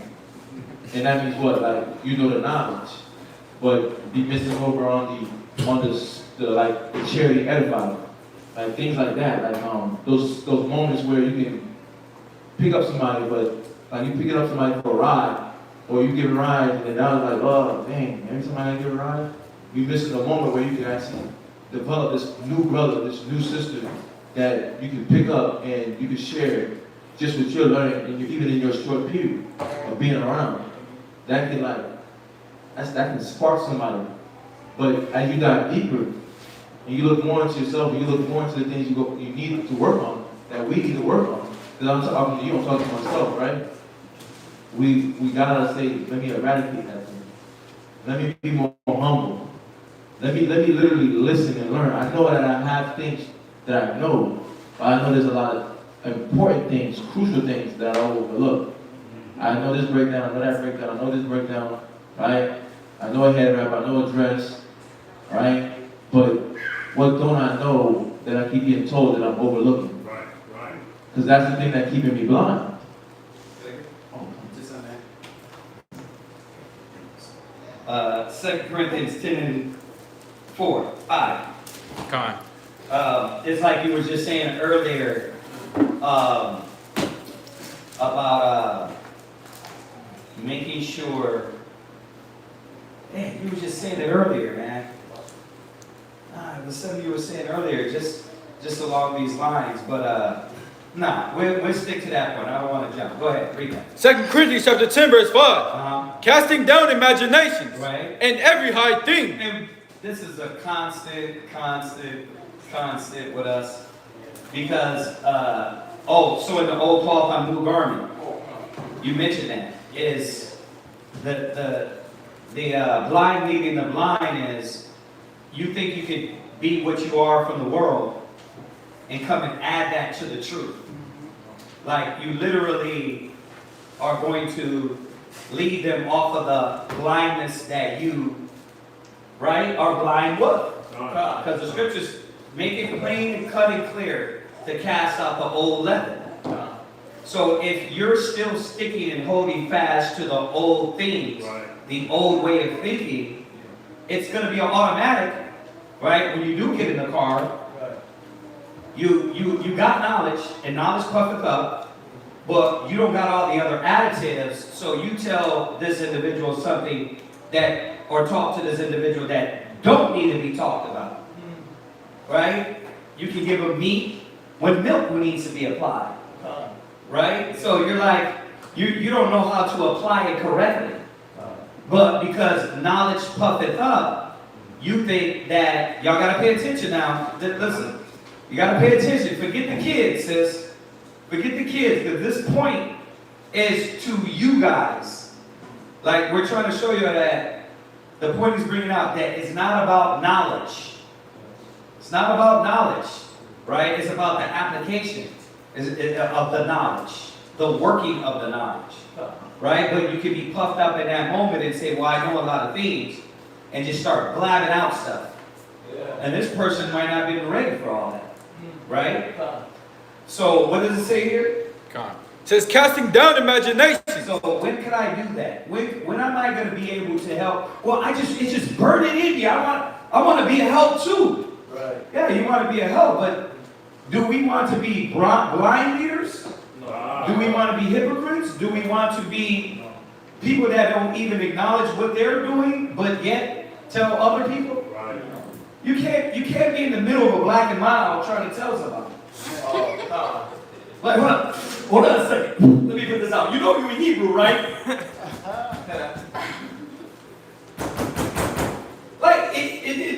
But that's the logic. Like, I can literally be halfway still doing all these things, but yet got a high opinion.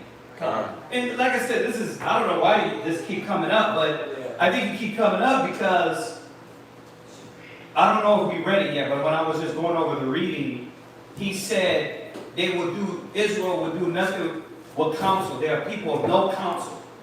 We didn't get that yet, right? It said there are people of no counsel, because they're right in their mind. It's not about let me go to the book and be right according to that. It's what you made a main point earlier, the old cloth on new garment. Go ahead. In every high thing. And every what? High thing. Go ahead. That exalted itself. Right. Against the knowledge of the Most High. You just read that earlier about how did it go when you were asking them about speaking? How did it go? You all read it? You said being able to say something, standing for the truth. What was that? Oh, standing firm for the truth. Yeah. Because he was asking a question about. No, it was in Deuteronomy. Yeah, it was in Deuteronomy. Y'all were talking about standing. Who shall stand for? Yeah, like it was along those lines. Who shall stand for me? Psalms 94:16. Right. Is that where y'all went? Okay, exactly. But that's the thing. How can I stand for you and I can't even look in the mirror myself? Right? How can I stand for you when I'm still not even acknowledging my problems? Right? You hear me say that all the time too. It's not about being perfect, because nobody's perfect. But it is about, do you at least acknowledge the things you gotta work on? If you're oblivious and not even working on them, then you need to shut your mouth. If you're always being told the same thing over and over and over and over, 5 years, 6 years, 3 years later, it's over again, you need to just fall back and learn how to, let me listen to what they're doing, because I haven't even begun to work on myself. Right? Now, how many of us been in the truth 5 years?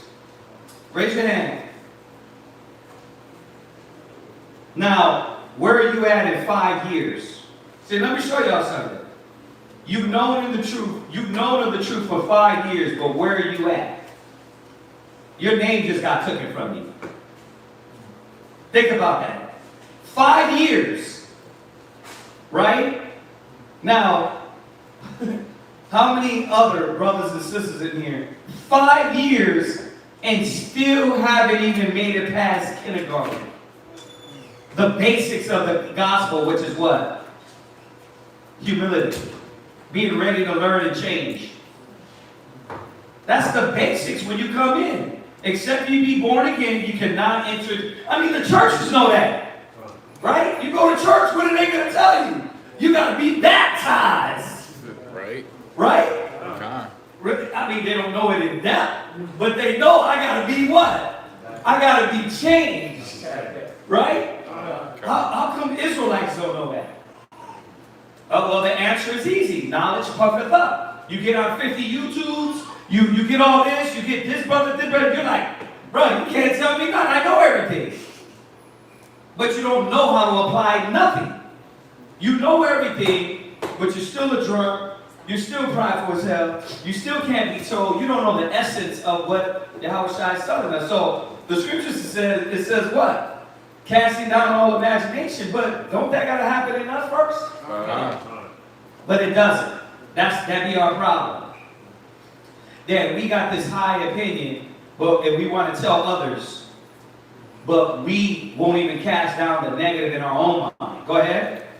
And bringing it to captivity. Like you don't, and once again, this is like constant. The Hebrews, when you ought to be teachers, right? That your senses are exercised. You don't know how to bring no thought into captivity.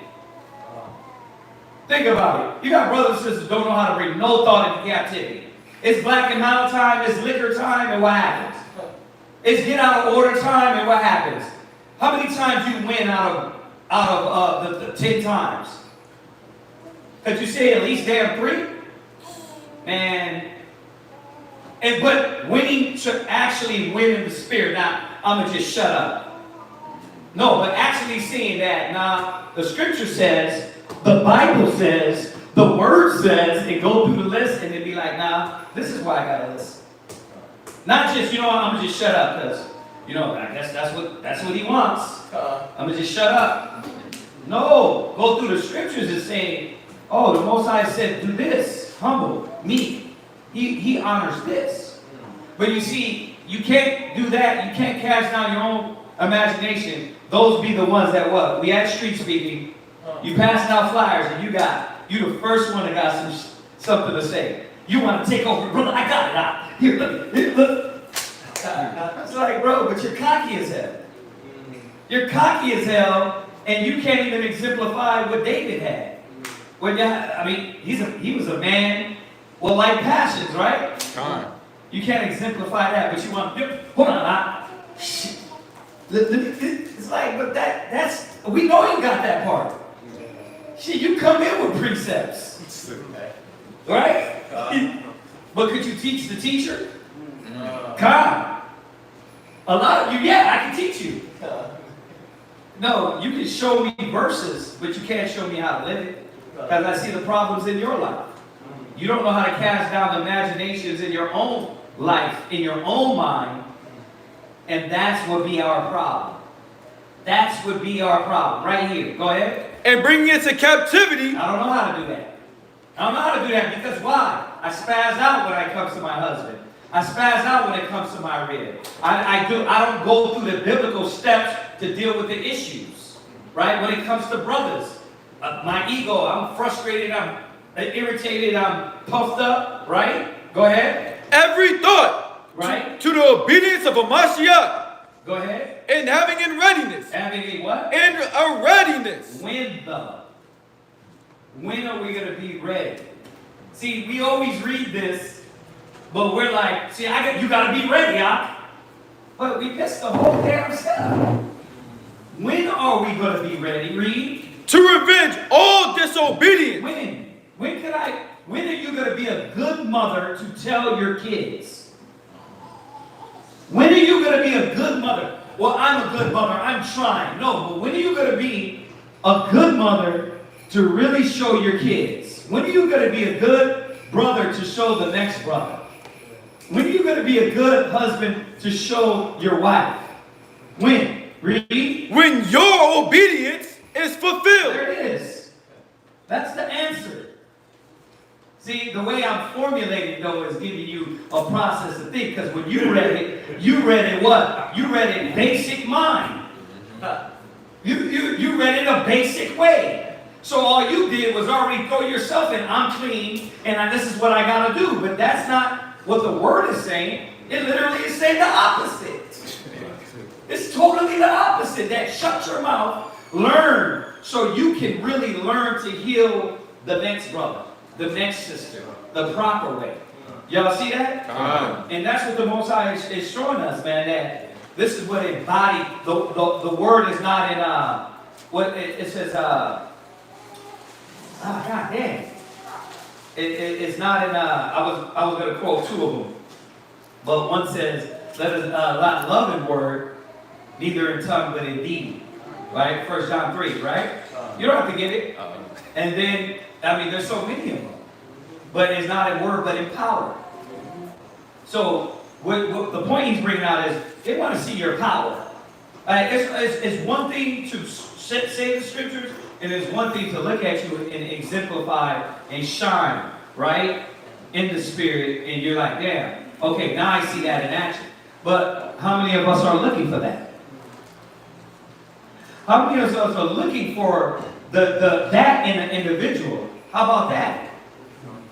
See, a lot of times, your glasses are on looking at a person because they can quote scriptures or they show up.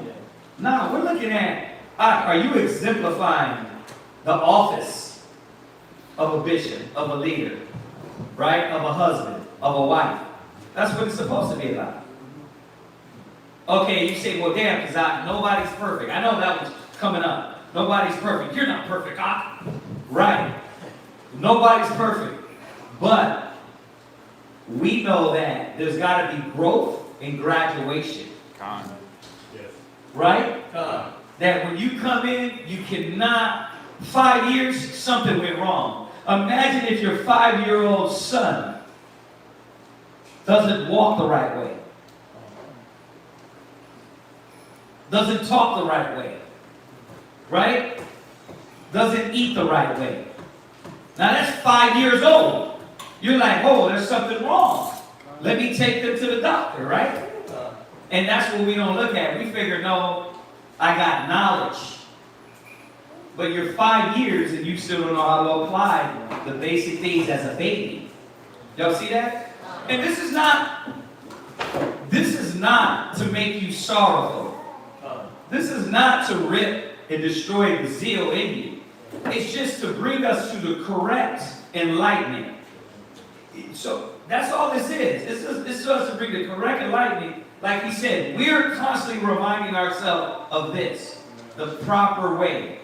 Look at yourself, house, family, wife, kids. Because if not, it will be the blind leading the blind. And that's what we want to prevent, right? We want to prevent you being blind and trying to lead somebody else. That's it. That's what this is about. It doesn't mean I'm better than you, you're worse than me. It doesn't mean you're battle like, because you're in your mire and I'm shining now and he's shining now, that makes us better. One esteem one day and the other another day alike. Right? We all sin. So don't get us wrong. We're just trying to elevate. I know the mistake of coming up in the truth. Right? In both levels. A lot of brothers is all about knowledge and not about exemplifying Christ. Y'all get it? And that's why we press these things. Because we will be doing y'all a disservice. You'll just be like everybody else. Right? So when we bring out the points about judgment, judging not by eyesight, that's one thing. Y'all know we do that. You know Israelites do that. I can literally be doing it in the middle, checking myself like, damn, you know what, hold on.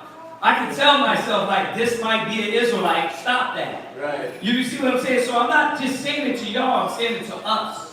Y'all get this? Okay, go ahead. Where are you at? I'm at Deuteronomy chapter 31 and verse 19. Go ahead. Now therefore write ye this song for you, and teach it the children of Israel.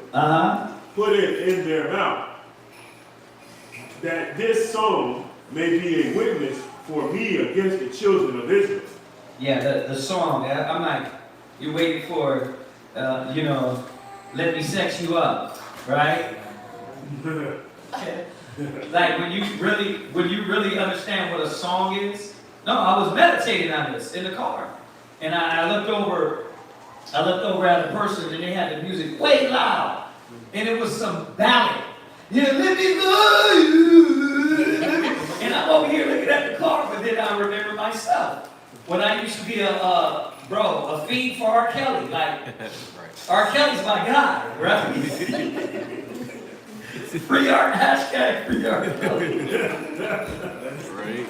Right? But you're pumping yourself with all these songs, and then you're realizing when you read this, you're like, damn, those ain't songs. Those are damn wicked mantras. They're damn seances. Where you're like, yeah, have sex with her in the kitchen, and You know what I mean? You're like, God damn, now I understand why my mind went left with these. Right? Because you listen to a lot of damn R. Kelly. Right? And all the other R&B singers, right? But this is a song, and when you hear it, you're like, well, that don't rhyme. You're like, that doesn't rhyme. That's not a song. Because you're thinking like the lame people. See? They call evil good and good evil. Right. Like, they're lame. We on point. Right? Even the love songs, it was not to what we see now. Right? So, yeah, go ahead. Oh, you got something? My bad. This is what you just said. What you got? Read it. Ephesians 5:19. Uh-huh. Speaking to yourselves in psalms and hymns and spiritual songs. Right, there you go. Singing and making melody in your heart to the Lord. Right. And as you see the psalms that are written, you start saying, oh, these are real songs. It's real poetry. Right? It's really poetic. Like you look at the old poems, right? The old poetry, right? Where do you think they get it from? They get it from the Bible. They get it from the Bible. So we start to see that those mantras, damn seances we singing in the car, it's like, damn, why you got sex demons on you? Why you now literally, how come you ain't happy after that song? Yeah, because it pumped into you all. It's like TV. It's like all the things, social media that you don't have. As opposed for praying these songs, you start to realize how to get there. Like that's the method in these songs. Right? Go ahead. Verse 20. For when I shall have brought them into the land which I swear unto their fathers. Yeah. That floweth with milk and honey. And they shall have eaten and filled themselves and waxed fat. Then the Most High is constantly reminding us that listen, don't fear the things of the flesh will be given to you, because that's one of our major fears. Am I going to be without? Right? Damn, am I going to have? I need this bill. I need that bill. I need this car. I need this house. I need this to survive and live. He's like, look, I'm going to take care of all those things. Put your hand. You have your hand raised? Go ahead. I just wanted to know what the verse was in Ephesians. I heard Ephesians something. Ephesians 5:19. Yeah. Okay. Go ahead. Then will they turn unto other gods and serve them and provoke me and break my covenant. Right, that's the song? Oh. No, I'm just saying. He's like reminding us. I don't think it's going into the song yet, but he's reminding us what Israel's going to do. Like he said earlier, the way I was going to formulate it was, you don't have to be the 1/3. I mean, you don't have to be the 1/3, and you don't have to be the 2/3. You don't have to. You can choose that. Right? Go ahead. It's going to tell us in here. Go ahead. Verse 21. And it shall come to pass, when many evils and troubles are befallen them, that this song shall testify against them as a witness, for it shall not be forgotten out of the mouth of their seed. For I know their imagination, which they go about, even now, before I have brought them into the land which I swear. Right? It says a song. I've never seen this before. It says a song. Yeah. It gives you a lyrical adapted to vocal music, a ballad, more generally any poetical string, a poem, poetical composition, poetry, verse, and then this one says an object of derision, a laughing stock. Yeah. Yeah, so, which in this case, it was a poem, but it was also a what? It was going to make us a laughing stock because we weren't going to abide by it. It was a poetic way of saying, what we're going to do out of the Spirit, right? He said that in 19, so when you witness against it. Once again, the Bible once again telling us what? How we're off. So if you come with that mind, like, why are we gonna always be told we're off? I don't know, ask Yahweh. If you don't get that by now, ask Yahweh. Well, the answer is he gotta always remind us because we can walk up and go to the bathroom and forget. Yeah, you can literally walk up and go, that ain't me, right? So we gotta constantly be reminded. Like the 3 hours or Sabbath class, 5 hours, right? You walk right out the door and forget. Damn. Let me go back to my mommy. Go ahead. For it shall not be forgotten out of the mouth of their seed. For I know their imaginations, which they go about, even now, before I have brought them into the land which I swear. I know their imaginations. But the Most High lets that play out. Y'all know that, right? I know what you're thinking. Like anybody can say that. Like even now, when you're in the Spirit, you're like, I already know that's going. But we say it all the time, like, oh, that's bound for destruction. Right? But you let it play out. The Most High does it. He lets it play out. He lets you walk your path. Right? You can change it, or you can follow his way. Go ahead. And Moses therefore wrote this song the same day and taught it to the children, and taught it the children of Israel. That's it.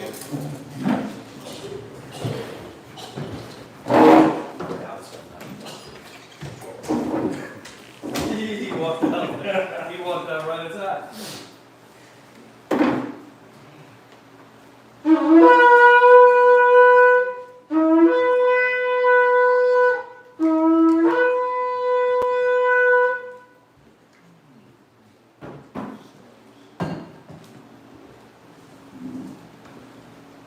Delvan Shabbat Yahweh, Ban Yasharala. Delvan Shabbat Yahweh, Ban Yasharala. Am I right?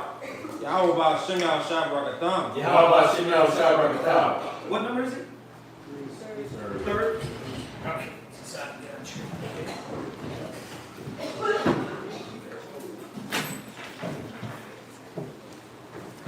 That sister needs some water back there?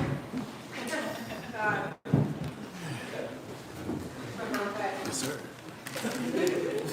You got no time to broadcast. Good. He's at 24? You're at 32. You're number 3. Oh, okay, all right, yeah, you're at 23. Or 24. 23. The book of Deuteronomy, chapter 32 and verse 23. 31. Right? Chapter 3. Yeah, you're 31 and 23. Yeah. If you're number 3, you're at 31 and 23. I'll say that too. Yeah. The book of Deuteronomy, chapter 31 and verse 23.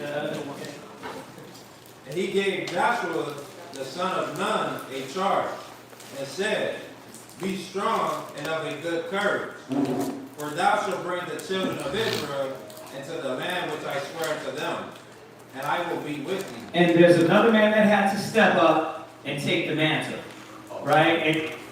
And no, that's just it. Yeah, it's not going to be everybody, y'all.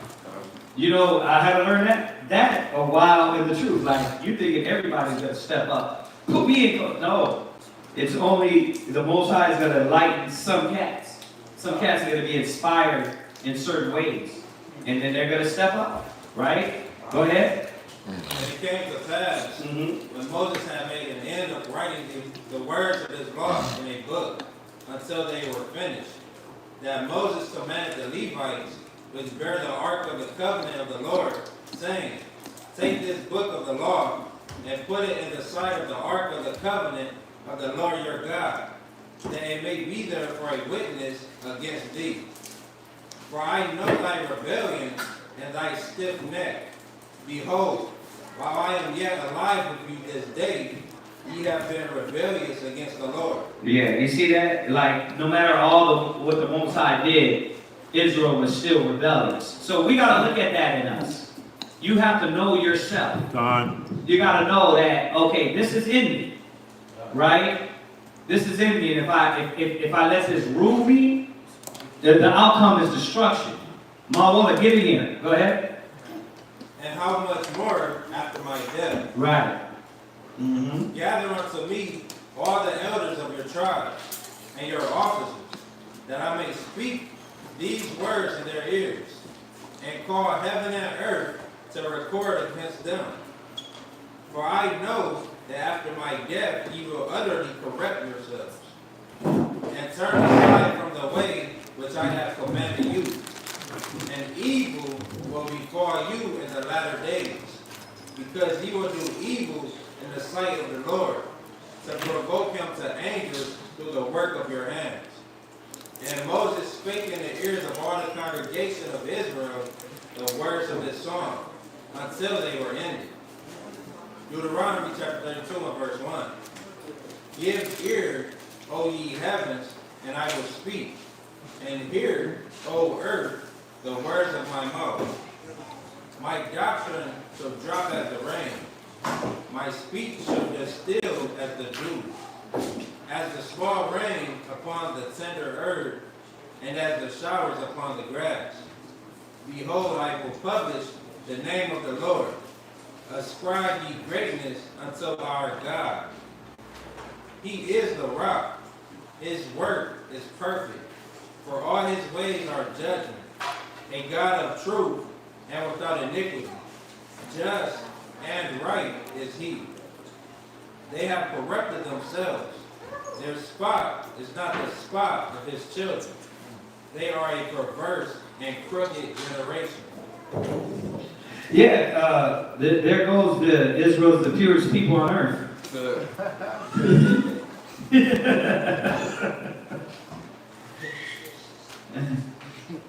Now, the spirit in you, when you lock into that, greater is he that is in you than he that is in the world. That's what makes us great. We get on this thing like Yahweh needs us because we're the Israelites. No, he made us. Right? He made us what we are. So we got to constantly remember that. Go ahead. Verse 6. Do ye thus requite the Lord, O foolish people and unwise? Is not he thy father that hath bought thee? Have he not made thee? Right. Established thee? Remember the days of old. And we know the answer. A lot of worldly people say what? No, I made me. No. Right? Self-made. I'm self-made. They don't give praise to the Most High. Go ahead. Remember the days of old. Consider the years of many generations. One of my favorite scriptures. We're not trying to adopt the new into the old. Right? I'm going to bring... No. We got to remember how they did it in the past. If time, man diminishes as we go forward, why are we talking about, you got to get with the times? Like, we gotta, no, bro. You don't just take off all the robes and all the garments and the stuff we wear and just don't worry about all that. No, there's still got to be that among us. Coming back to the old character, the way we built things, the way we dealt with things. We got to remember the old way. Go ahead. Ask thy father, and he will show thee. Uh-huh. Thy elders, and they will tell thee. Right. When the Most High divided to the nations their inheritance, when he separated the sons of Adam, he set the bounds of the people according to the number of the children of Israel. For the Lord's portion is his people. Go ahead. Jacob is the lot of his inheritance. He found him in a desert, in a desert place, and in a waste, howling wilderness. He led him about, he instructed him. He kept him as the apple of his eye. As an eagle stirreth up her nest, fluttereth over her young, spreadeth out her wings, taketh them, beareth them on her wings. So the Lord alone did lead him. And there Mm-hmm. Right. You read to 32:13, yeah. Oh, verse 13. He made him ride on the high places of the earth, that he might eat the increase of the fields. And he made him to suck honey out of the rock, and oil out of the flinty rock. That's it. All right. Next, brother.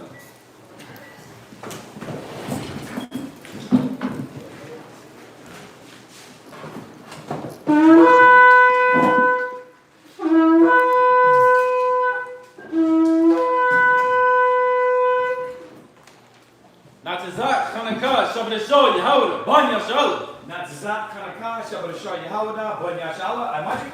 Rock. Yahweh Bashim Yahweh Shah Brakathum. Yahweh Bashim Yahweh Shah Brakathum.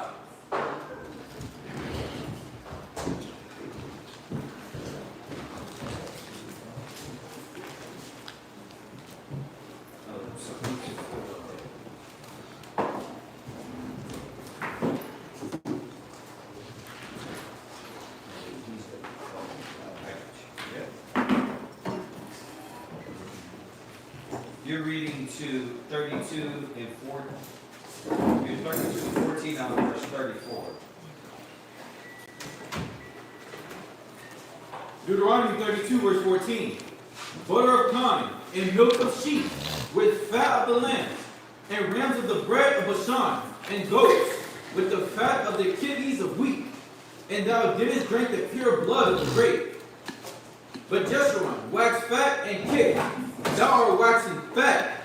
Thou art grown thick. Jeshurun means uprightful one. It's another name for Israel.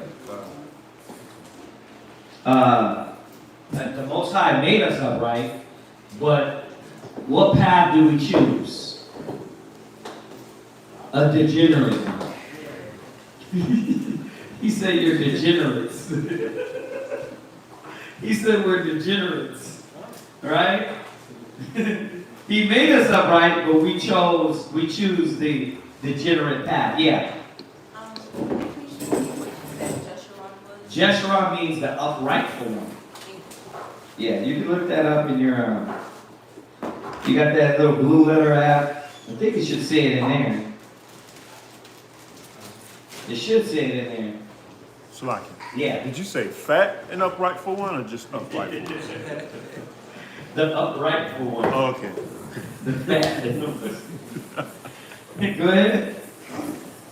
It says, then he forsook the Most High which made him. Right. And lightly esteemed the rock of his salvation. So if you wanted to look through this, the scripture says the laws are oracle.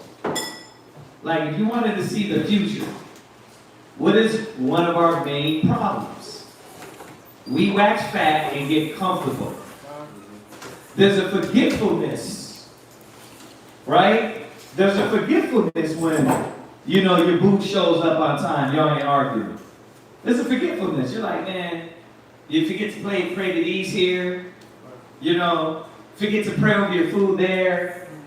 You don't show up here, right? Because why? Everything is good. But you catch hell, what happens?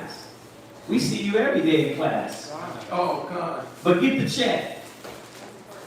Get the check. Get your kids back. God. Then what happens? We don't see you. Right? Because a little blessing, we get a little bit, man, and we what? We lose focus. We forget the Most High. So that's why the other scripture says it's better to dwell in the house of the morning. How about that? Y'all know that one? Let's get that one real quick. You know that one? It's better to dwell. Oh, wow. Ecclesiastes, yeah.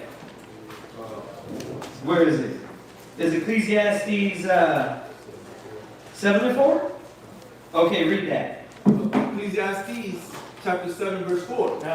The heart of the wise is in the house of mourning, but the heart of fools is in the house of mirth. See?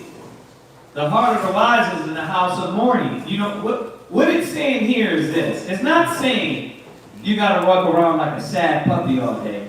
What it's telling us is that when you deal with the wise, they're always remembering these low times. These low times are propelling them into grace. So that's what it's saying. It's not saying, you know what, bro, what's wrong with you? It's better to dwell sad out in the house of the mourning. You know what I mean? I'm just a sad-ass victim. Right? No, it's not saying that. It's telling us this individual, the mind state when you're in the house of the mourning. The other scripture says, because there's a forgetfulness of the Father, and forgetfulness a lot of the blessings when you get on top. So it's telling you how to keep your mind stable in the right place. Constantly always remembering what? When you were brought low. I know any second the Most High can to dump you. He can dump you and you lose this, you lose that. It's like, this is hard to get. You know, like when the sister we went to go try to get the car and she was like, that's what the Most High don't want me to have it. I'm like, that's the right line. Hallelujah, that's it, you get it. It ain't no like, I deserve this and this ain't right. You know, I came back a week to class and I didn't get everything back. This is BS. Y'all are laughing, but there's people like that. And y'all know what the heck I'm talking about. There's people like that. I did things for a month straight. I've been coming for a month straight to class. And it just hasn't, bro, you've been doing 30 years of wickedness. And your month straight ain't gonna look at the Most High, look down upon you and say, you know what? Give this change. It don't work like that, but read that again and then you can jump to the next one. Okay. It says, the heart of the wise is in the house of mourning. Right. But the heart of fools is in the house of mirth. Yeah, you always want to party. You want to get drunk, pop mollies and start sweating. You fall, tip over this, have sex with this person. You're a fool. Because you're going to get burnt. You're going to get burnt in many ways. What's the other one? It says, Ecclesiastes 7 and verse 2. Uh-huh. It is better to go to the house of mourning. It's better to go to the house of the mourning. Right? So you can realize what? Man, how life can be. Right. That's why I said, when you ride down the hood, it's a reminder. That's why I liked Houston. When we used to go to we had the little cable show, we had to go downtown. They had the studio downtown. And all you see is them all out there. You be like, every time you go there, you remember why we're doing what we're doing. But you go to your little condo, huh?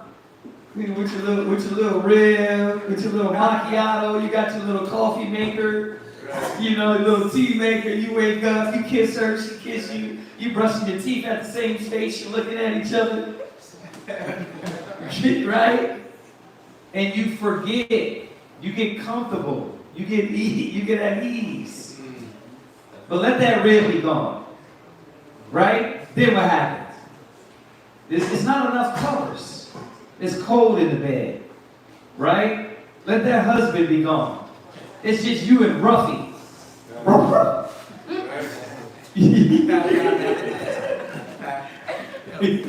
You're like, damn, this is cold in here.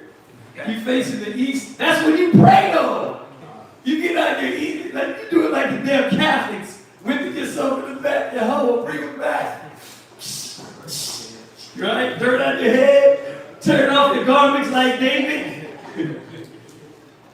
Sometimes, but we don't have to. It's not saying, oh, we got to. It's saying, conscience-wise, if we don't forget and we don't wax fat and kick, then when we do get low, because I ain't saying all of a sudden you're not going to go low still. When you do get low, it's all praises to what? It's all praises to the Most High.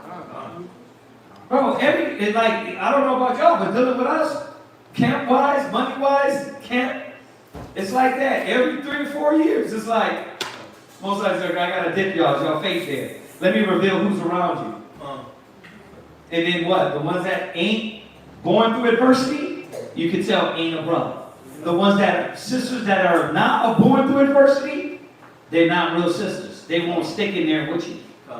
That's how the Most High do it. A brother's born through adversity. When the adversity comes, you're not around. You're not helping. You're not doing this. You're not doing that. Most High's like, I'm going to dip y'all to reveal. Y'all got to understand what the knowledge. If y'all get this book out, it literally tells us every reason why the Most High does what he does. To reveal you in this trial, to reveal people around you. Right? To see if you're faithful. But the way we can do that is being in the proper thought process and never getting comfortable. Never get, oh, you know what? Now I gotta be acknowledged. No. And you don't never have to blow the horn, right? That way, when somebody does get disrespectful, it's like, damn, I didn't mean to disrespect. Nah, it's all good. Because I didn't expect that. I didn't expect you to come in with that spirit of respect. Right. I'm sorry, it's a sad way.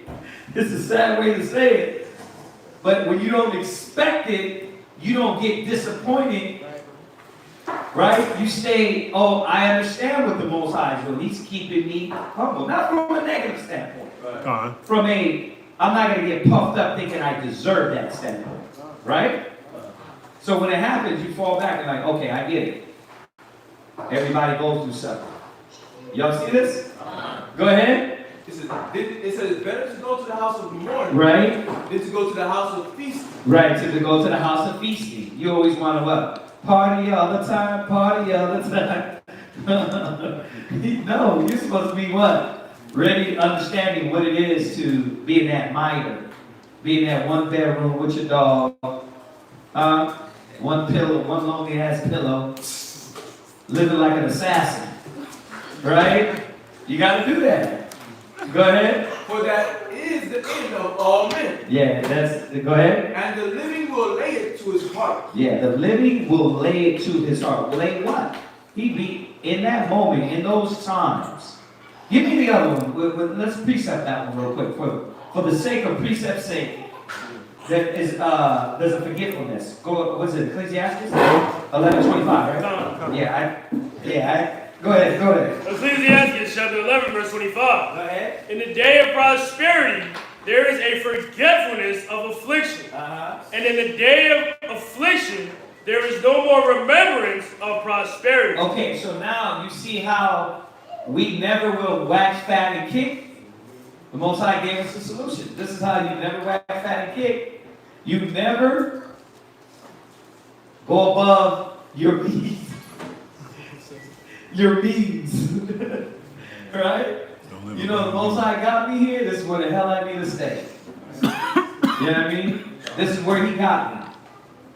You know? And if there's anything else, what the Most High said, let him ask the Most High. Right? And then when he want to move you out of that position, right, in life, then you'll be moved out of that position. Y'all get this, right? So we can never wax fat. Remember, this subject is about carnal things, waxing fat and kicking, and the carnal blessings, right? That's what this subject's about. So let's be clear. All right, jump back to Deuteronomy. Somebody asked you a question. What's the question? She asks, is it a commandment for brothers and sisters to attend the feast of the Lord? Question. Can you tell people not to attend the feast? Question. The only time you can well, let's go to the precept, y'all. But yeah, hell yeah, you can tell the person not to attend, right?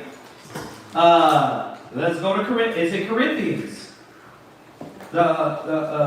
About it says feasting. We'll find that one.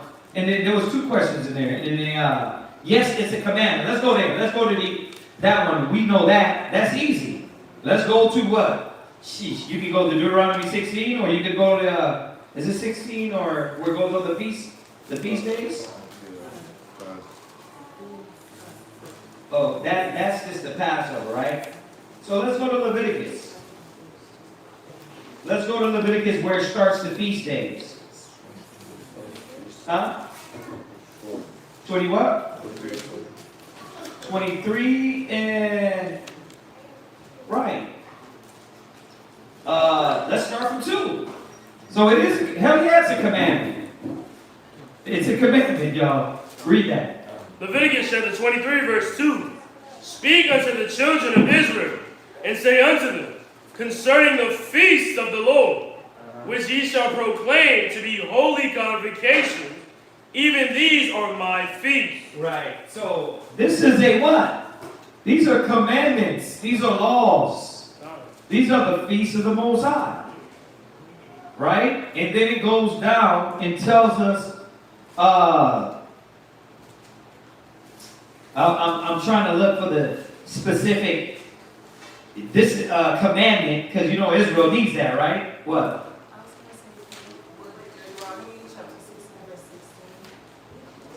You got to talk louder. I'm sorry. Deuteronomy chapter 16, verse 16. Deuteronomy 6 and 16. No, 16, verse 16. 16 and 16. Yeah, I think you might be right over there too. Right. Now these were the ones where you couldn't show up. Something happened. Right? He said, you're going to make these 3 feasts without excuses. There's no excuse. Right? So you can read that. Read that. Deuteronomy chapter 16, verse 16.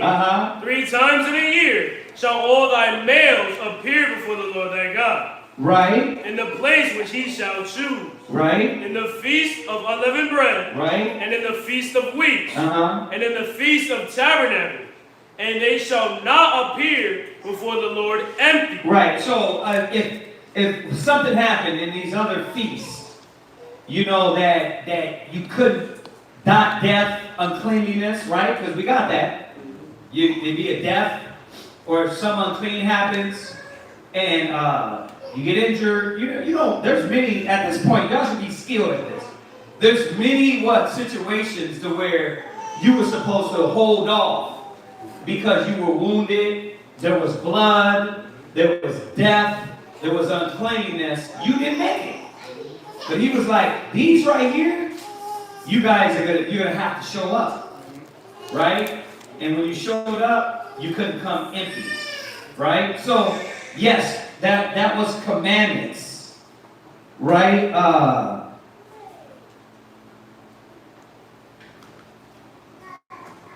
Hold on 1 second.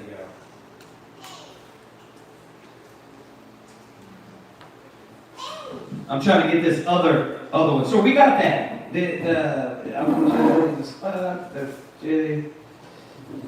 Go to Jude. Go to Jude 1 and 11. Jude chapter 1 verse 11. Woe unto them, for they have gone in the way of Cain, and ran greedily after the error of Balaam. Okay, so who is he talking about? Who is he talking about? Read it again from the top. Woe unto them, for they have gone in the way of Cain, and ran greedily after the error of Balaam. Right? Who is he talking about? Because he's hitting hard on this one, right? Read. For reward. Read. And perished in the gainsaying of Korah. Right? And we just read all that. That's a good thing. Being in Deuteronomy, we just read about, we know about Korah, his gainsaying, right? Trying to come against Moses. We know this spirit, right? So, but who is he talking about? Read. These are spots in your feet. They are what? These are spots in your feet. They are what? Spots in your feet. They're what? Spots in your feet. Oh. So what do? We just kick it with them?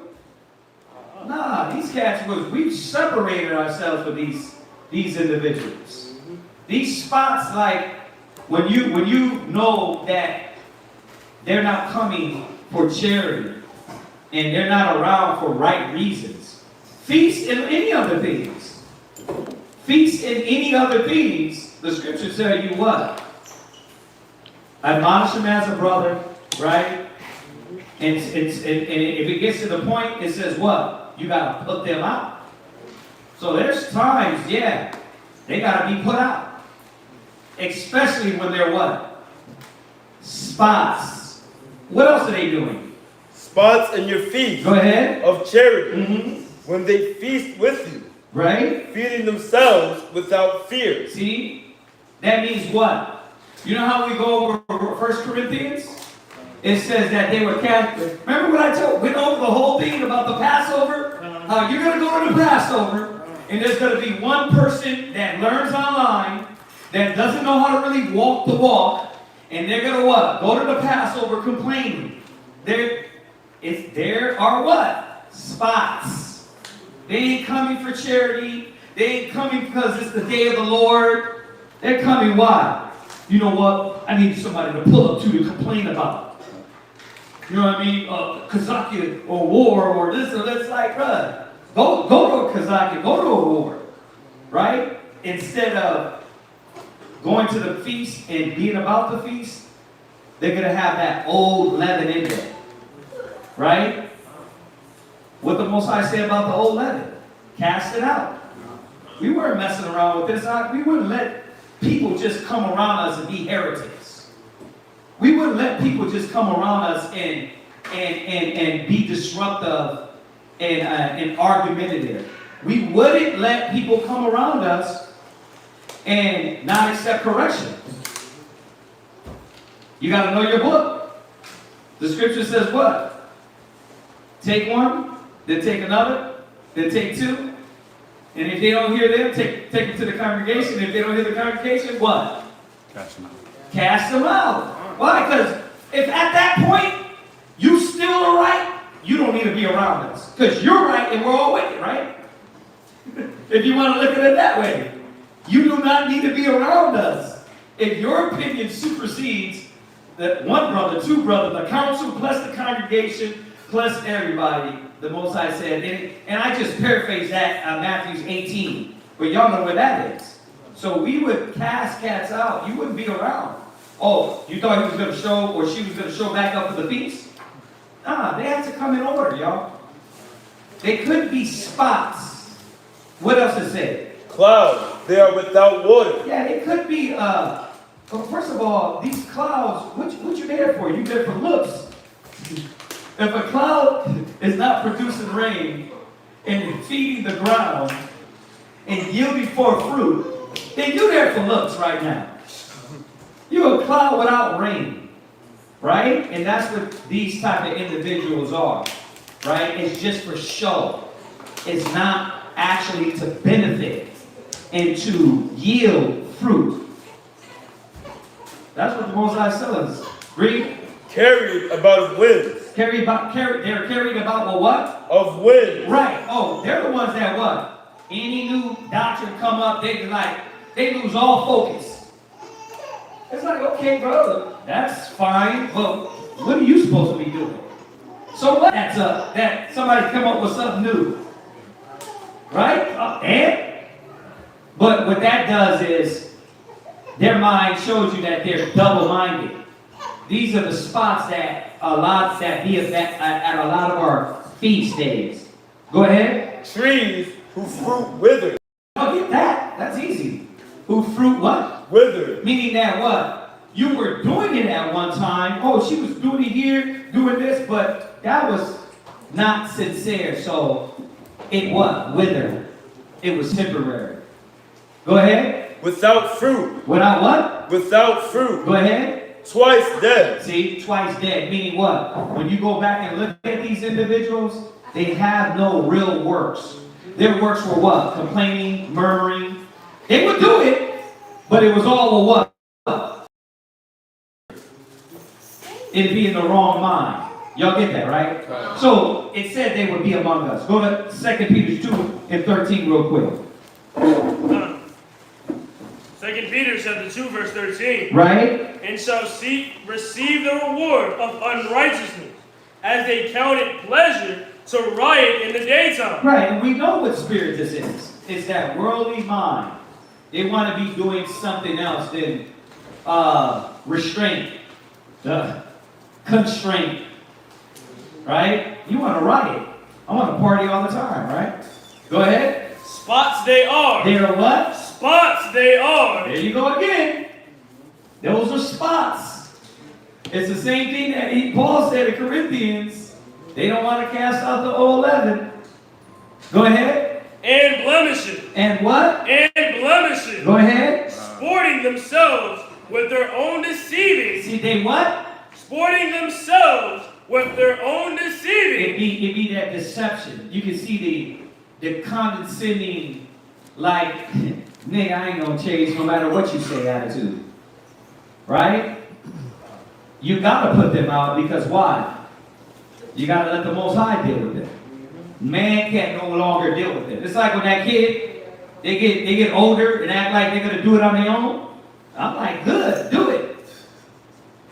Serious. Bro, I'm definitely with kids learning what life is. Because I had to learn that way. You know, and I gained an appreciation for the truth. Go ahead. While they feast with you. While they do what? While they feast with you. Okay, but I know I'm gonna get to the point. But what I was doing here with these verses is just showing you that the Most High said there would be them that do this. Right? Go ahead. Having eyes full of adultery. Right. Meaning what? It ain't about the feast. I'm coming to the feast to pull up to look for somebody. I'm lonely. I'm coming to the feast looking at other men's wives. I'm coming to the feast and to be partakers, not in the brotherhood and the unity and the love, but to what? For my own ulterior motives. So the Bible is telling us this thing happens. Go ahead. And they cannot cease from sin. See? Read. Beguiling unstable souls. Right? And if you wanted to get deep, if you wanted to really get deep, and I don't want to jump subjects, but that's why they're there.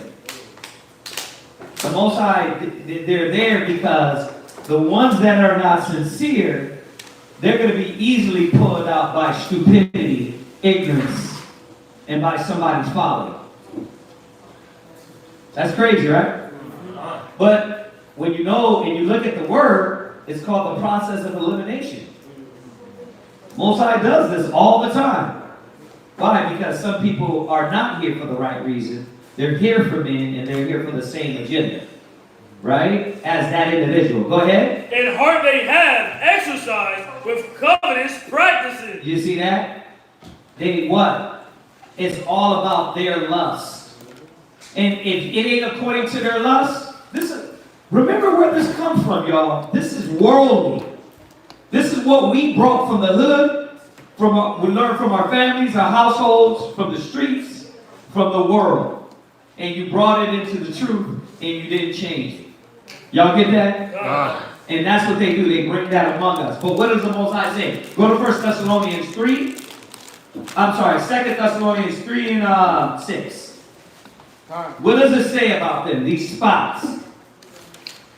2 Thessalonians chapter 3 and verse 6. Go ahead. Now we command you, brethren, right, in the name of our Lord Jesus Christ, right, that ye withdraw yourselves from every brother that walketh disorderly. There you go. So now again, we can tell them, hey, listen, don't come around. And if I have to go over to Matthew 18, which I should have, you should have that one. Go to Matthew 18 on down, and it tells you, you got to put them out. Right? It says, do what? Withdraw yourselves from every brother that walketh disorderly. Yeah, the Most High is not like, oh, you get to come in and we try to Jesus love you and you run over us. Like, we ain't stupid. We know you playing games too. Right? You get the rides, you get the sisterhood, you get the brotherhood, you get talked to, you get the counsel, you get, you know what, bro, a just man falls 7 times, keep fighting. And you spit in our face, we know what it is. Right? You want to argue every point? Nah, you ain't here to learn. You ain't here to be forgiven. Let me word it that way. You're not here to be forgiven. You can care less about the forgiveness. You can care less about what? Putting off the old ways. So that's why everything becomes an argument. The Most High said, mark them that walk disorderly and do what? and not after the tradition which he received of us. What have you been given? How do we roll? You see that? When we come to the feast, or when we amongst brothers, like even to this point, it was crazy. When we get on that basketball court, and I'm taking it to something totally where you can see a cat's function. When we're on that basketball court, how do we work? Are we all of a sudden niggas, or are we still Israelites? Still Israelites. See, brothers don't get it. It's like, all of a sudden, like, now I'm out of the spirit and I can be rude and mean to you and damn just be brutish. You're still my brother. Ball is not life, right? So when we get on the basketball court, it ain't all of a sudden, no, this is a whole different thing, huh? No, it's not. Everywhere, walk of life and everything we move, we still supposed to be carrying ourselves like what? You my brother. The ball ain't important. You know what I mean? I can't be so zealous that I punch you in the jaw, elbow you in the face.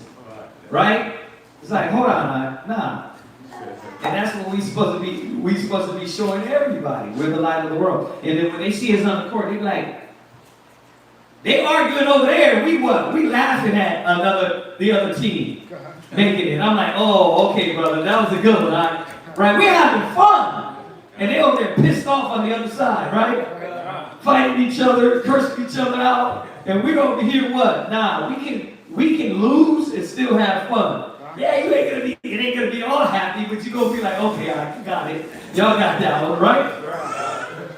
That's the spirit of the Most High. We don't walk disorderly in that. You understand that? We walk as brothers, right? In that. In the loss, in the win, in the letdown, right? You get the brother, you can't move as well.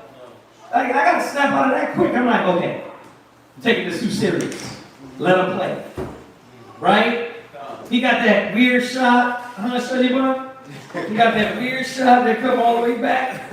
You thought right? But what? But he be making those, right? And what we got to do? We got to love those things as opposed to, this can be, we can transition from brotherhood and love and unity and start now walking disorderly.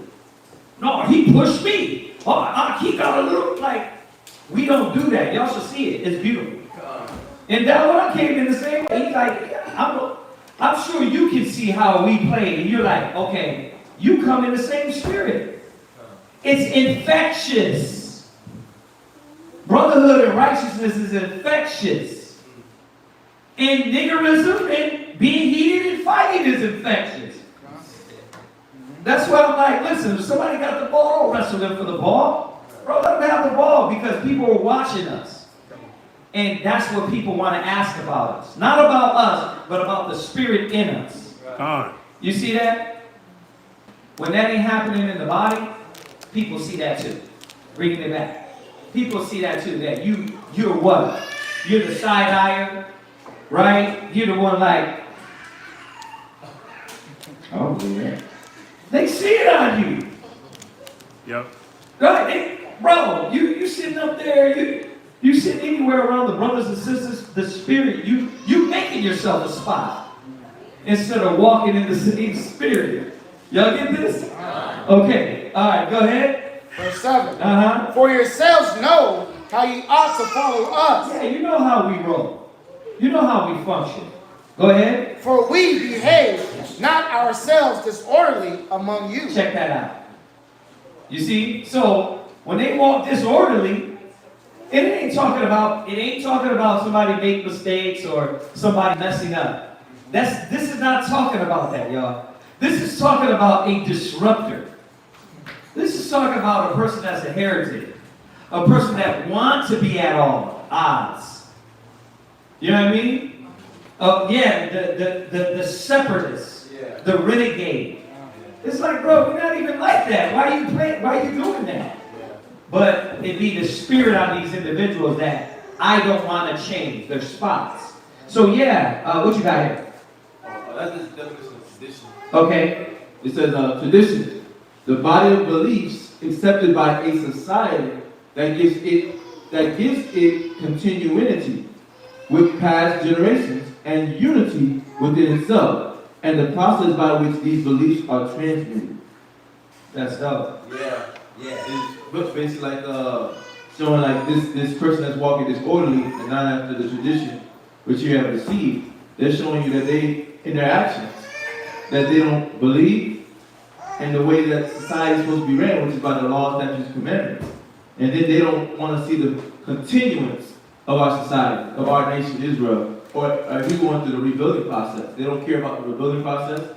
I don't see it. God's just making it up. You just want to force me. You just make me try to do this. That's your idea. That's not the God's concepts, right? But they separate God and Bible. So they're saying that's not God's concepts. And they're trying to do what? Break the unity. So, but a society thrives off laws, statutes, commandments, and then like it's saying, the scripture is tradition, which leads you to the law, statutes, and commandments. But unity within itself, they'll stop that. They'll try to stop the unity from being built because we're trying to go back into our traditions, right? Our way of life. But when you see the person that's being disorderly, then that person's what? They're trying to slow it down. But you know, you can do nothing against the truth before the truth. So, yeah. So yeah, you can stop them. So hopefully that answers your question. Like, you can, did they have something else in their questions? Hopefully that answered it. Let us know if that answered it. All right, let's go ahead and back and read on. Deuteronomy 32, verse 16. They provoked him to jealousy with strange gods. With abominations provoked they him to anger. They sacrificed unto devils, not to the Most High, to gods whom they knew not, to new gods that came newly up, whom your fathers feared not. Of the rock that begat thee, thou art unmindful, and hast forgotten the Most High that formed thee. And when the Most High saw it, he abhorred them, because of the provoking of his sons and of his daughters. And he said, I will hide my face from them. I will see what their end shall be. For they are a very forward generation, children in whom is no faith. They have moved me to jealousy with that which is not the Most High. They have provoked me to anger with their vanities, and I will move them to jealousy with those which are not a people. Right. Now, who did the Most High move us to jealousy? What? Devon. Edomites. The Edomites. Not the 9.5.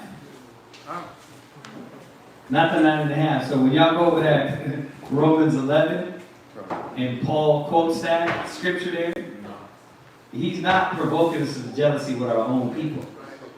It's, he sent Esau across the world to conquer you, to rule you.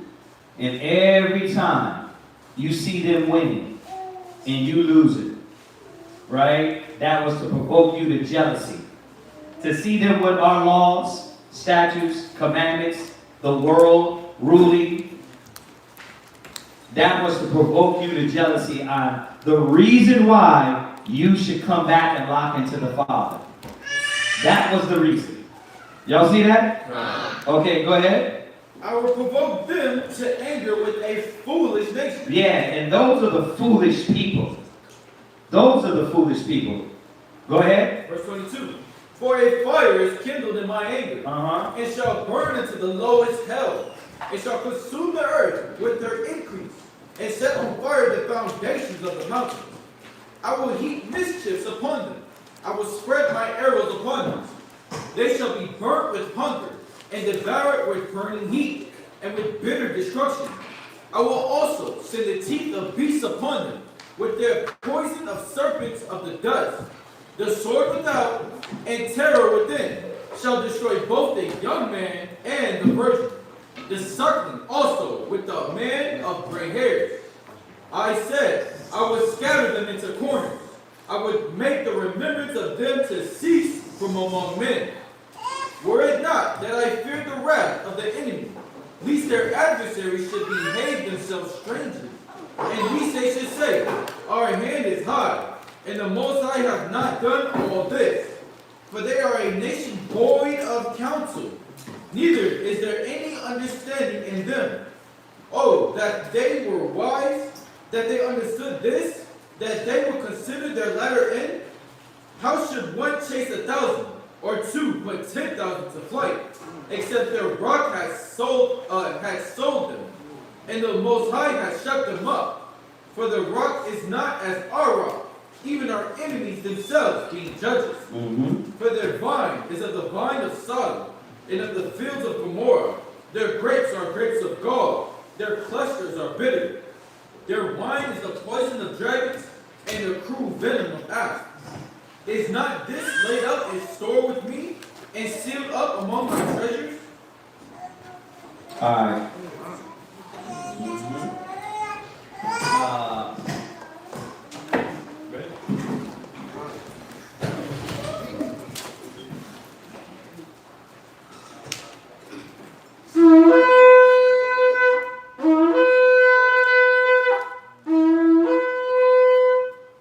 Ashariyah, Shab to show Yahawah, Ban Yasharala. Ashariyah, Shab to show Yahawah, Ban Yasharala. Imagine, right?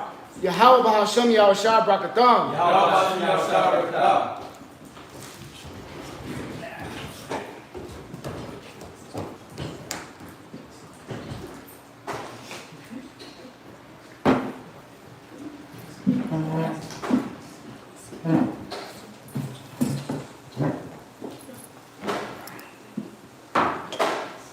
Year number 5.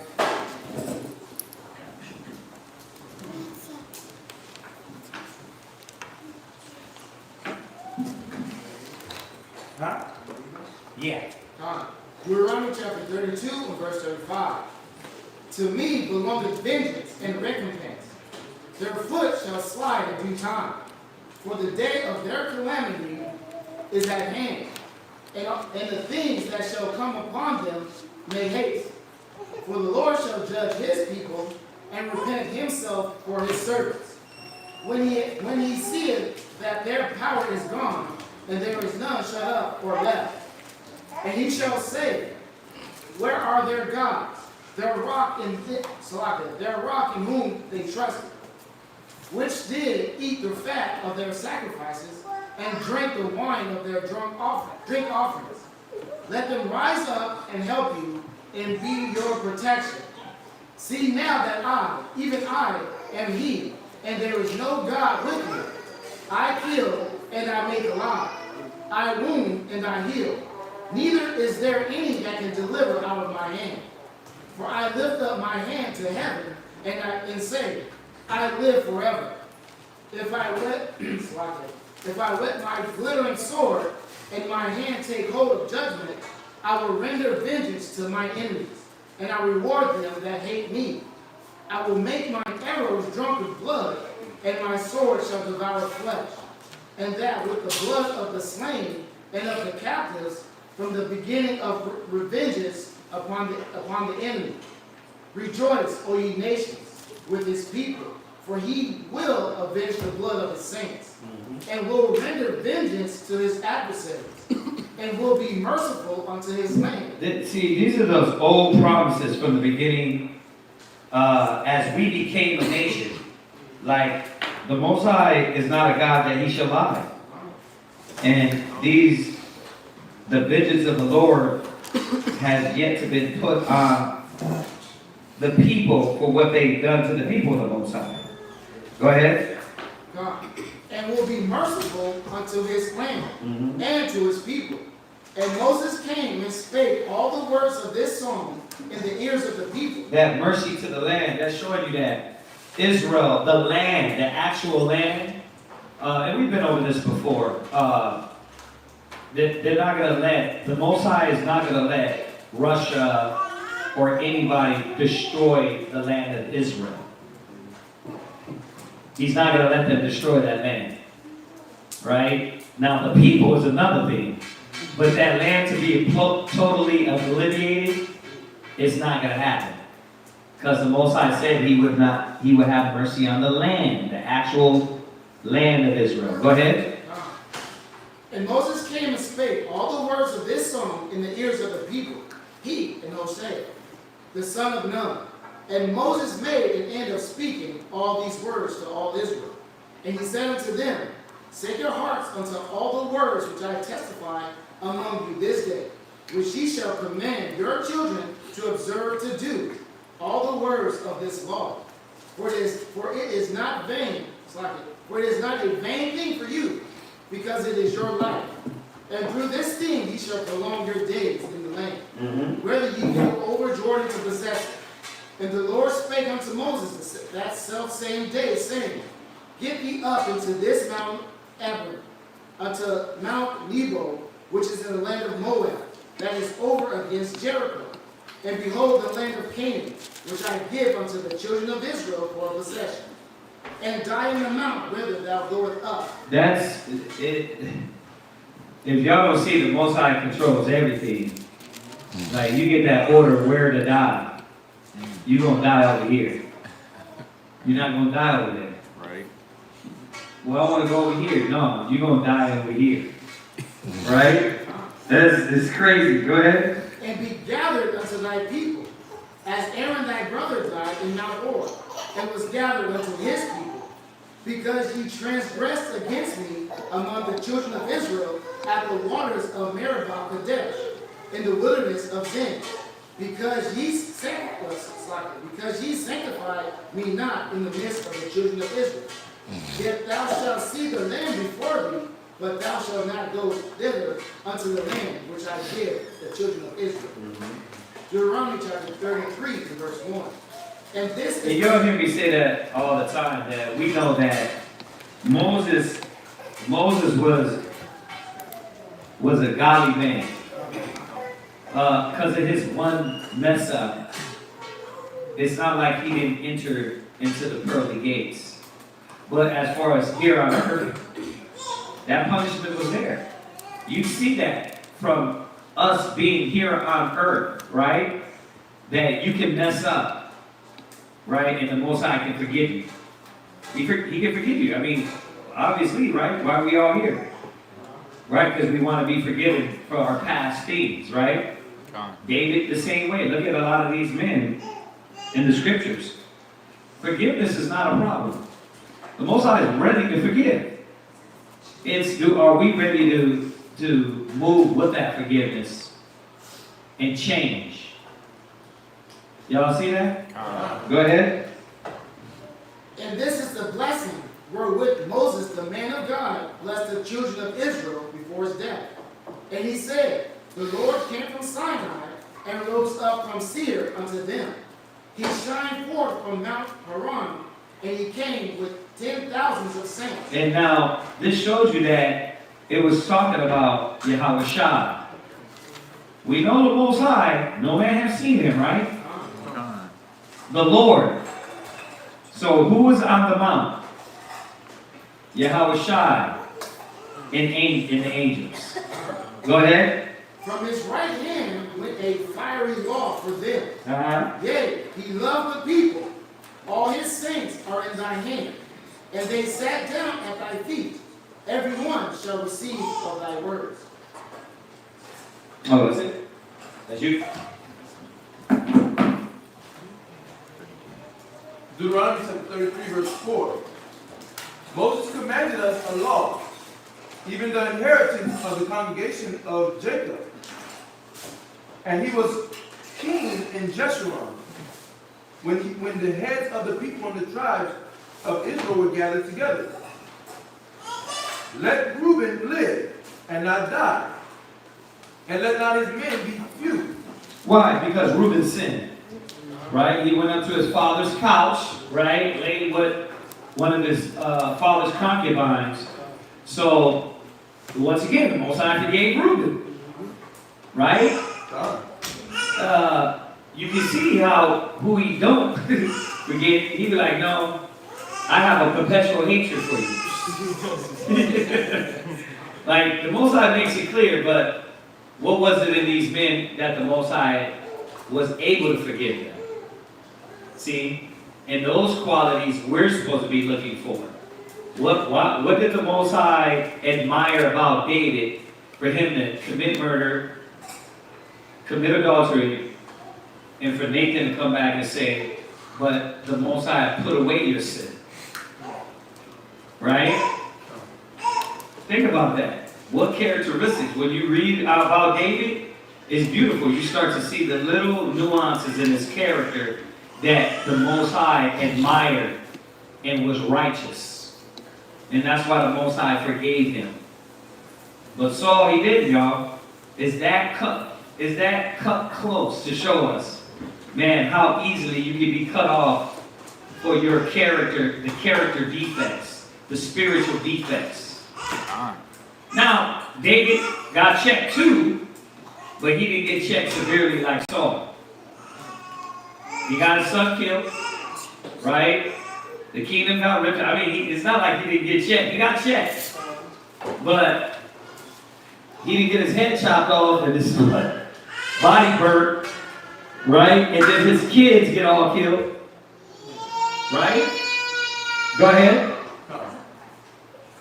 It says, verse 7. And this is the blessing of Judah.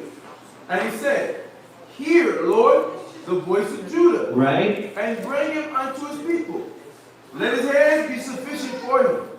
And be thou an help to him from his enemies. Yeah, I mean, look at who built America. Judah, right? Who's finishing it off? Issachar. Like the 12 tribes, but Judah built America, right? Go ahead. And of Levi, he said, let thy Thummim, and thy Urim, right, which was in the breastplate. It was like two little marbles, right? Go ahead. Be with thy Holy One, whom thou didst prove at Massah, and with whom thou didst strive at the waters of Meribah, who said unto his fathers and to his mother, I have not seen him, neither did he acknowledge his brethren, nor knew his own children, for they have observed thy word, and kept thy covenant. They shall teach Jacob thy because Levi was set aside. Levi was set aside for the priesthood. Go ahead.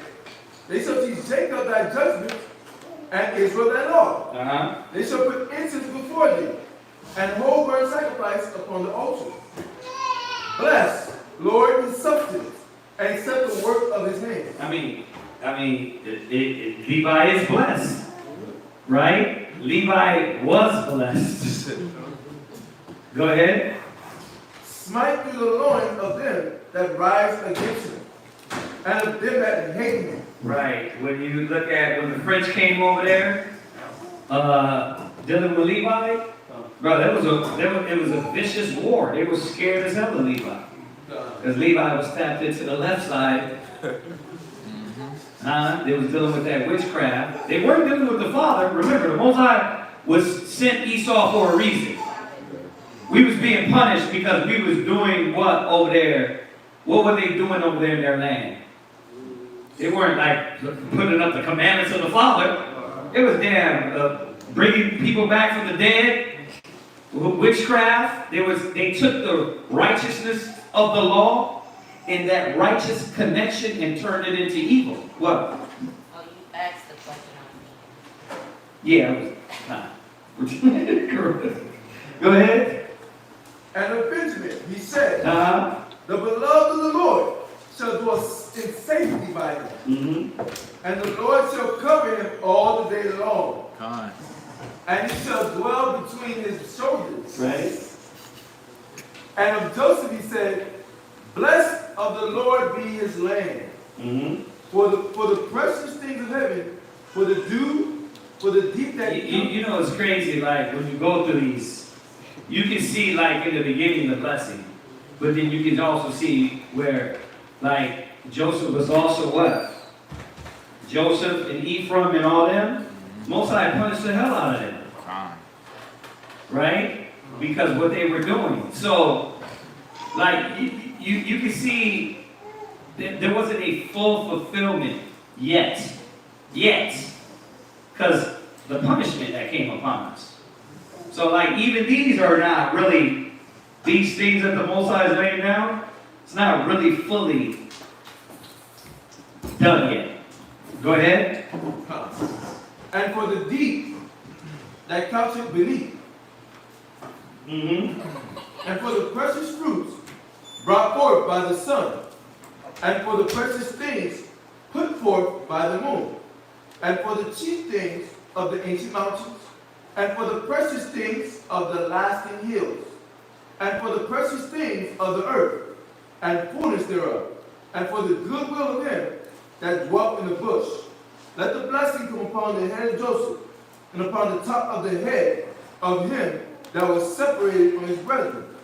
His glory is like the first link of his bullock, and his horn are like the horns of unicorns. With them he shall push the people together to the ends of the earth. And they are the 10,000 of Ephraim, and they are the 1,000 of Manasseh. And the Zebulun, he said, rejoice, Zebulun, in thy going out, and Issachar in thy tents. Right. You got, if you want to bring it up to today, your Zebulun is who? Zebulun is the Guatemala, right? To Panama. And who's in their tents? Issachar is in that vicinity, right? Go ahead. They shall call the people unto the mountain. There shall they offer sacrifices of righteousness, for they shall suck of the abundance. See, when you're reading this, there's two things happening. What was happening in the past, right? And then there was a future thing that was happening. Now what's happening? You gotta ask yourself, as far as these prophecies. Now what's happening? Damn, we warred against each other. We killed each other. Right? So you can see how the fulfillment of this hasn't fully been fulfilled. Go ahead. For they shall suck of the abundance of the seas, and of treasures hid in the sand. Esau got that from us. All that treasure we had in our lands, whether it was Puerto Rico, Mexico, whether it was Guatemala, Panama, like that's all owned by Esau now. Like Spaniards. Go ahead. And of Gad, he said, blessed be he that enlargeth Gad. Yeah, but nobody's giving back to Gad. Nobody's giving back to the Native Americans. Right? Go ahead. He dwelleth as a lion, and teareth the arm with the crown of the head. That's talking about when we first dwelt in in our land. What do lions do? They roam. You look at Gad, when you came here to America, Gad what? Roam, one place to the next, right? And he said he tears the arm with the crown of his head. We wore those different crowns. I'm talking about during our period, not ancient period, the different crowns, and we would do the different ceremonies, the blood brother ceremonies, right? Those are the things now. But in the past, you can see our land and everything the Most High gave us was stripped from us. So when I'm looking at this, I'm like, okay, like we didn't really receive these blessings to our fullest. Our land only lasted how long? Like think about it.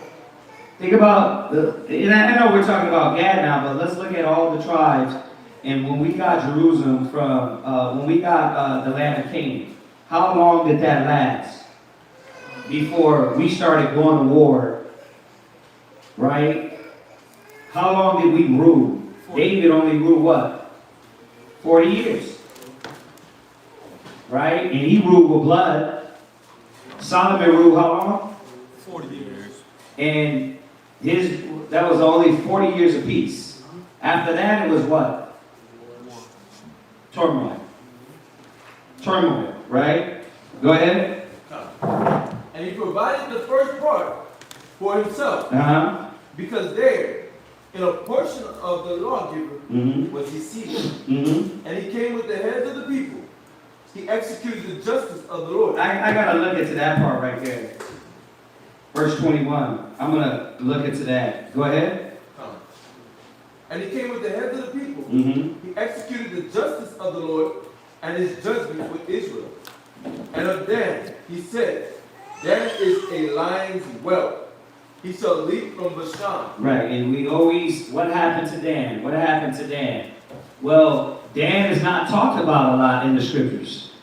Like, you start reading, and it's like you never really read about Dan in the future. So, every time that question comes up, well, what happened to them? Like, let's be truthful. Nobody can answer that. Nobody can go in here and show what happened to Dan. Right? And then when you read in Revelations about the 144,000, Dan is not mentioned. So the only thing you can assume is Dan didn't become a tribe. And it's a very very good assumption because they're not there in the kingdom. In the kingdom to come, Dan is not there. So at some point, Dan didn't become a full tribe. What's your question, sister? Yeah, go ahead. And of Naphtali, he said, O Naphtali, satisfied with favor and full of the blessing of the Lord, possess thou the west and the south. And of Asher, he said, let Asher be blessed with children. Let him be acceptable to his brethren. And let him dip his foot in oil. Thy shoes shall be iron and brass, and as thy days. Now who got all that? Twofold. The Arabs got our land. And then modern day, right? The original, who's running, was that? Brazil? Right? Who runs that? Esau. So Ishmael got our land. They're the ones rich as hell over there. But we don't got our land. So, and like I said, and as I'm reading these, and we're reading about them, you see that, these things haven't came to this fullest, man, to where we are these blessed, or these things that was promised to us at one point was given to us and what? Stripped away like that? Go ahead. And as thy days, so shall thy strength be. There is none like unto the power of Jeshua, who rideth upon the heaven in thy heaven, and in his excellency on the sky. The eternal power is thy refuge, and underneath are the everlasting arms. And he shall thrust out the enemy before thee, and shall say, destroy them. Israel then shall dwell in safety alone. The fountain of Yaakov shall be upon the land. The promise was the enemy would be thrust out before us. That didn't happen. When Saul came in, he didn't kill all the Amalekites. When Joshua, let's go back to Joshua, they didn't totally destroy all the Canaanites. So you can see how that promise ain't still happening. Like, when is it going to be to where they're not in our land?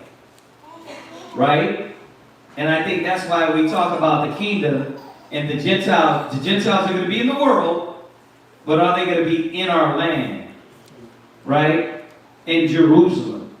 That's why we always have that conversation. Well, the born of the promise said they wouldn't be among us. That ain't now. That ain't happened in the past. Right? Go ahead. So what I'm saying is that has to happen. The Most High is not a God that he should lie. It has to happen. Go ahead. Who is like unto thee, O people saved by the Lord, the shield of thy help. And who is the sword of thy excellency? And thine enemies shall be found liars unto thee, and thou shalt tread upon their high places. what's the other scripture? Surely our God have inherited lives. Surely, how does it go? Our fathers, excuse me. Our fathers have inherited lives. These nations are going to be proved as what? Liars. Yes. I wanted to ask about Deuteronomy 33 and 12. I wanted to know what he was trying to say here when it came to tribe of Benjamin. Yeah, 12.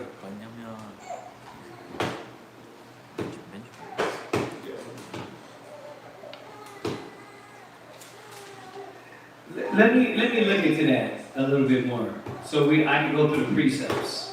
All right, because I see when you go down here in the 12th verse, and the Lord shall cover thee in the dawn all the day long, and shall dwell between the shoulders. That part. Let me look at that before I be presumptuous on that. Was that it?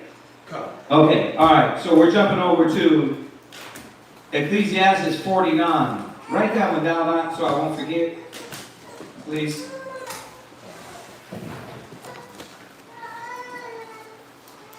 We're going to Ecclesiastes 49. Man, we can read this chapter, right? Oh, we read 49. Yeah, we had. We read 48. We read 48? We're supposed to be on 50, but Houston is on what? Okay. So we've been over this already. Okay, so we did it to where what happened was we went to the summit. The brothers made a mistake when they came back and didn't lock back into what Houston was doing. So that's why we had to we were off, but we wanted to get on. So I know we read this. I'm going to read it for the sake of it. And then that'll be it on the reading. All right? But we wanted all schools to be locked in as far as the reading. All right? So we're going to do that. 49. The remembrance of Josiah is like the long composition of the perfume that is made by the art of the apothecary. It is sweet as honey in all the mouths, and as music at a banquet of wine. He behaved himself uprightly. Oh yeah, we did. In the conversation of the people, and took away the abomination of iniquity. He directed his heart unto the Lord, and y'all can read about these in Kings. Right? Just it goes through all the different, kind of a little bit more in Kings, the details of what they did. And y'all hear us say it a lot because it's literally written like that. A lot of kings came in and partly served the Most High, and some kings were rare to really give themselves over fully to the Most High. So that's what it's talking about here. Verse 3, he directed his heart unto the Lord in the time of the ungodly. He established the worship of the Most High. All except David, Hezekiah, and Josiah were defective. That's insane. 3 kings. Everybody else was faulty. It was not something like, I'm locked in now. Nope, I'm off. Check that out. That's crazy. Now, we got Solomon here. Yeah. Hezekiah, Josiah, and David. Out of all our kings, like if you go to the list, as a matter of fact, that map book got a list of all the kings. And it tells you all, like, just putting that in perspective, you're like, wow. Now every time when you look at like different series on King Henry, King George, you look at series on France and Rome and all that. I always say it, I'm like, now I see why the Most High was destroying us. Because if we was rolling a certain time, all the stuff they were doing was wicked. Adultery, murder, I want to sleep with your wife. I want to act like I believe in the Most High, but don't believe in the Most High. You can kind of get an idea of what was going on among us. Page 108, yeah. Yeah, this is, you scholars gotta have one of these books. But, man, that's crazy. So, what is it, good to bad? See, but this is theirs. The scriptures are saying something else. What they consider good and what they consider bad. But what I was looking for, Josias, Hezekiah is where? Hezekiah, where's Josias? Oh, okay, Josiah. Okay, so now my question is this. This is, I'm wondering if it's talking about David, Judah, the house of Judah. Because his naming, and that's one thing I wanted to look at, because his naming, Josiah, Hezekiah, and David. This is David's line, or the line of Judah. So it can be pointed out. The fact is this. When you look at it, all those cats was off too. So I can see how he narrowed it down in here.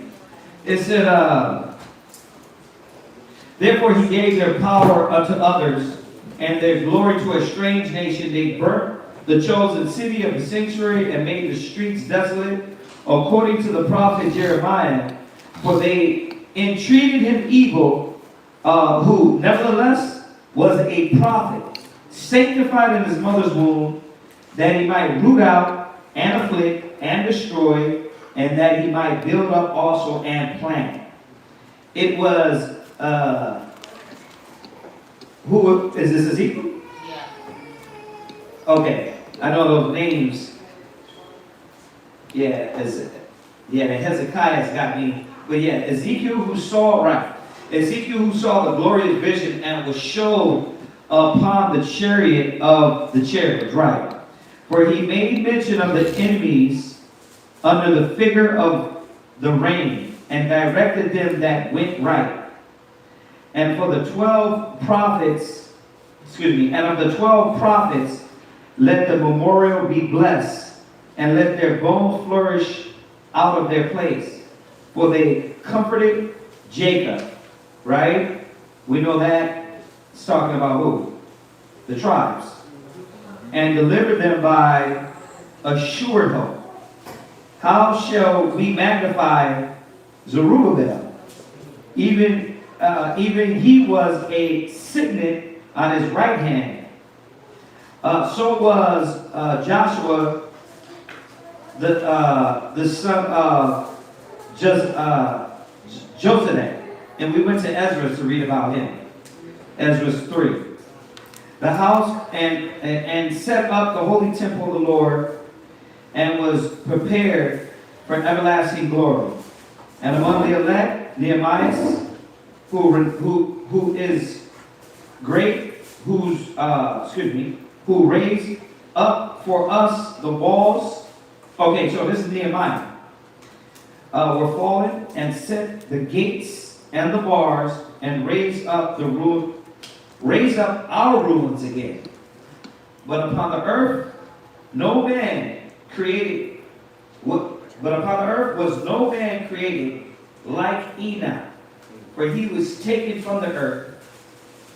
Neither was there any born like unto Joseph, a governor of his brethren, a stay of the people, whose bones were regarded of the Lord. Shem and Seth were in great honor among men, and so was Adam above every living thing in the creation. That when we go over that, that's how we know Adam was a king. Adam was set up as a king. All right. So that's the reading. Finished a little bit early. Does anybody got any questions on anything? Yeah, what was it?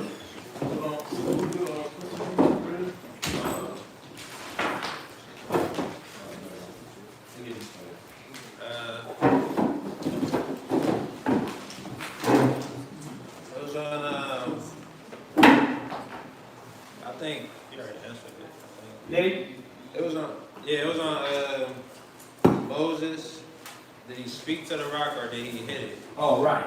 So y'all got that, right? Because he was supposed to speak to it, but he hit it. Yeah. Yeah.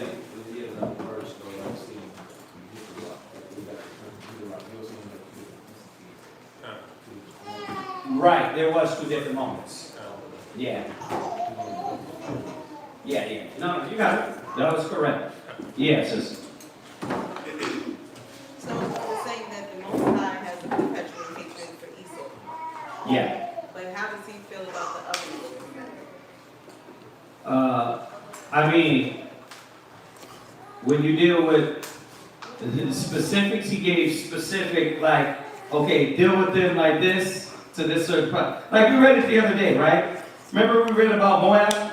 They said he couldn't enter into the congregation to a certain time. Yeah, to the 3rd and 4th generation or something. Yeah, but he's still going to destroy them. I'm trying to figure what part. Like, is it as much as Esau? Is what you're asking? I'm a little confused. That okay, so he hates Esau. That's his #1 enemy. Yeah. And then everybody is just lower ranking enemies, or Basically, go to Psalms 83. Gone.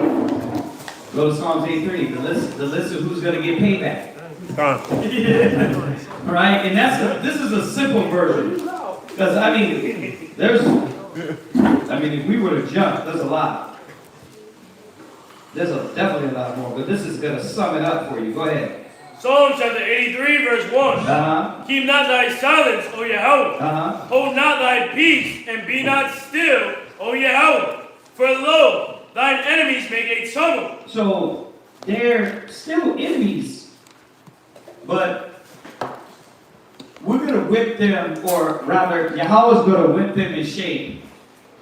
He's going to whip them in shape. They're gonna come to see their errors, right, through punishment and slavery. But they're still enemies. Go ahead. And they that hate thee have lifted up the head. They have taken crafty counsel against thy people. Right. So it's gonna line everybody up who's done this and why they're an enemy of the Most High.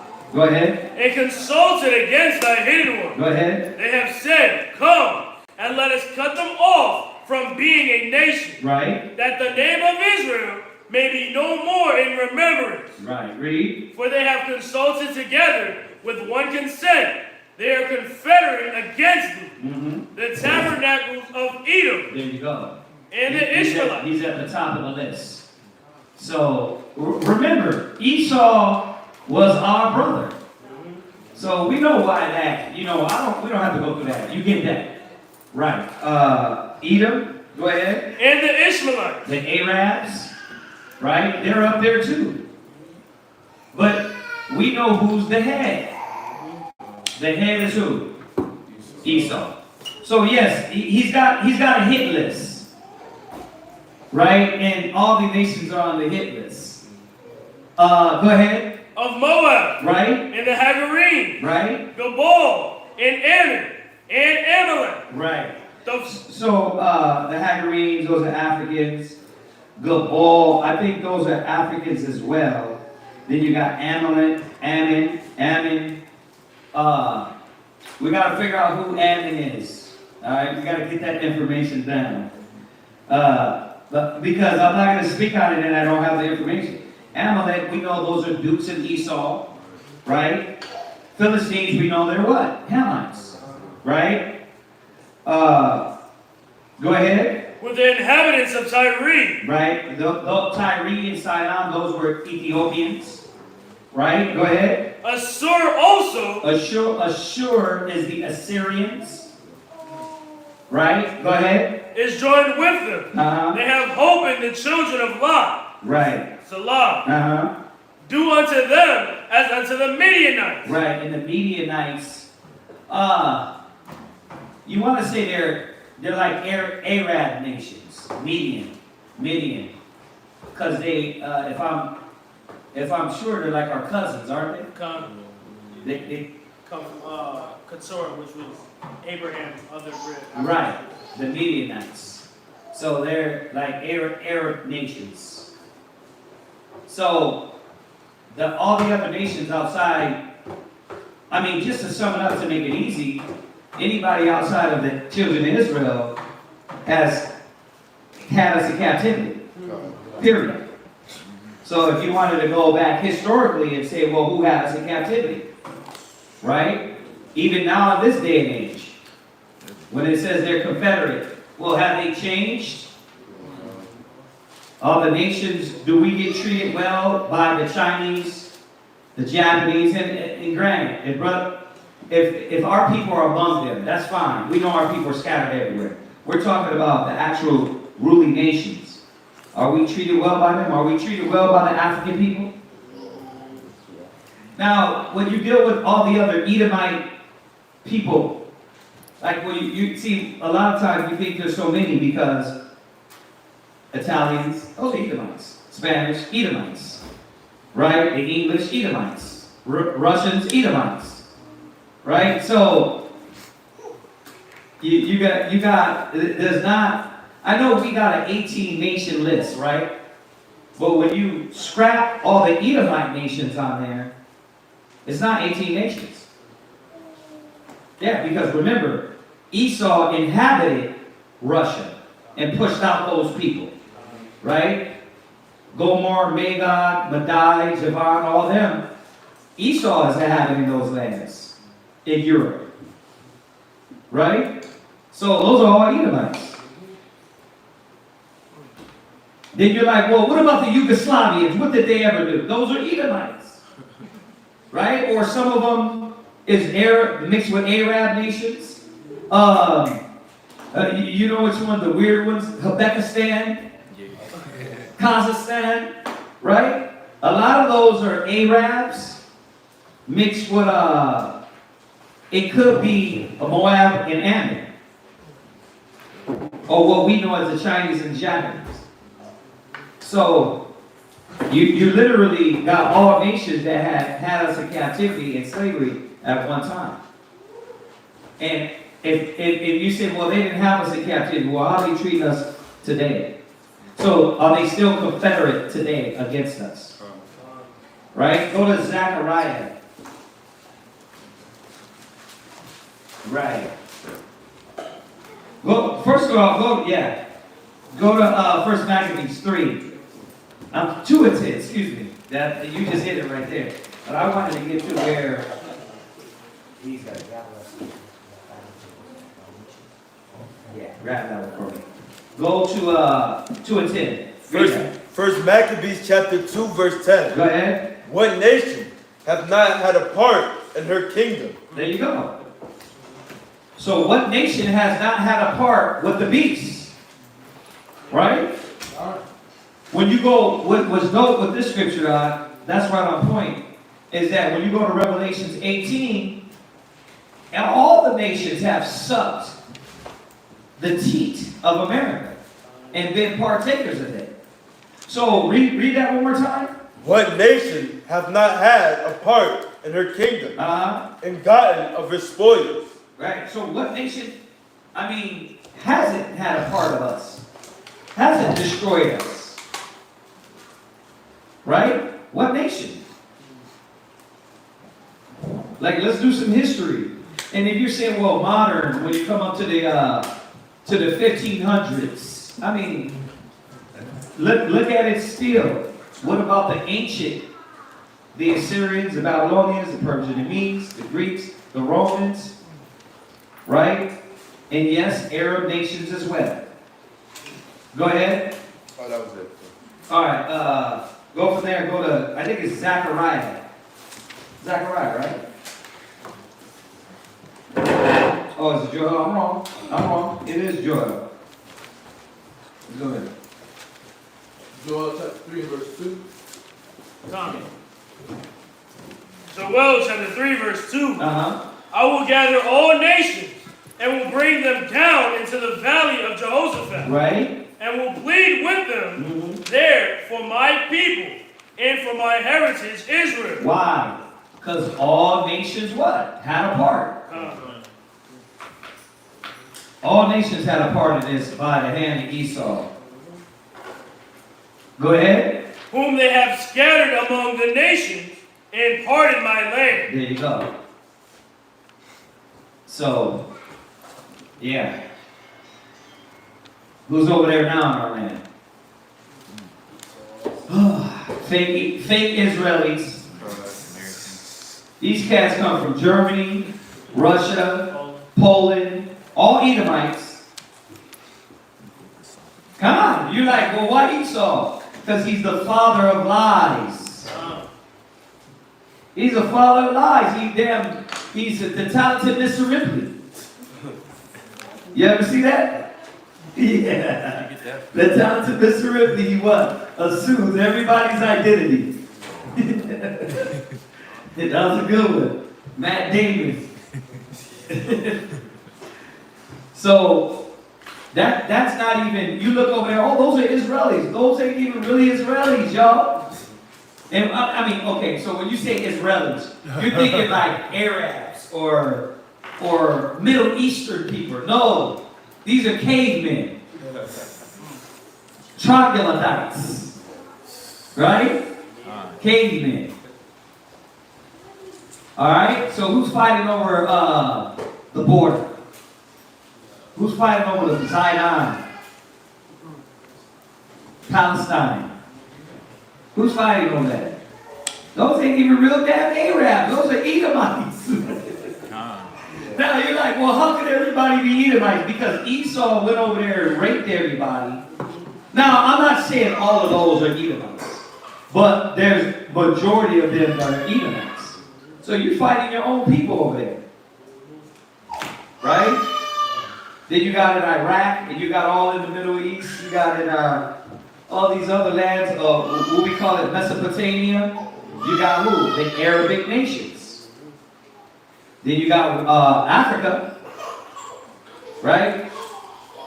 Africa don't want no damn parts of us. What about India? Well, what did India? Edom had us into slavery too. The Persian and the Medes. Okay, so I'm like going in my head. I'm bad with math, but I'm going down. I'm going to all these other countries in my head, and I'm like, what nation did not have us in captivity? There you go, all the nations. That's why the Most High said He's going to bring all nations to, because in some way, they had a part in our demise. So yeah, it's all nations. You put the one in what's that? Maccabees what? That was hard. So yeah, all nations are going to be a part of that. I mean, that makes sense. Sense. And then the head of them is who? Our big brother. When I say it, you're like, you're like, bro, don't bring him up. It's the weird brother, right? The one you don't want around. That guy, bro. All right. Any other questions online or anything? How about you, sis? Did you have any questions? The who? The Philippines, those are the children of Cush. The Cushites. Wait, you said Philippines. Like the Filipinos. Okay, well, some would say a lot of Israel's mixed up in them. Right? But a lot of them come from Asia. So, because if you look up into the Philippines, they call them the little negritos. The little negritos. Right? So, some of them, remember, when I'm saying this, we got to be clear. Our people are among them. We're not saying they're all of us are those people. Right? Because we're scattered everywhere. But, I mean, some brothers did some research, and some of our people among them. Like some of our people among the Hindus. Right? What do they call it again? The Daleks? Dalits? They did some research, found out that these people among the Hindus, those Indians, were our people. Just like there's information, I got 2 books. Hebrews in Japan, and then Hebrews, I think Jews in China. So our people, it's like Isaiah 11:11. Our people are scattered everywhere. This book goes into how there was already Jewish. I'm just using the ISH, but there was temples in China before Genghis Khan got there and conquered that land. They were already serving the Most High. So, but we know, okay, our people were there, but what happened? They came in, raped them, robbed them, murdered them, mixed with them, and now you got this mix, but then you still got some of our people over there. So, I want to be clear that our people are scattered everywhere, even though some Filipinos are our people, not everybody. Some Chinese are among them are our people. But that don't mean all the Chinese. Some of the Japanese, right? What was that first Japanese samurai? Anybody know his name? Zion had his name down. Yeah. Yeah, he was the first black Japanese samurai.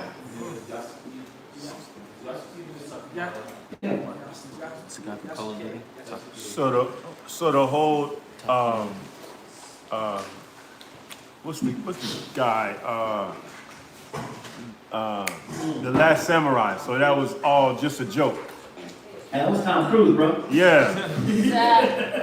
So that the was Last Samurai's Esau. Why everybody couldn't do it, we had to ship in Tom Cruise to do it.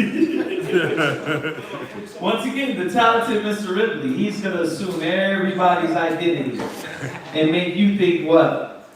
You're nobody. You're Spirit Chuck and Jigaboo, right? And you're nothing. That's what they would have us think. Or you're a border jumper and you're just a dumb wetbag. That's what they would have us think. And literally, they have stolen everybody's identity. But getting back to your point, your question says, like the Filipinos, like when you do a little research on them, they're a mix of people. They're a mix of people. Yeah. You got anything else? Yeah. What had you bring them up?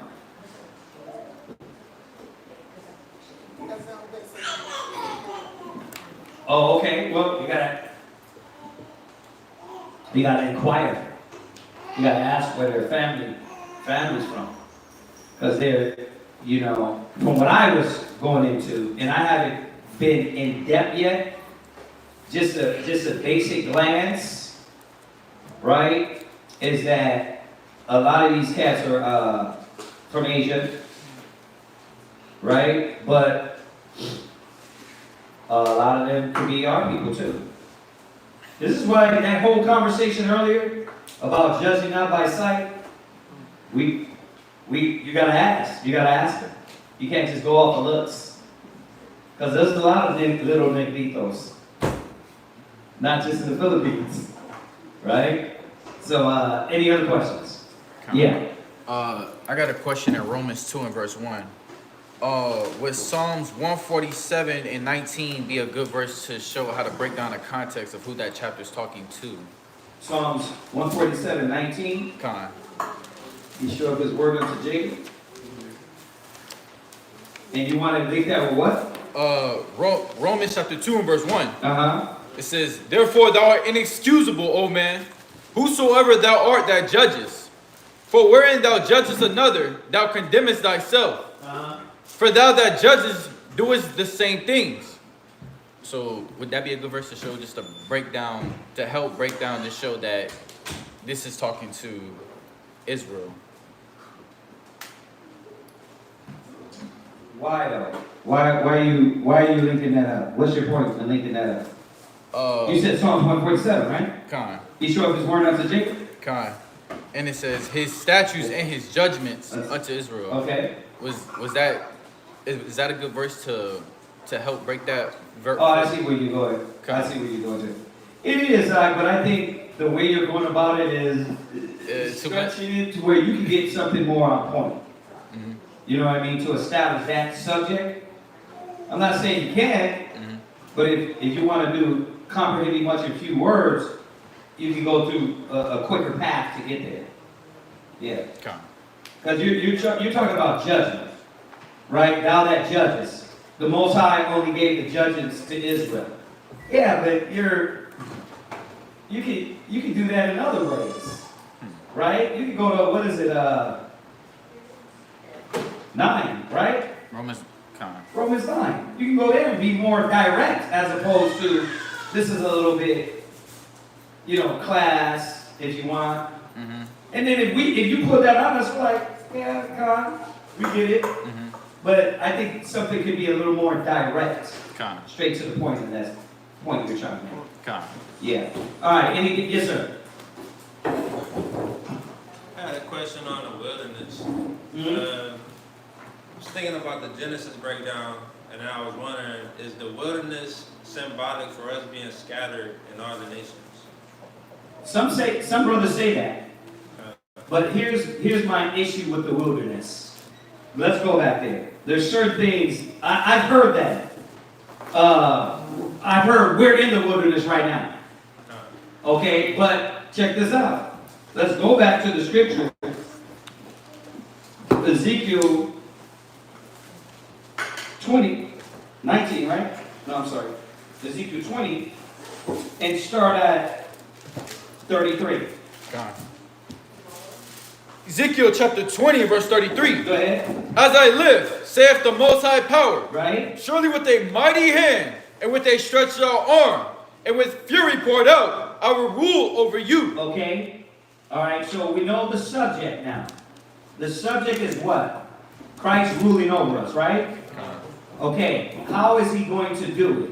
Go ahead. And I will bring you out. I will what? Bring you out. Okay. So we haven't even gotten to the point yet, but the point is already established. Future tense that he would do what first? Bring you out. Okay, so how could it be now when the sequence of steps don't make any sense? He's saying he's going to bring us out of what? Read. From the people. He was going to bring us out from among the nations. Right? Go ahead. And will gather you out of the countries wherein ye are scattered. So how could it be the wilderness when he's saying, I'm going to gather you out? I mean, think about it. Sequence-wise, how the scriptures drop it doesn't make no sense. I'm going to gather you out, but put you back in? That doesn't make sense. Go ahead. With a mighty hand, and with a stretched out arm, and with fury poured out. Go ahead. And I will bring you into the wilderness of the people. There you go. Wait a minute. One, it was talking about I will gather you out of the countries. So this wilderness of the people, right, was after the fact of us being gathered out. So he's going to gather us out and then put us back in? I mean, does that make sense? That don't make no sense. Sequence-wise, scripture-wise, that it's like, wait a minute, when you gather us out, according to all the other scriptures, we're being delivered. We're not going to be put back in the hands of the heathens and the people. No, the scriptures don't line up with that logic. Read. And there will I plead with you face to face. So this wilderness he takes us to, he's going to gather us out of the nations, and then he's going to bring us to this wilderness, and he's going to plead with us face to face, right? Go ahead. Like as I pleaded with your fathers in the wilderness, right, of the land of Egypt. See, but right there, that tells you what type of wilderness this was. And you can see scripture-wise, he was going to bring us out of captivity first, right? And then put us in this place to where now I can deal with you one-on-one, like the wilderness of Egypt, right? So, or rather, coming out of Egypt. So, I can't, when I heard that, I'm like, that don't even make sense according to the scripture, because this is us being delivered out. How would he deliver us out of this situation? Then why would he put us back? That's contrary to what we're reading. Go ahead. So will I plead with you, saith the Most High Power. Right. And I will cause you to pass under the rod. Right. So in this wilderness, like the wilderness coming out of Egypt, he's going to have us pass under the law. Right? Go ahead. And I will bring you into the bond of the covenant. This is where he's going to bring us under the covenant, the contract. Go ahead. And I will purge out from among you the rebels. Right. So my point is this.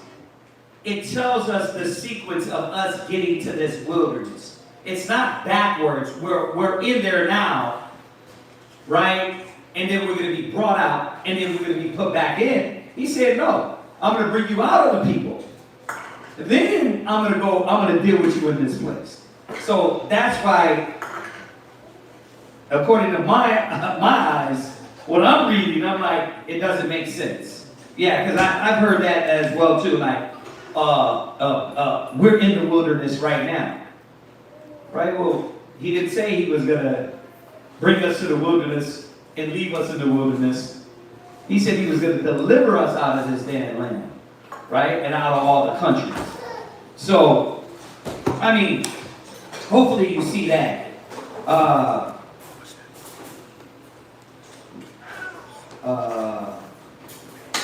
Right, because even, and just read down in this, you can see that this is a, how do they call it? This is a, I was going to say millennia prophecy. I was going to use that word that they use a lot, like this is a future prophecy of the Most High delivering us from this place. Not putting us back into it. So, yeah. Anything else? Yeah. I got one more question. Yes, sir. In Judges 3 and 8, when we went into captivity for 8 years, who were the people of Mesopotamia? Let's go there. God. Judges 3 and 8.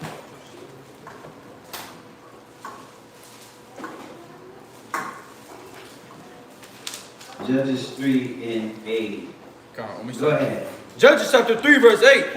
Therefore the anger of the Most High was hot against Israel. Right. And he sold them into the hand of Chushan Rishathaim, king of Mesopotamia.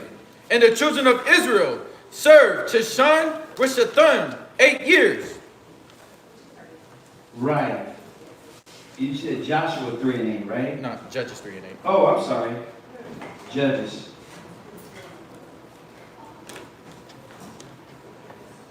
Right. So, go ahead. Come on. Verse 9. And when you want me to read verse 8 again? Yeah,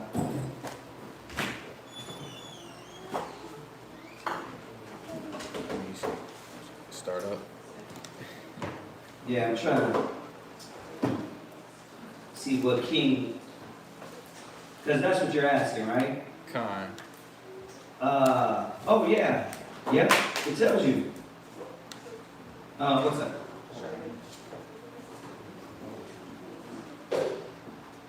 Yeah, verse 5. Yeah, go up. Con. Verse is going to tell us the children of Israel. There you go. Yeah. Verse 5. Yeah. And the children of Israel dwelt among the Canaanites, Hittites, and Amorites. Right. There you go. That's who it was. All of them? Yeah.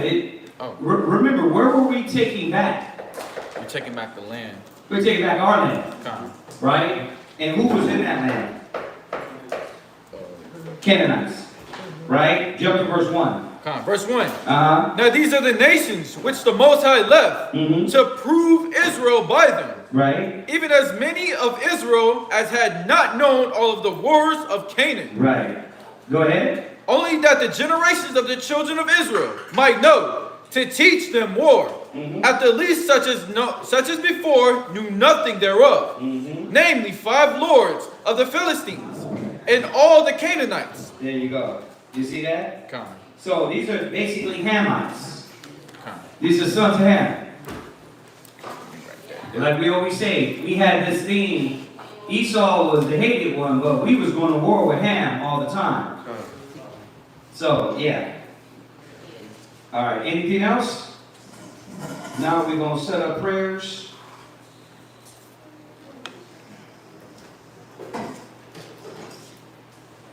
Hopefully y'all trumpets was good. I know we had a blast. Cats started racing each other after everything on the beach. Y'all still feeling it? I'm recovered. Ready to go. You good now? Ready to go. Oh, okay. He has healing powers. How you feeling now? Yeah, you good? Or you still have a little soreness? I cut my toes, so I fell outside the bathroom. Oh, wow. Jesus Christ. Good time. Bro, you can't be, bro, you're 17, now. You can't be having 40-year-old problems. Hey, that ain't no 40-year-old problem. That's 78-year-old problem. I'm ready to go. Yeah, I know. Ready to bounce back. Yeah, we had a blast. So we got the trumpets coming up. Actually, we got atonement. So that's on the Day of Atonement is on when? Y'all prepared for the atonement? Start your intermittent fasting now, so you won't get all weary. It's the 23rd. It's the 23rd. No food, no water. No food, no water. Listen, if you just cut out bread right now, you'll break yourself. Cut out bread or pasta, you'd be like, wow, what this is? You think you're fasting already. That day is no food, no water. Alright? Now we're telling y'all, and we're going to tell y'all to the day, don't act like, well, I was at work, I didn't know. It's no food, no water. Sundown to sundown. It ain't like Ishmael. They do half days. It's a whole day. Like that so. Like that so. Grab each other's arms. That's what they do? Nah. Oh. All right. So nothing else online? Okay. All right. If that's it, I'm out. We'll put your ankle down. Rise and face east.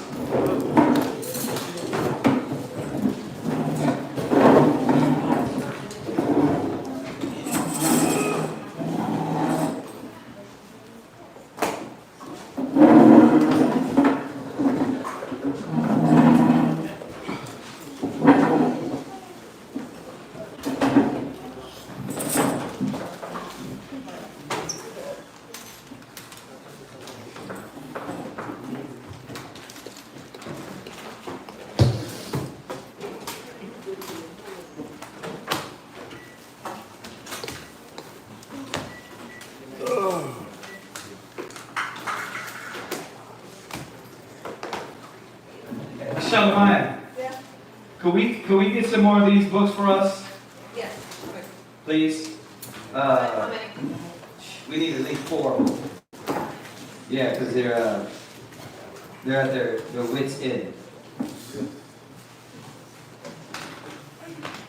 Barakatah Yahweh. Barakatah Yahweh. Barakatah Yahweh Shah. Barakatah Yahweh Shah. Barakatah Yahweh. Barakatah Yahweh. Barakatah Yahweh Shah. Barakatah Yahweh Shah. Hallelujah. Hallelujah. Hallelujah. Hallelujah. Hallelujah. Hallelujah. Hallelujah. Hallelujah. Gawadi Yahweh. Gawadi Yahweh. For this Shabbat. For this Shabbat. This day. This day. This rest. This rest. Please. Please. Give us daily. Give us daily. Peace. Peace. And unity. And unity. Remove away fears. Remove away fears. Doubts. Doubts. Anguish. Anguish. Pain. Pain. Suffering. Suffering. Division. Division. Discord. Discord. And unite us. And unite us. In the bond of peace. In the bond of peace. In righteousness. And righteousness. In the laws. In the laws. Statutes and commandments. Statutes and commandments. Please, Yahweh. Please, Yahweh. Keep us. Keep us. The husband. The husband. Wives. Wives. Children. Children. In one mind. In one mind. One spirit. One spirit. And remove And remove Satan. Satan Away. away From from us, from our hearts, from our hearts, from our minds, from our minds. Strengthen us. Strengthen us. Raise up prophets. Raise up prophets. Raise up teachers. Raise up teachers. Raise up women. Raise up women that have been in your name. that have been in thy name. Reward them. Reward them that wait for you. that wait for you. Yahweh. Yahweh. And let thy prophets. And let thy prophets be found faithful. be found faithful. Yahweh. Yahweh. We pray. We pray. And ask. And ask. Make the time short. Make the time short. Make the time short. Make the time short. And remember the covenant. And remember the covenant. And let them declare. And let them declare thy wondrous works. Thy wondrous works. Raise up indignation. Raise up indignation. And pour out wrath. And pour out wrath. Take away the adversary. Take away the adversary. And destroy the enemy. And destroy the enemy. Please, Yahweh. Please, Yahweh. Bring this kingdom. Bring this kingdom to an end. To an end. Bahashem Yahushai. Bahashem Yahushai. We pray. We pray. The water. The water. Tamyad.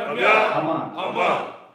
Barakatay Yahweh. Barakatay Yahweh. Bahashem Yahushai. Bahashem Yahushai. Hahoah. Hahoah. Latanawa. Latanawa. Hatawara. Hatawara. This is blessed are you, Yahweh, in the name of Yahushua that gives to us the law. Barakatay Yahweh. Barakatay Yahweh. Bahashem Yahushai. Bahashem Yahushai. Hahoah. Hahoah. Latanawa. Latanawa. Award. Award. Lara'ah. Lara'ah. Blessed are you, Yahweh, in the name of Yahushua that gives us the light to see. Barakatay Yahweh. Barakatay Yahweh. Bahashem Yahushai. Bahashem Yahushai. Hahoah. Hahoah. Latanawa. Latanawa. Ha'ayom. Ha'ayom. Quara. Quara. La Quara'ah. La Quara'ah. Amen. This is blessed are you, Yahweh, in the name of Yahushua that gives us the ram's horn to call the people. Right. Quara is called. Barakatay Yahweh. Barakatay Yahweh. Bahashem Yahushai. Bahashem Yahushai. Hahoah. Hahoah. Latanawa. Latanawa. Shaman. Shaman. Zayah. Zayah. Lamashah. Lamashah. Yasha'Allah. Yasha'Allah. This is blessed are you, Yahweh, in the name of Yahushua that gives to us the olive oil to anoint Israel.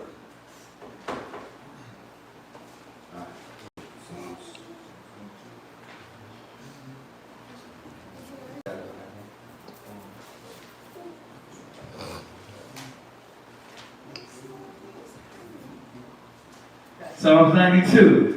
It is a good thing. It is a good thing. To give thanks. To give thanks. Unto Yahweh. Unto Yahweh. And to sing praises. And to sing praise. Unto his name. Unto his name. O Most High. O Most High. To show forth. To show forth. Thy loving kindness. Thy loving kindness. Every morning. Every morning. And thy faithfulness. And thy faithfulness. Every night. Every night. Upon an instrument. Upon an instrument. Of 10 strings. Of 10 strings. Upon the psaltery. Upon the psaltery. Upon the harp. Upon the harp. With a solemn sound. With a solemn sound. For thou. Yahweh has made me glad. Has made me glad. Through thy work. Through thy work. I will triumph. I will triumph. In the works of thy hands. In the works of thy hands. O Yahweh. O Yahweh. How great are thy works. How great are thy works. And thy thoughts are very deep. And thy thoughts are very deep. A brutish man. A brutish man. Knoweth not. Knoweth not. Neither doeth a fool. Neither doeth a fool. Understand. Understand this. When the wicked spring up as grass. When the wicked spring up as grass. And all the workers of iniquity do flourish. When all the workers of iniquity do flourish. It is.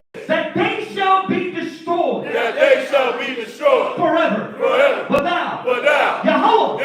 Are most high forevermore. Are most high forevermore. For lo thy enemies. Below thy enemies. O Yahweh. O Yahweh. For lo thy enemies shall perish. Below thy enemies shall perish. All the workers of iniquity. All the workers of iniquity shall be scattered. Shall be scattered. But my horn. Shall thou exalt. Shall thou exalt. Like the horn of a unicorn. Like the horn of a unicorn. We shall be anointed. We shall be anointed. With fresh oil. With fresh oil. My eye also. My eye also. Shall see my desire. Shall see my desire. Of my enemies. Of my enemies. And my ears shall hear my desire. And my ears shall hear my desire. Of the wicked that rise up against us. Of the wicked that rise up against us. The righteous shall flourish like the palm tree. The righteous shall flourish like the palm tree. He shall grow like the cedar in Lebanon. He shall grow like the cedar in Lebanon. Those that be planted in the house of Yahushai. Those that be planted in the house of Yahushai. Shall flourish. Shall flourish. In the courts of the Most High. In the courts of the Most High. They shall bring forth fruit in old age. They shall bring forth fruit in old age. They shall be fat. They shall be fat. And flourish. And flourish. To show that Yahweh is upright. To show that Yahweh is upright. He is my rock. He is my rock. And there is no one righteous unrighteousness in them. And there is no unrighteousness in them.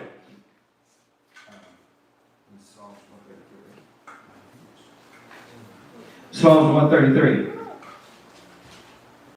Shayar. Shayar. Hamalawa. Hamalawa. Lanawa. Lanawa.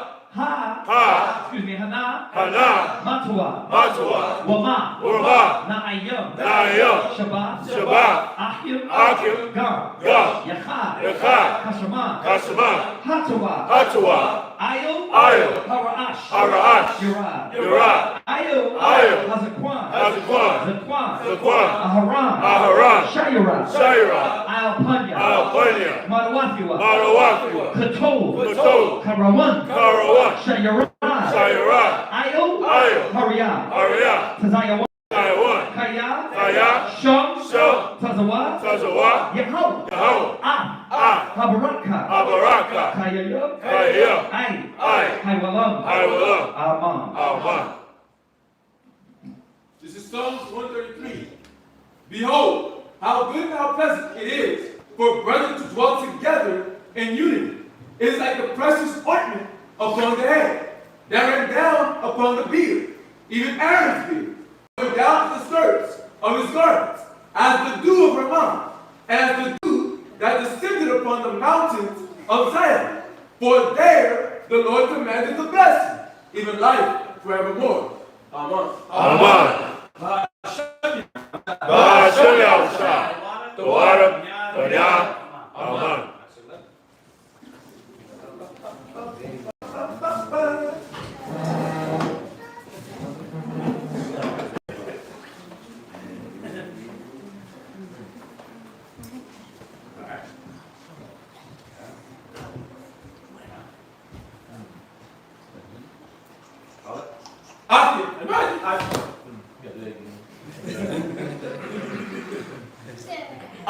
Imagine Barak. Yahweh Shem Yahushua Rakatham. You got the Messiah to the face. I'm waiting on you. You wanted me. Okay. Go ahead. Salute out the daughters of Zion in Israel. Imagine Barak. Yahweh Shema Adon Yahweh Shem Yahushua. Yeah, the Messiah. The says, say Shabbat Shalom, everybody. All right? Shabbat Shalom.